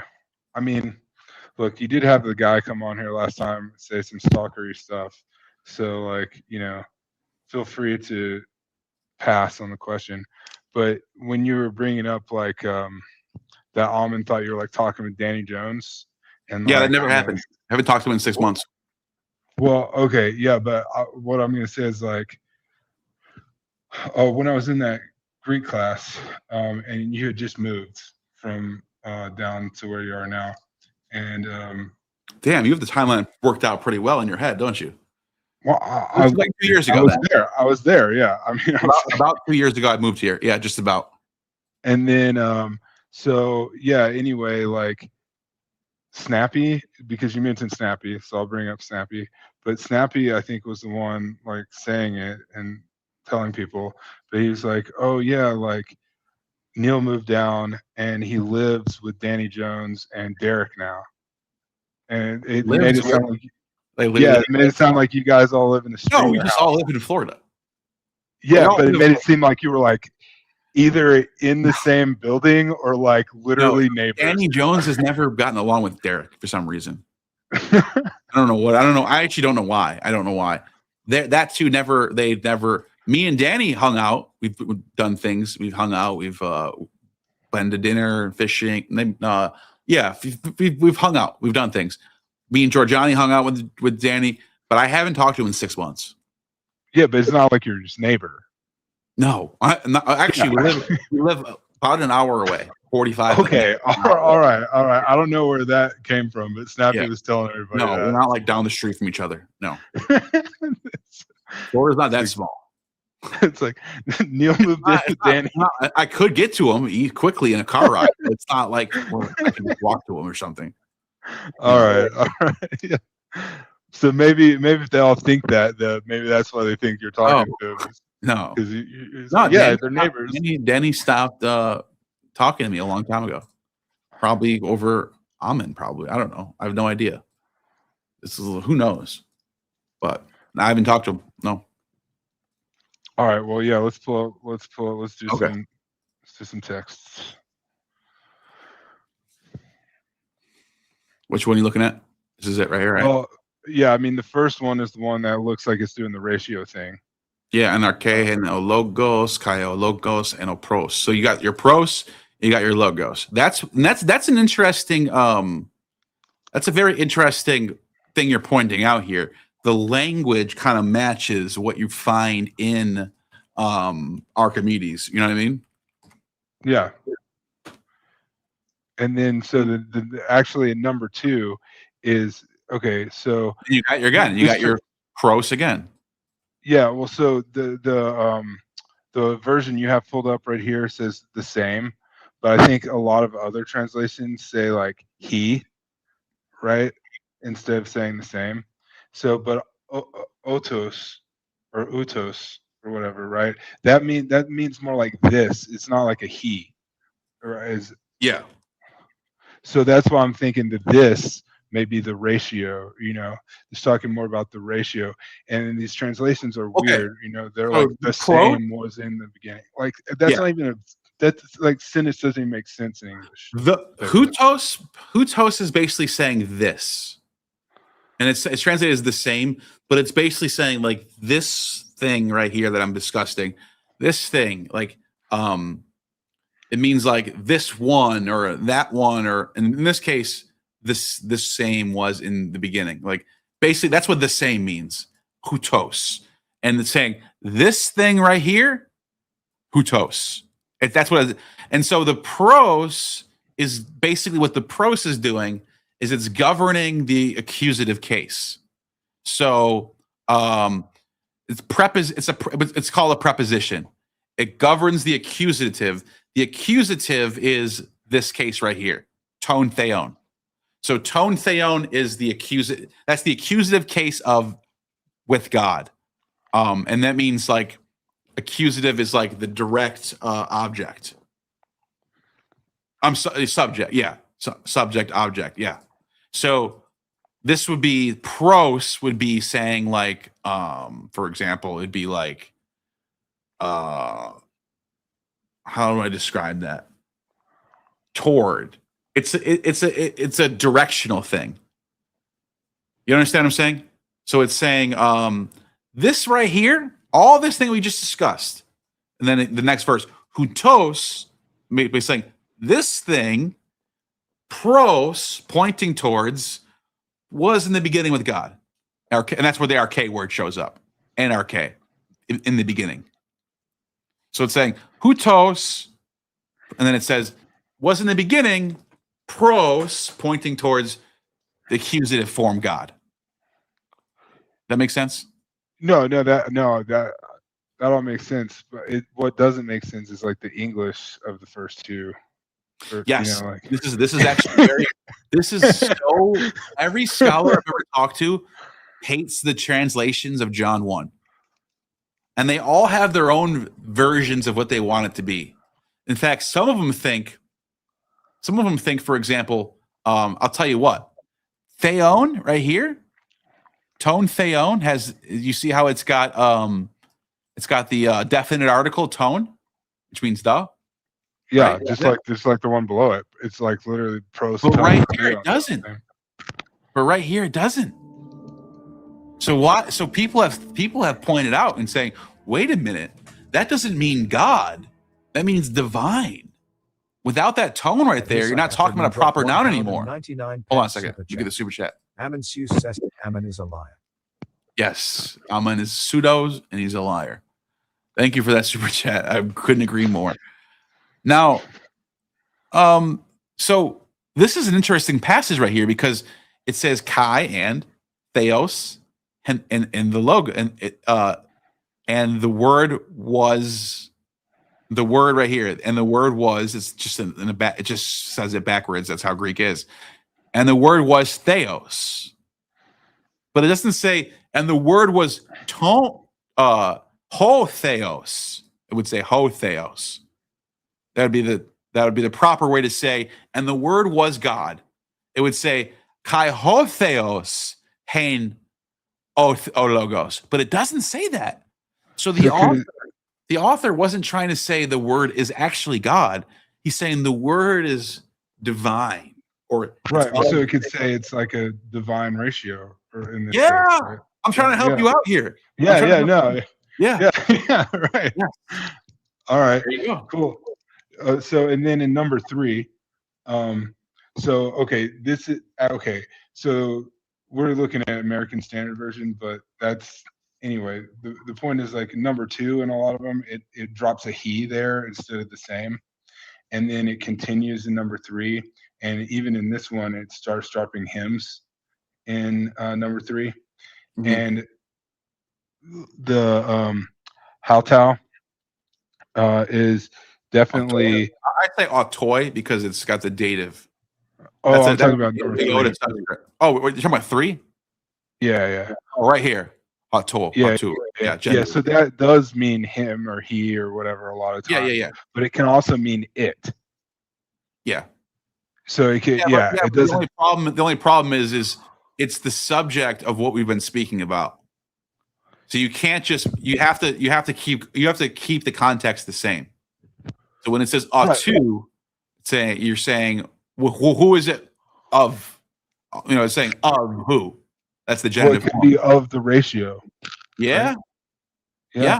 So And so it's saying like, I'm agreeing with you. I'm saying as long as you keep it along, as long as you're staying consistent with your translation, and if you're talking about this logos being the divine ratio, then yes, this is absolutely could be of the ratio. and then if you look at the English translation part, like it almost makes more sense if you're talking about like the divine ratio here. It's like all things were made, you know, with this Well, look ratio. at the next passage. You find it in everything. Look at the next passage. And no toy zoe han kai he zoe. In him was Zoe, the life. What is the divine ratio? All of life. In this divine ratio is the unfolding of all of life. And tophos ton anthropon, the light of mankind. I like the word mankind here better than men. You know what I mean? Yeah. See, that's where I started to go, well, they are talking about men here, so it's a little. No. This word does not mean men. It can mean men, but this word anthropon can mean humans, the light of humans. That's a very, very vague word right here, because you can use the word aner for man. You could, if you wanted to be specific about males, you would use the word aner. You wouldn't say anthropon. You would say aner. But they don't say aner. They don't say men. They say anthropon, which means mankind or human. That's why I would say anthropology, anthropos. Right, yeah. Word, the study of humans, not man, not men. You know what I mean? Well, and I guess it could make sense because, like, you know, men use the ratio to build like architecture. Like the pyramids have it in there, like all these structures, right? So, like, I mean, hey, you know. No, I think you're onto something here, man, for sure. All right. Well, yeah. No, that's pretty much. I always enjoy you coming on here. I always enjoy it. So I got Mill next, and then there's a couple other people still hanging out there. So we'll see what's going on. Are you gonna bring the Hebrew guy back on? He wants to come back on. He's the Hebrew guy. Yeah. Who's that? Are you talking about the guy with the alphabet? Yeah, just bring him up for 5 minutes. Yell at him. He can be last, but he already had his chance. I'm not going to let him skip the line. He already had his funny, chance. that's all. Yeah, it is funny. It is. All right. Good talking to you, man. What's going on, man? Hey. I never seen you in person. I always see you in the chat, though. Yeah. Good So to see you you. ready? Do I Yeah, look like you're not ready? Do I look like I'm not ready? Yeah. What's going on, man? That's hilarious. So, and Josh is just purging away in the chat. Yeah, he's down there talking to himself the whole time. He thinks I can hear him. I can't hear you down there. It's all muted down there. He's sitting there talking to himself, man. So, anyhow, yeah. I didn't have like any like big counter points or anything like that. I was just gonna say. Well, one thing I was gonna say was like you're writing this book about like the first century church. I was just gonna say, let you know, I looked into the whole like the origin of I was looking into the origin of December 25th and the Theophany, you know, the January 6th, and that stuff for a while. I gathered like a whole lot of like primary sources on it. So I have like 20 pages of notes on it of like primary source stuff. So I could, I just want to let you know. I would be totally interested in that. If you had it, because I too have like exhausted the internet and TLG databases on sources, and I've even like went to libraries and flipped through like old books looking for stuff on that particular topic. And I would love to see if you have anything that I haven't found yet. Yeah, you might. Yeah, like, you know, I don't know, 90. You might have like 90 to 100% of it, but you know. No, but it's worth checking out. This is actually great news. I'm actually excited to see what you got. Okay. You want me to give you? You know, can you find my email on my channel? Yeah, I was just wondering if you checked that. Yeah, if I sent that to your. Oh, you sent it already? No, I was saying if I sent it to your yes. YouTube email, if you would. Yes, the one that's on my channel. If you send it there, I'll find it. I should be able to find it. Just give you like a heads up on it. Sometimes those get sent to my my spam, Mhm. but hopefully that doesn't happen. Hopefully. Yeah. So I'll just give you a heads up. Keep an eye out for it. I'll Dude, that'd be send it, awesome. like, Do you have any, tomorrow. by any chance, do you have any on the top of your head that you can mention or no? Oh boy, it's been a while. As far as like sources, there was some things about I scrolled through like a lot of the like the calendar sources, like the Egyptian calendar sources and the Greek calendar sources. Really? For like And- Horus birthdays and stuff? Yeah, Oh, that's big. yeah. Because And that was so- that was one of the things I ran into was Plutarch has this birthday for Horus or Harpocrates, which is Horus the Younger.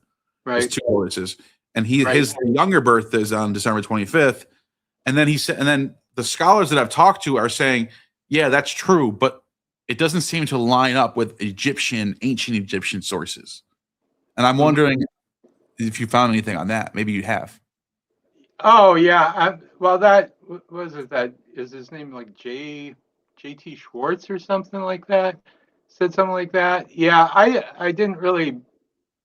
I wasn't really convinced by a lot of his stuff. He seemed to be going by a lot of like hearsay and almost like fudging some of the stuff because, like I said, the data. I mean, it's like the dates on those monuments and things. We're bringing out dates like April 4th or April 2nd or something like that for it, and he was just kind of saying, well, that was the spring equinox. They said it was the spring equinox. Yeah, but that's what Plutarch actually says, though. Plutarch says they celebrate the birthday at the spring equinox, but the real birth was at December 25th. Right, but he was saying, oh, they had a different calendar. But no, they had the 12 months, and they had the a solar calendar. The Roman calendar, the Roman Julian calendar was actually based on the Egyptian calendar, the oldest solar calendar. Yeah, the Romans used the Egyptian calendar. Yeah. Yeah, like for example, Tybi, the Egyptian Tybi corresponds to January, the first month, roughly, not exactly 1-to-1. It overlaps a little bit. Like I think January or Tybi 10 is like January 4 or something. Like it doesn't match up. The 15th of Tybi was like January 10th to 11th. 10th, yeah. 15th, yeah. That's right. And so, that would get, and Clement said that it was the 5th or the 10th. And two things you have there. One is that they start, the Jewish people would start, and some other cultures would start the day at sunset. Yes. So if you said if you said it was on the 5th at the moon, when they see the moon, that's the next day.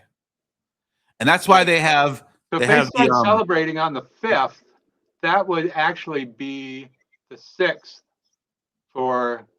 that would go over into the 6th until the end of the daylight on the 6th.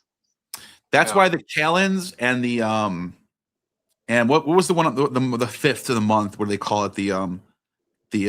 Not the Ides. The Ides is the middle of the month. The Right. one before that was the one, the 5th, they have a word for it. Yeah, but of course now I'm drawing a blank. Yeah, me too. But anyways, the point is that day is marked at night. So when they say January 5th, the nones, N-O-N-E-S, the nones. Oh yes. When they say the nones, in our brains we go, oh, that must be the morning of January 5th. No, it's not. It's night. It's like midnight. So it's actually January 6th they're talking about. Right. Because our calendars, midnight is the next day.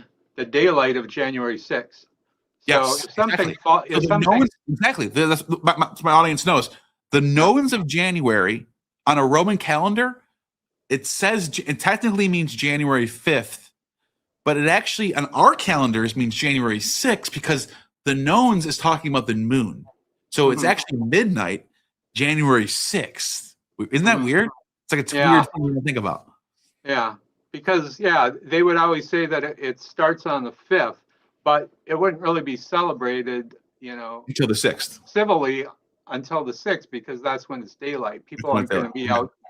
Most people, most respectable people, aren't going to be out celebrating in the middle of the night. Yeah. Yep. The morning of the knowns would actually land on our January 6th, but they would still have it. It would still be the knowns of, to them, it would still be the knowns of January. It would still be January 5th to them. So But that's like one, it'd be that. No. So that's like one of the things they have to correct for when they say, oh, it's not on that day. You have to think about the fact that, if they say, oh, it only goes up to the 23rd, well, it's actually going up to the 24th, Yeah. Isn't that crazy? Say Saturday night is actually leading up to a 24-hour span before our 25th. Yeah. I think that's a very interesting thing to point out. Yeah. And the other thing is that, they saw, there's, geez, I can't remember if I pinned this down or not, but there is that whole thing that the solstice is like an approximation. It's not a day. It is like it's a rough short period. They mark it specifically as December 25th on the Julian calendar, but you're right. Authors like Pliny would point out it's been drifted a little bit, so it might not be exactly on December 25th. Well, yeah. The other thing, and they saw it as like the sun sitting still, right? For like that the sun sits. It's not like it bottoms out for a day and then it goes back up. No. It was like a week. It would sit still for like something a good amount of days. 5 days. Was the solstice. Yeah, and that happens to us today. When you think about it, when you wake up on December 25th, or no, let's forget that. December 22nd would be our winter solstice. Yeah.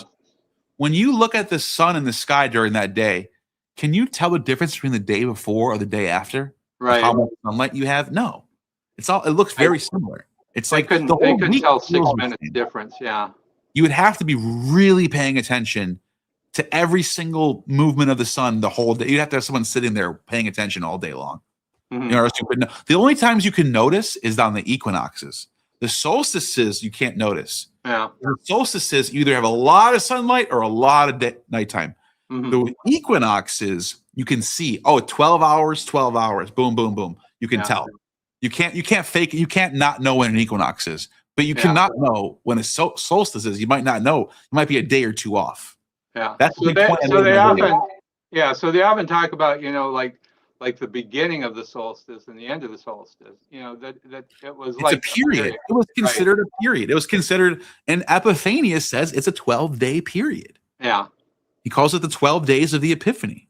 Yeah, this stuff was all approximate, before that's why I would say about around. 250 CE, they started pinning these celestial events, or whatever you want to call it, like holidays, to like specific days.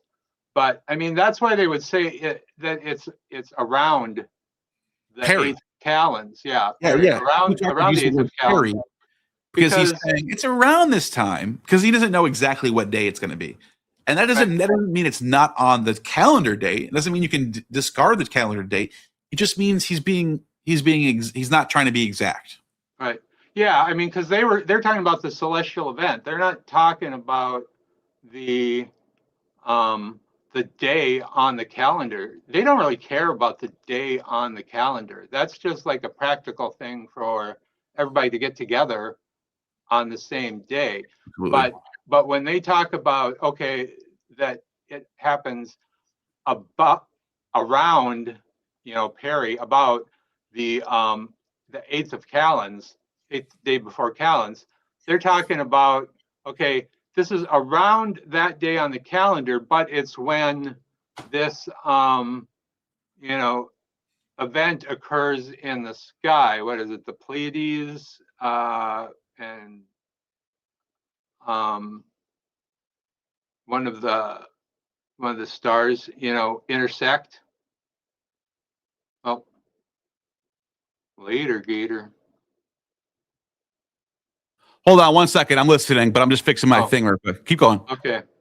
Yeah. So that was yeah. So that's another thing is that the calendars, you know, when they talk about a certain day, it's not really that meaningful because they're using the stars. They're not using the specific calendar.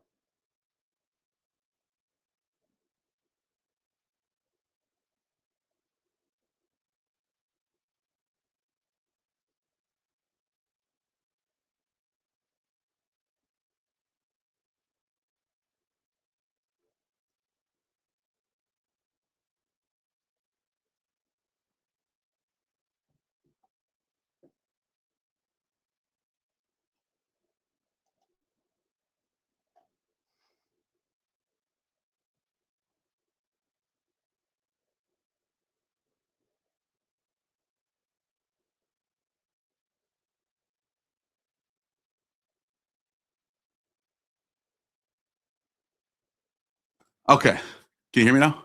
Yeah. Okay, I think it should come on any second. I was listening though. I had you on not speaker, or had you on. I took my headphones off so I can listen to you. No, I agree. What you just said, yeah, that made a lot of sense. Yeah. So that's just a couple things that I was. Yeah, I'm interested to hear your sources, and I look forward to seeing that stuff, man. Yeah. Okay. Yeah. And as far as Ammon, yeah, I think he's like a cult leader, narcissist kind of guy. I think he. You know, when I watch true crime, you hear about these cult groups that go and you hear, you know, you see the same pattern over and over again, and you can see that in this case too. So Yeah, that's true. Yeah, I just hope nobody's getting groomed for some weird shit. That's what it looks like. All right. But who knows? Anyways, yeah, man. Good talking to you. Good night. Yeah. You too, man. See you later. Mark, what's going on, dude? You were just here, weren't you? Are you back? No?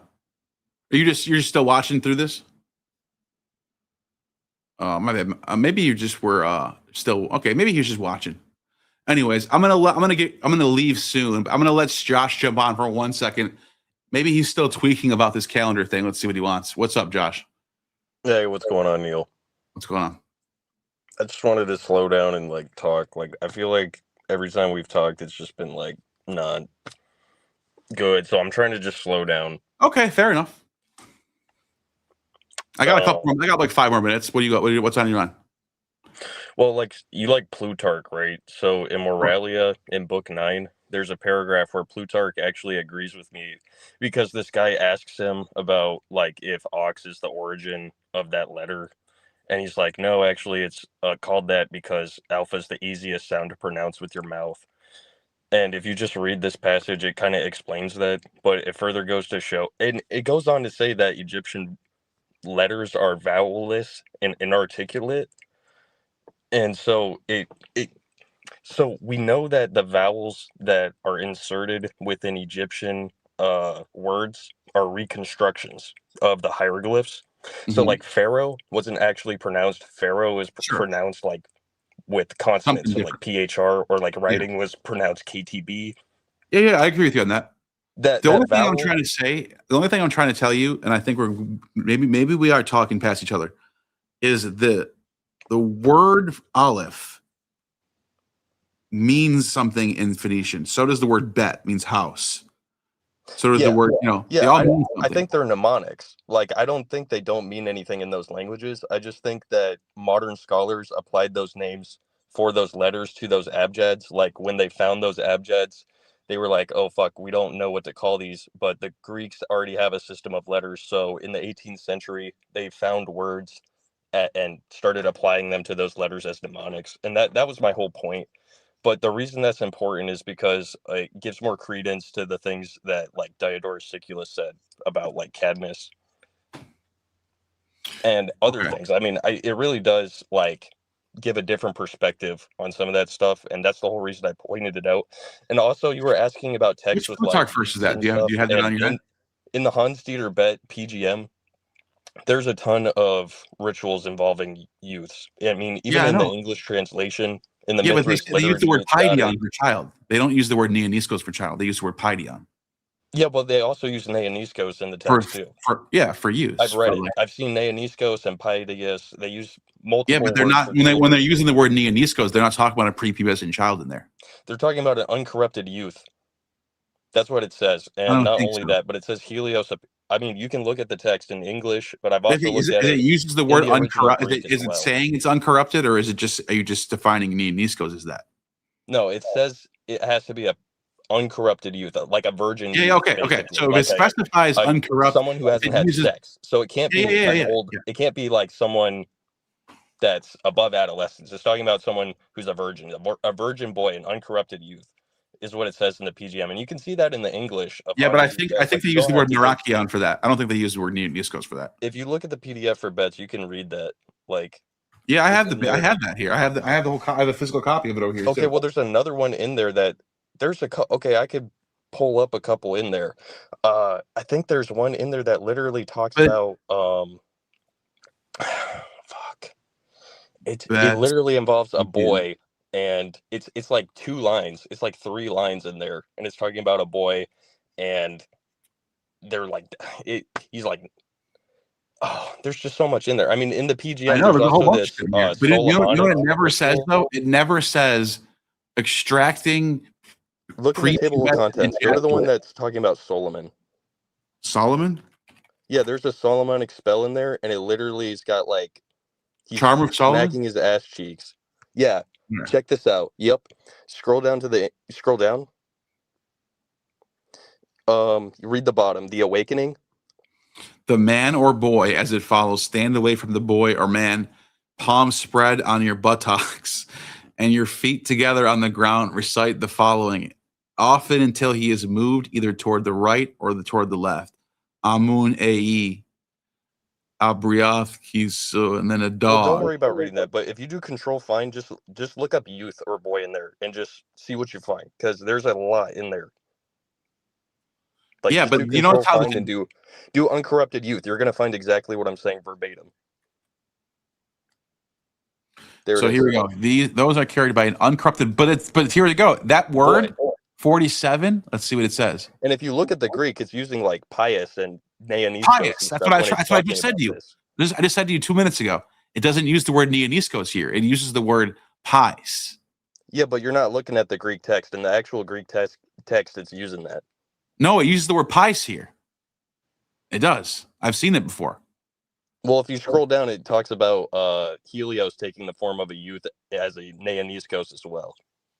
What are you talking about here? Okay, hold on. First of all, keep going with the boys. which is called. Hold on. First, let's read this. Here. First, You're let's gonna read this. see one where he's like. So it says he takes 28 new sprouts from an olive tree which is cultivated. Those are carried by an uncorrupted boy. So it's basically a virgin young boy. Because he has to be pure to carry. Yeah, these. he has to be a virgin. So there's nothing weird about that. That's all. Everyone knows this. Also pounded together from the foregoing ingredients is a liquid of the ibis egg, and made into uniform dough into the figure of Hermes wearing a mantle. Okay, and then what are you saying now? Okay, so keep going with control find with the boys. There's one, we got to find it. Yeah, but that's a different hymn now. Are we still in the same hymn that you're talking about? Because these are all different. These are all part of the same manuscript. So it's all no, part not of the necessarily. same. Not necessarily. If it's from PGM that's 5. Solomonic magic. So you're telling me this manuscript actually predates the Talmud, but it doesn't predate the earliest not all of it fragments does. of the I don't know. Septuagint and PGM the Torah. 5. I don't know what PGM 5 dates to. But we can look that It's up. the 1st century AD. It actually predates the earliest fragments of the Talmud. Greek Magical Papyri 5. Oh, that's not even the one. Some of them go to 7th century. Some of them go to like the 7th century. Some of them go to the 400s. That's not even the one that has the Solomonic trance or whatever. Yeah, but usually when you got Solomonic stuff, that sounds like late. I know it's going to be like, later, but it's still earlier than the Talmud, which I've looked into it. I thought. No, okay, I'll agree with that. Okay, so you said we're not in the same hymn, but a different hymn. You said there's a youth. Yeah, do control find and just go through the word. Just look for the word boy, and you're going to see different. Like it says right at the beginning that they're using the. Like, I've done it actually before. Right at the beginning.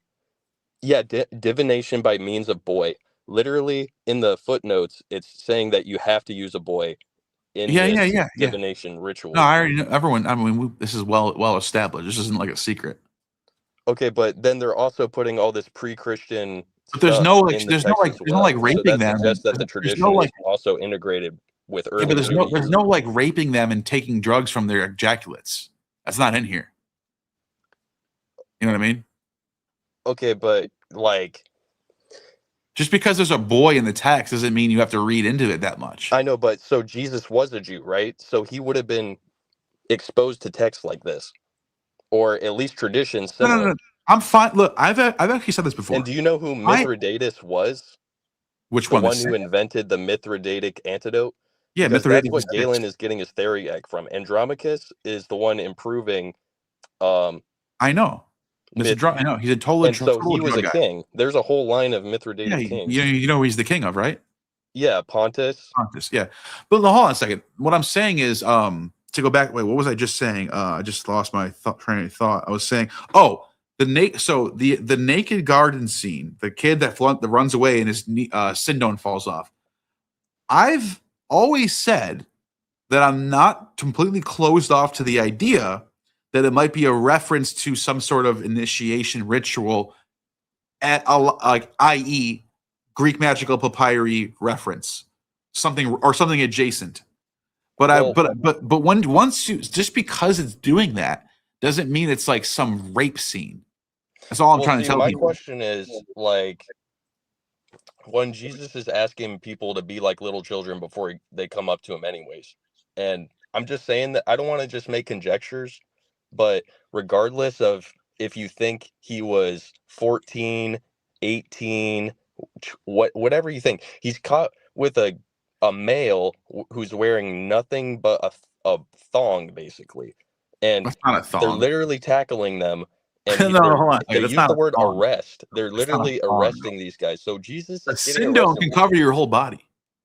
Okay, but is Jesus homosexual then? Would you disagree that he might be homosexual? Because Judas is kissing him, and he's caught with a male who's wearing nothing but a thong. Do you know the kiss of Judas? Runs away after they try to catch that guy with the thong, and the thong gets pulled off. But a male, and they're saying it could be a youth.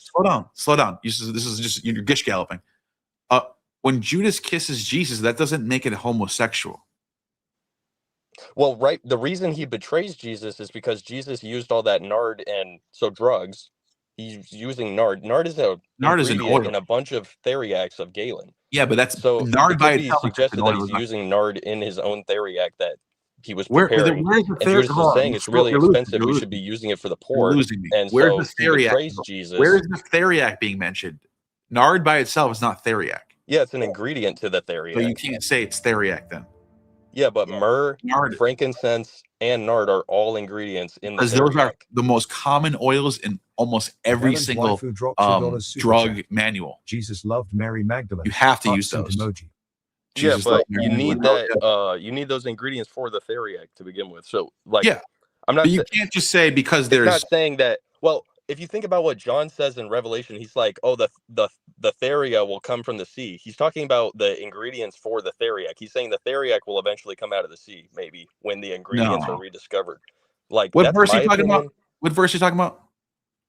Oh, it's right in the beginning. Or John? Actually, it's don't go to Revelations. But listen, like when he's talking about the beast coming out of the sea, like you translate that as beast. That's what the word. But that's what the word theriac means.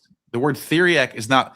Beast is not based on a drug. It's literally the same root. Yeah, but in the context of drugs, it would make sense what he's talking about. Yeah, because otherwise it doesn't make sense. He's talking about a beast. Look, the word theriac. Hold on, the word theriac pertaining to animals, wild animal, beast. So what happened was somebody made a drug called the theriac, and they called it the beast because it's got all these drugs. Didn't call it the beast because of that. The ingredients come from animals. It's a composite of a bunch of different plants and animals. The theriac is an antidote. It's an But my understanding is the naming of it has to do with it being using the same word and trying to say that it's beast. Because other contexts, that when you say the word beast, it's not in a medical context. But when you say the word therion, it doesn't mean you're talking about drugs. You can't assume that. Look up the word in the LSJ. It's talking. Well, that's not how you read the LSJ. That's not how you would read the LSJ. That's a really I'm bad saying way if to you read. look it up in the LSJ, you'll see it's a medical term for Yeah, antidotes. yes, for theriac. For theriac. Yeah, so But the Galen, word so by what itself do you just think means they're beast. talking about? They're not talking about beasts. But the word by itself just means beast. So if I say I got attacked by a beast, does it mean I got attacked by drugs? Just because the root of the word means beast doesn't mean all the other versions not of what I that asked. word mean beast. If I say I got attacked by a beast and it ripped my arm off, did I just say I just did drugs? Well, you might be on drugs because I don't want to deal with your I'm metaphors. not, but that's not what I'm saying. If I went hiking and a bear attacked me, and I said, "Dude, this therion attacked it's me." saying Dude. it's of a wild animal. So I got attacked by a the therion. ingredients of the theriac That are from doesn't- animals and stuff. That's what it's talking about when it's saying the antidote is a theriaca. It's of animals and plants. If you scroll down, you'll see the medical term. I thought it was just named because it was just like it was such a beast. I thought it was just named that because it's Well, not you might just think that. Like it would be easy to assume that. I would say.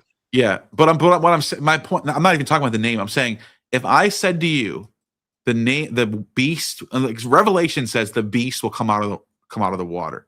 It's not referring to drug. It's referring to a beast. Scroll down. Yep. Okay, right here. You're talking about medical. It's the same word. They I don't know, even. They but don't write it differently. They the put word- a different ending on it. Yeah, but the it's word is same root. it's Literally, named it says of the therion because it's because of the name of it, though. Well, there's also like beasts. Like I've been looking at medical texts all day. I've been looking at this all day. Mm-hmm. Full of wild beasts. So there's no, and like in Revelation, for example, which passage is that the beast in Revelation? That's It's like fucking chapter 12, I think. 13:1. Let's see, Revelation 13:1. I think it's 12, not 13. Are you sure? I looked up beast. It says 13. I don't know. I'd have to go get. My New We'll Testament. find it. Hold on, we'll find it. Let's go to 13 first, and we can go back if it's not there. I have a New Testament in my room. I could go get it, man. No, I'd rather just see the Greek here. Or look at the Greek here. So look like I have the Greek version in here my it is, room. right here. And I saw a beast, a therion, come out of this and like rise up out of the sea on a bainon. Yeah. So why would why would you could assume see that where it's I'm a coming drug? from with this? Like, Yeah, he's but why saying would you that assume this is about the drugs? drug, the antidote will come out of the sea.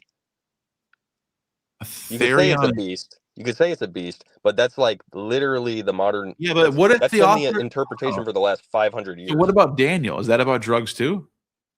Because this is playing off of Daniel. Well, they The got leopard- pharmaca see the all up in leopard? the Bible. Like But they then use it the same describes. word. Hold on. Then it describes the beast, leopard, bear, lion, dragon. Those are all beasts. Why would you assume those are drugs? Well, dragon could be translated as serpent, and so this is a bad translation that you're reading, and it hasn't been updated in over 1,000. It hasn't been updated in a long time. Just says the word drakon right here. Yeah, so drakon, that can mean serpent. It doesn't just mean dragon. Like that's such a lazy translation. Yeah, but that's from Daniel. These are the four animals from Daniel. Did you know that? These are the same four animals in Daniel, and he calls it a beast there too. So why would it be a drug? You know what I mean? That's all I'm saying. Because Jesus is using drugs. When is he using drugs? So myrrh and frankincense are oils. Yeah, but they're also ingredients in drugs.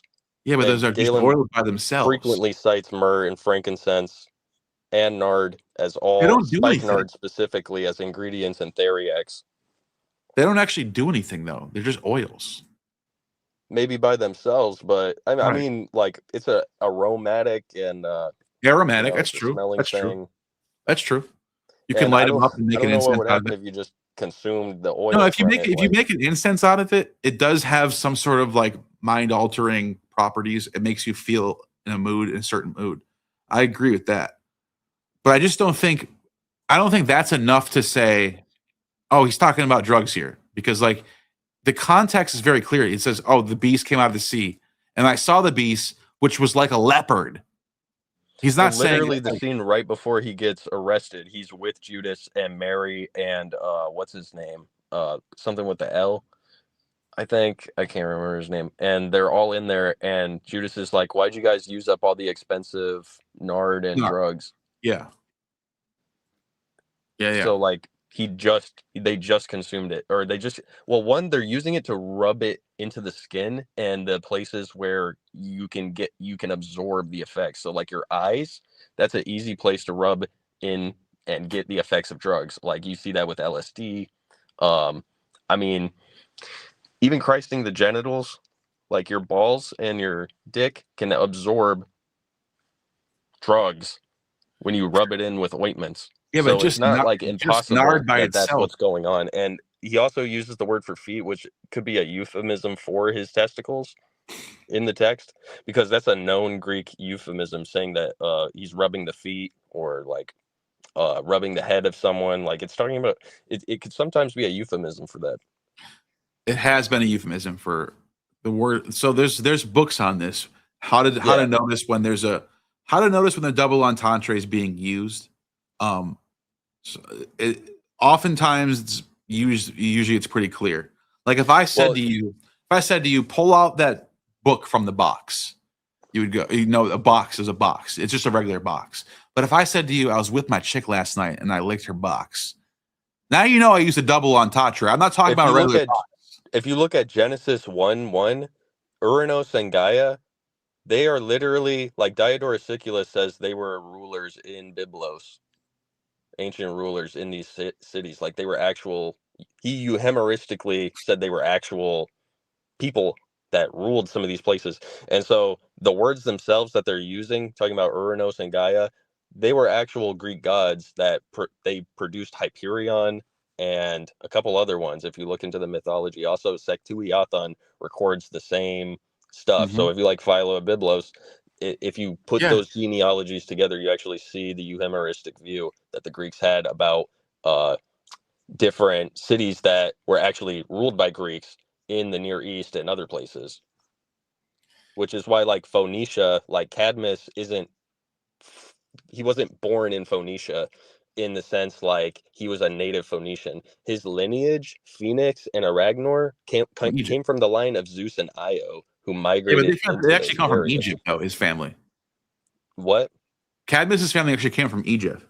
Yeah, but you go to Phoenicia, then they go to his Greek. line is pure Greek. It's not like he was. No, I don't know. It's not native actually. Phoenician. It's actually not pure Greek. It's actually from Egypt. He moved into a region with Canaanites who adopted his script, and that's why we have That's why it's recorded with Semitic vowels. Is why that's not what Because Herodotus. if you look at the earliest Greek inscriptions, they're also using the same Phoenician type characters. It's because they're Pelasgian in origin. Yeah, but the Phoenician, you can't find Greek examples of. You can Greek spell alphabet. Cadmus with Phoenician characters. I've actually done it.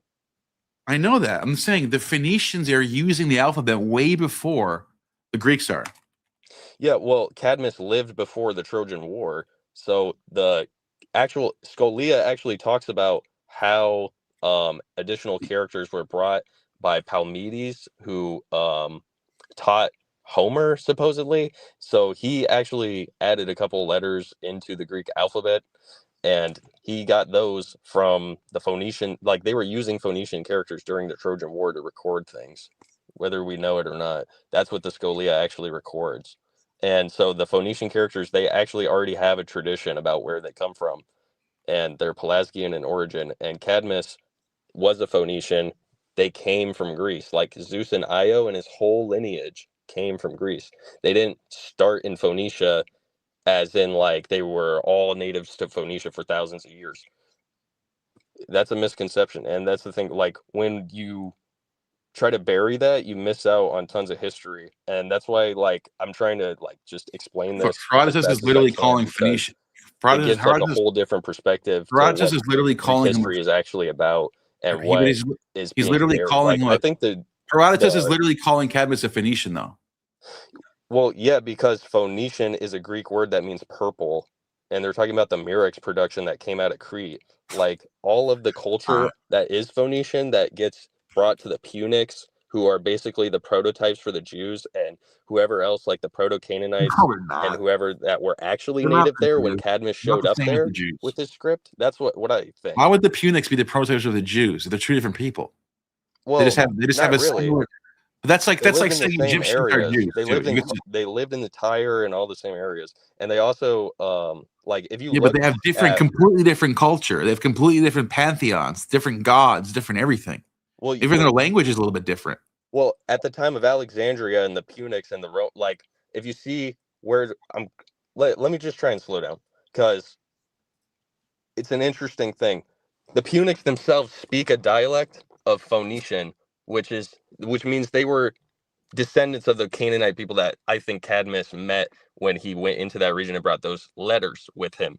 So literally, the Romans want to wipe out the Punics and the Carthaginians because they're leftover Phoenicians from after the line of Cadmus died off in that area.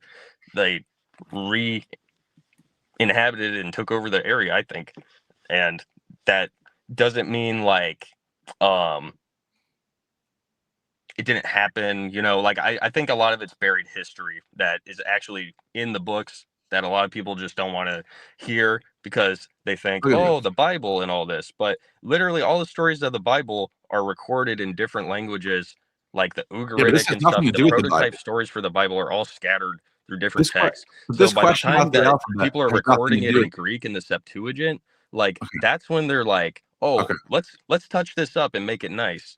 But like, the question of the Bible alphabet, is like the synthesized version of all that. The question of the alphabet has nothing to do with the Bible at all. It has nothing to do with Hebrew either. Yeah, Nothing. but it shows that they abandoned Aramaic to write the Septuagint in Greek because the oldest fragments that are in Aramaic, not Hebrew, by the way, those are two different languages. No, Hebrew that's not is fabricated from Aramaic. It actually is. Are you talking about biblical manuscripts or just Judean manuscripts? The Hebrew script comes from Aramaic. Hold on, stop. Are you talking about biblical manuscripts or just Judean manuscripts? I'm saying even the manuscripts in the Dead Sea Scrolls are written in Aramaic and not Hebrew. No, they're in Hebrew. They're Aramaic, not Hebrew. No, they're not. What are you talking about? They're Dead actually Sea Scrolls Aramaic. No, they're not. They're not. You can look at it and you might think it looks like Hebrew, but it's actually Hold on. Do you know Hebrew? Do you know Hebrew? Like you can watch the transition from Aramaic. No Hebrew. Do you know Hebrew and Aramaic? Hebrew. Do you know Hebrew and Aramaic? Can you read it? I don't read it for myself, but I know How it's like would you know consonant. that? How would you know it that doesn't have everyone's vowels. wrong? So But like listen, man, KTB and stuff, it's you doing gotta that. understand how silly that is. You're telling me that this is not Hebrew. It's Aramaic. It's not. You don't Other even know. ethnicities spoke Aramaic and wrote in Aramaic. Stop, dude. Stop. That's where Arabic comes You from. made a huge claim that the Dead Sea Scrolls are not actually Hebrew, that they're Aramaic. They're classifying it as Hebrew But because hold on a Hebrew second. Let me finish developed let me from just finish my thought. Aramaic. I don't want to get in a fight which with you again. itself came from Phoenician characters, which I'm telling you came from Cadmus. Phoenician, Hebrew, Aramaic are three different languages. Yeah, but you can tell what they are. But you think that they evolved from each other. Can you tell no? the difference between Latin and Greek? But you think that they evolved, that the scripts evolved from each other, which they didn't. They all no. They borrowed a script from the Phoenicians. Those are script and language are two different things. Phoenician isn't Paleo Hebrew. Are you talking about the script or the language? Because they didn't write any biblical Do text you know the down difference in between a script and Paleo language? in fucking Phoenician. You know the difference between a script and a language? Yeah, but the alphabet itself, like the script they're using, isn't even their own script. Like I'm No telling you, shit. Cadmus Neither is is the the one that Greeks. invented it. It's Neither is the class Greeks. The unscript. Greeks have linear B. Well, linear B too. Like I've looked into that too because I'm wondering like how like Phoenician like the Cadmean characters that we call Phoenician, they probably developed from the linear B signs somehow in some way. Maybe some of them, but a lot of them clearly come from Egyptian. It hasn't been researched enough to Yes, it really has. like come to a determination because people it are has. assuming so much about reconstructions of Near Eastern languages, saying No. that the Phoenician evolved from the hieroglyphs, which if you look at the phonetic They look pronunciation very of the similar. hieroglyphs in those comparisons, they don't match at all with the Phoenician letters. So I think there's no way that listen, no the offense. letters No offense, and the Josh. It pronunciation sounds like- could have evolved from something Josh. it's unrelated to. Josh, you're in a trap right now. It sounds like that you just don't. You want a certain narrative to be true. It sounds like you want there to be this Greek. Greek was first, and everyone came after. No, and it that's looks not like what you're I'm saying. looking. No. Every time I throw something at you, you just go, "Well, that could be fake," because, and then you think your way out of it. No, I'm trying to challenge you to be more objective. Just take the truth as it is, even if it hurts. Take it. Objectively, what I'm saying is that if what I'm saying is true, then all of your Bible, all of your Hebrew You just said traditions and that. stuff come much later, and Okay. they're How much later? developments of the Renaissance and second century literature and stuff. Like it's developed, like the Aramaic was not capable of recording the Bible in a way like this. They don't, the lines in the Aramaic and We're not what talking you about call Aramaic. Hebrew We're talking about fragments Hebrew. of the Dead Sea Scrolls, they don't line up with the Septuagint fragments of any of the books. And What are you talking? like, you can't even read it. You don't even know. How would you know this? because they literally aren't word for word. No, why would it ever be word for word? That's not how you If the translate. Septuagint was a translation of the Aramaic scrolls, You don't wouldn't it be translate word for word ever, no matter what, no matter any language. Yeah, That never because translated literally word the for word. vocabulary is too small. That's why they dropped Aramaic and started writing in Greek, because they could actually talk about the ideas they wanted to express. Aramaic wasn't capable of that. We have Doesn't matter. fragments. It doesn't matter. You can write anything and if you you read want. what those literal fragments say, they read like Losing brain cells. third grade writing. It's like he This is like walked to the hurting my door, head. the door Hold on. opened. You said this He is not fell. Hebrew. You said this is not Hebrew. The War Scroll, for example, this is not Hebrew. Yeah, that's Aramaic. How? By looking at it right now, how can you tell? What is that dated to? What is that dated to? Hold on, I asked you a question. How do you know this is Aramaic? And just a simple question. How do you know this? How do you know? You can't read Hebrew or Aramaic. How do you know this is Aramaic? How did you figure that out? Because that script is probably from the 8th century. What? So you think this is all forged? It's all made? There are people I like, didn't see what date that text was from, but if it's this coming is the War after Scroll the from 2nd the century Dead Sea Scrolls BC, then community. it's a later This development is of the Aramaic. War Scroll that discusses the Romans invading Judea in the 60s. This is talking about the Judeans getting conquered by the Romans. Do you think they wrote this in the 8th century? Well, they were conquering Punics too in the same area right before that. That's why I think No. the This Judean is tradition is specifically like talking also, about Israel. This is well, it's specifically partially talking about Israel. political too. It's against the Romans because literally the Romans were trying to destroy all of the Phoenician, which you think is the Proto-Canaanites. So I'm trying to No. Stop. I'm trying to The show first you how it century- actually works. Stop. The 1st century AD, the people who were in control of this region was the Herodian dynasty. The Judeans and who conquered northern Israel, they called it Galilee at that time. There's no Phoenicians fighting with the Romans at this time. There's no Phoenicians anymore. They're gone. Yeah, I know. That's what I'm saying. They were called Punics then. No. Punics spoke a Punics. dialect of Phoenician. No. The Punics are Carthaginians. Yeah, but they spoke Phoenician, so that's what I'm saying. They're literally descendants of Phoenicians. That's indisputable. No. The War Scroll doesn't say anything about Punics. The Punic dialect is a dialect of Phoenician. It uses the word Yehudim, not Punic. Yehudim means Judean. Well, they're rebranding themselves all the time. Like they used to write in Ugaritic, then they started writing in Phoenician, then they started writing in Aramaic, then they started writing in hurting Greek. my brain. It doesn't It's complicated. I I don't think it's You simple. go from one thing that makes no sense, and then when I catch you on it, you go to another thing that makes no sense. I don't know if what I'm saying is just going. How over every there. Ammonite. This is how Brandon is. This is how Brandon is. It makes no sense. And then when I pin him on something, and I go, "Here's a word. This word means this," and you go, "But what about this over here?" And then we're on to a whole new thing now. And then I have to debunk that thing. And then I do. And then it's this thing over here. And then we're just on an endless loop. Wait, My whole argument is that there is no text that says Aleph Bet. Back to the War Scroll. Hold on, let's stick on one thing. The War Scroll. You said this was Aramaic from 800 AD. When is it dated to? The War Scroll is dated to the 1st century AD. Okay, so yeah, it's a later development of the Aramaic. The Dead Sea Scrolls are written in Aramaic. That font that they're using is literally, you can see how it develops into the modern Hebrew. That's what I'm saying. You can watch how it turns from Aramaic. They're fabricating this language. No. They're literally creating new words over time to give it vocabulary. No. You can't read Aramaic or Hebrew. So how would you can't read Greek? Yes, I can. What do you mean I can't read Greek? I just did it on this. You thought an accusative was an accusative. It was actually a dative. That's why I said with God, not the God. If it was an accusative, it'd say the God, not with God. No, you're talking about John 1. I'll show you why. Nope, you're wrong. I was talking about John 1. You said I can't read Greek. Come on, dude. Stop being dishonest. Okay, first of all, you can't read Hebrew. You can't read Aramaic, but you know that it's Aramaic evolving into modern Hebrew. That doesn't make any sense. Don't you know that there's an Aramaic? So why would they have to revive Stop. the Let me language? talk. Don't you know that there's an entire vocabulary of words in Aramaic that we can look at when we read Aramaic text? And there's an less entire than 20,000 vocabulary. words in Aramaic. Huh? It's like less than 100,000 or some shit. No, It's not what a does big that have to do- vocabulary. Why are you changing the subject so many times? It's I can't about even Aramaic. stay on I'm this. saying Aramaic vocabulary is like less than 100,000 So what does that have to do with anything?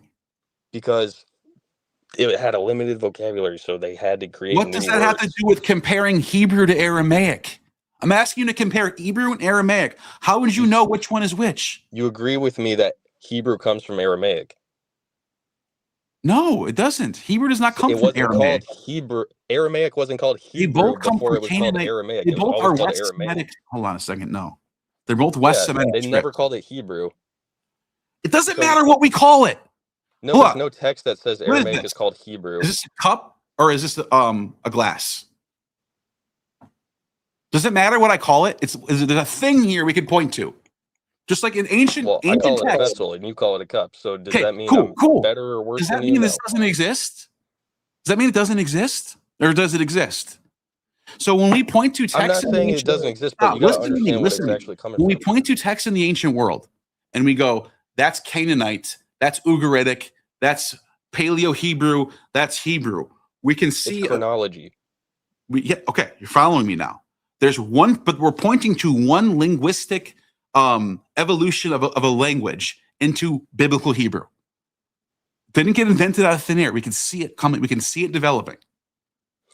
No, I mean, there's not a lot of fragments of Hebrew literature that talks that, All right, like I gotta go to even bed. the Elephantine I gotta papyrus go to bed. isn't biblical. Like, Elephantine is in Aramaic. I'm not yeah, talking about that's what I'm saying. Elephantine. So you said that's a Hebrew text, right? Because No, I didn't say it was a Hebrew text. Elephantine's Aramaic is Aramaic. Hebrew, according to you, but Why Aramaic do and Hebrew are two different languages. why don't I call it Hebrew then? Why don't I call the Elephantine? Here we go. I'm gonna finally get you. And I know you're gonna get out of Modern you're scholars gonna call it sneak out of that, this. and you want to Hold on. follow that narrative. Why don't I call Elephantine Hebrew? It's Jews that wrote it. Why don't I call it Hebrew? Because it's actually written in Aramaic. So why don't you call the It's Dead Sea Scrolls factually Aramaic? written in 'Cause they're Aramaic. How do we determine that? How do we determine that? Look How at do we the determine that? characters they're using. No, you don't look at the characters. Oh my God, If that's they're writing in script. Aramaic, then it's No, Aramaic. you don't look at the characters. You don't even know basic linguistics. That's script. They all use the same script. Aramaic is the same script as Hebrew. Same exact No, script. it's not. Yes, it is. So if It's Hebrew the comes same after, though, the script. chronology, They use the same alphabet, dude. it's not the same alphabet. Are you saying it's so they use a different font of the same alphabet?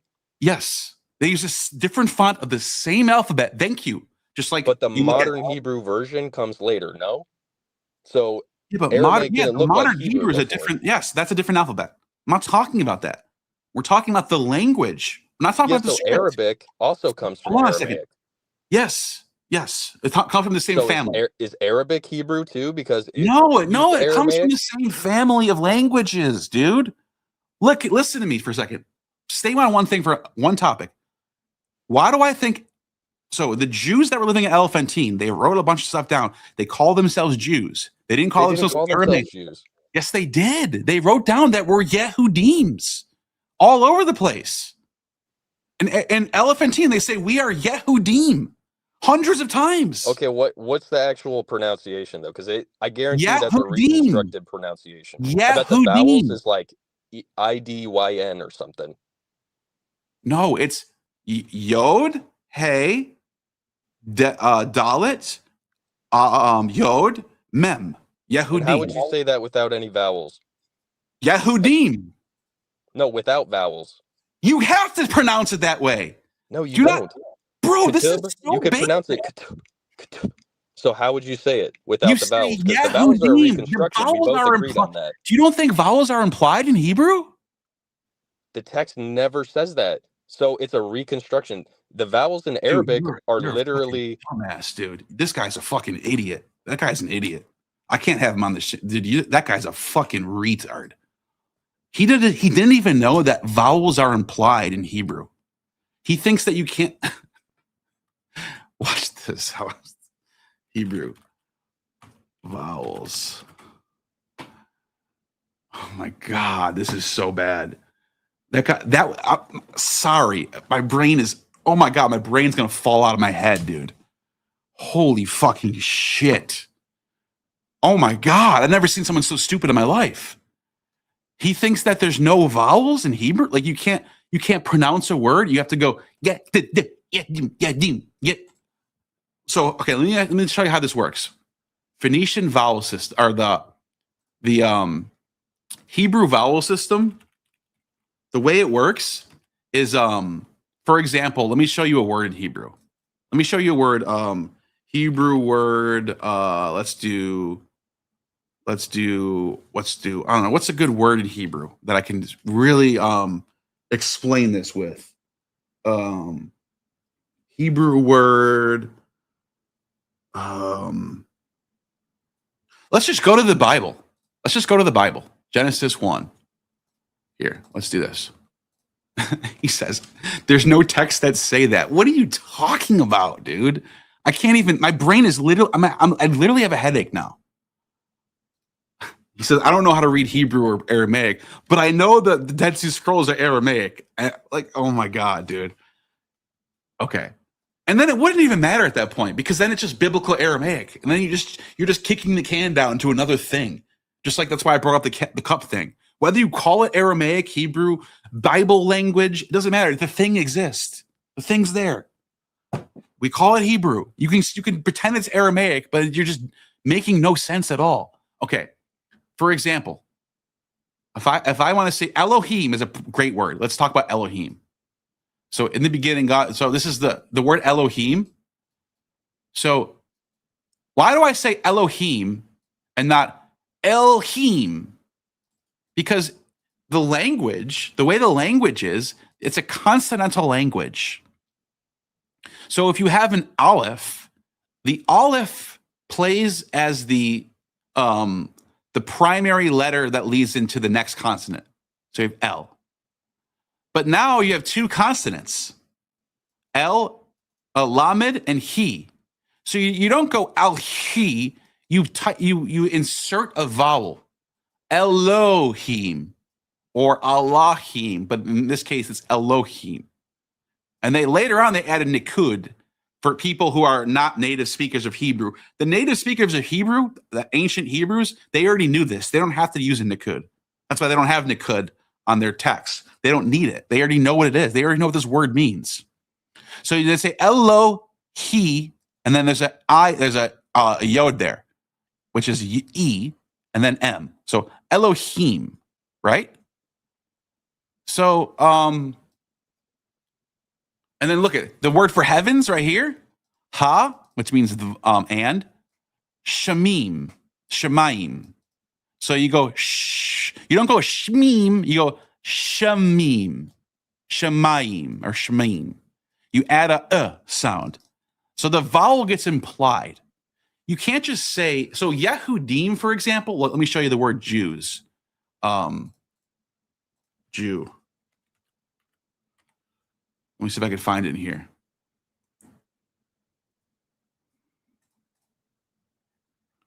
Maybe I'll go to Maccabees. I think it'd be in there. Maccabees. The Jews are in the word Maccabees. He doesn't have Maccabees. Anyways, the word Jews in the Bible.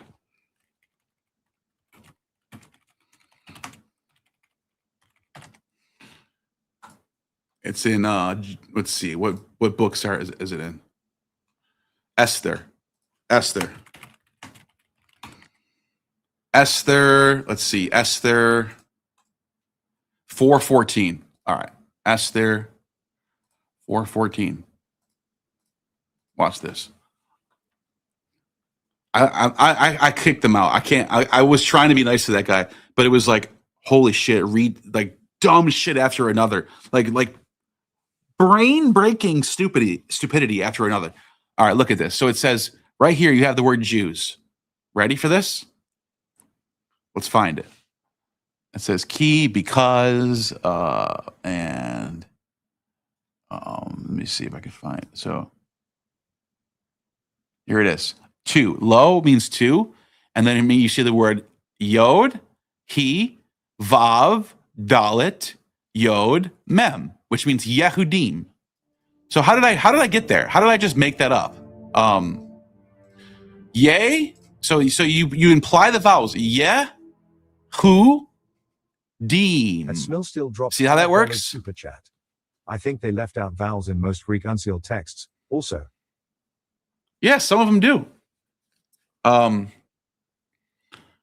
That's a good point. That's a really good point. The Greeks made their vowel system very different from the rest of them.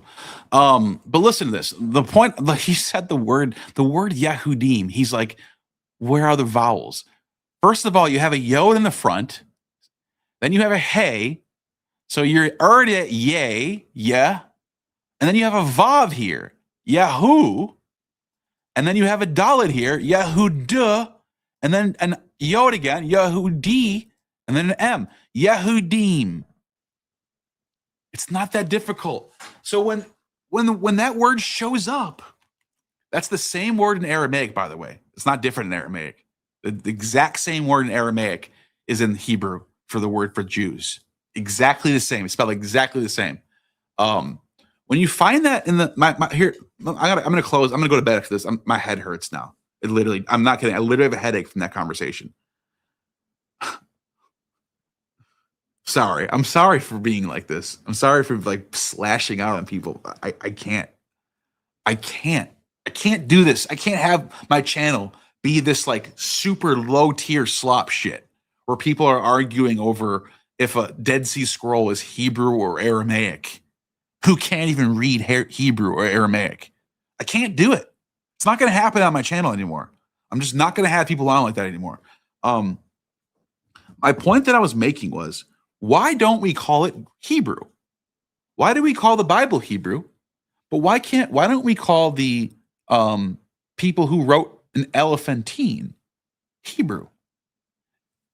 Because they don't have the same language. Doesn't matter about alphabet. He brought up script. Script is not the same as language. Those are two different things. We use the Latin alphabet in English. It's exactly the same as the English alphabet. Ready for this? English alphabet and Latin alphabet. Watch this.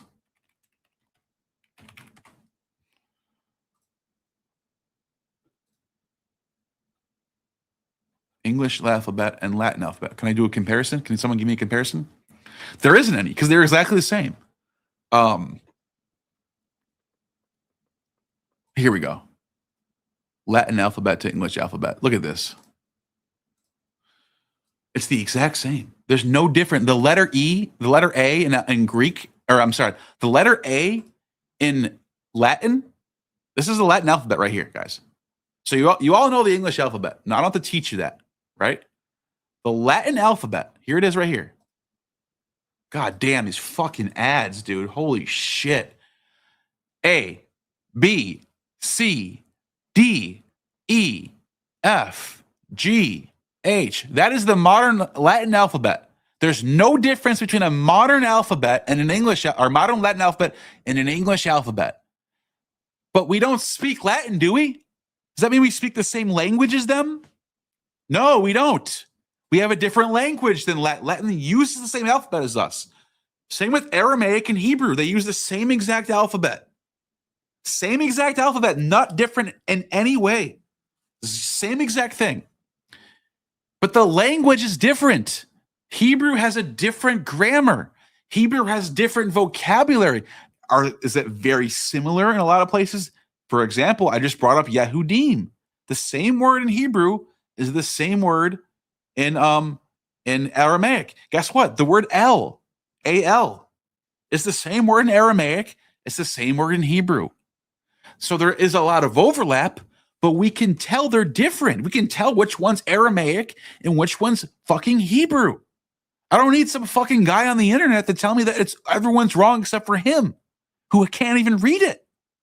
What a delusional person. Absolutely delusional. I feel bad for him, actually. He's stuck in delusions. He thinks Cadmus invented the Greek alphabet and that everyone else thought it was Phoenician for some reason because it's about purple dye. It's not about him being Phoenician. It's about purple dye. You see what I'm saying? Like, what do you see? I don't know. I'm done. I'm calling it a night, and I hope you attain some gnosis tonight.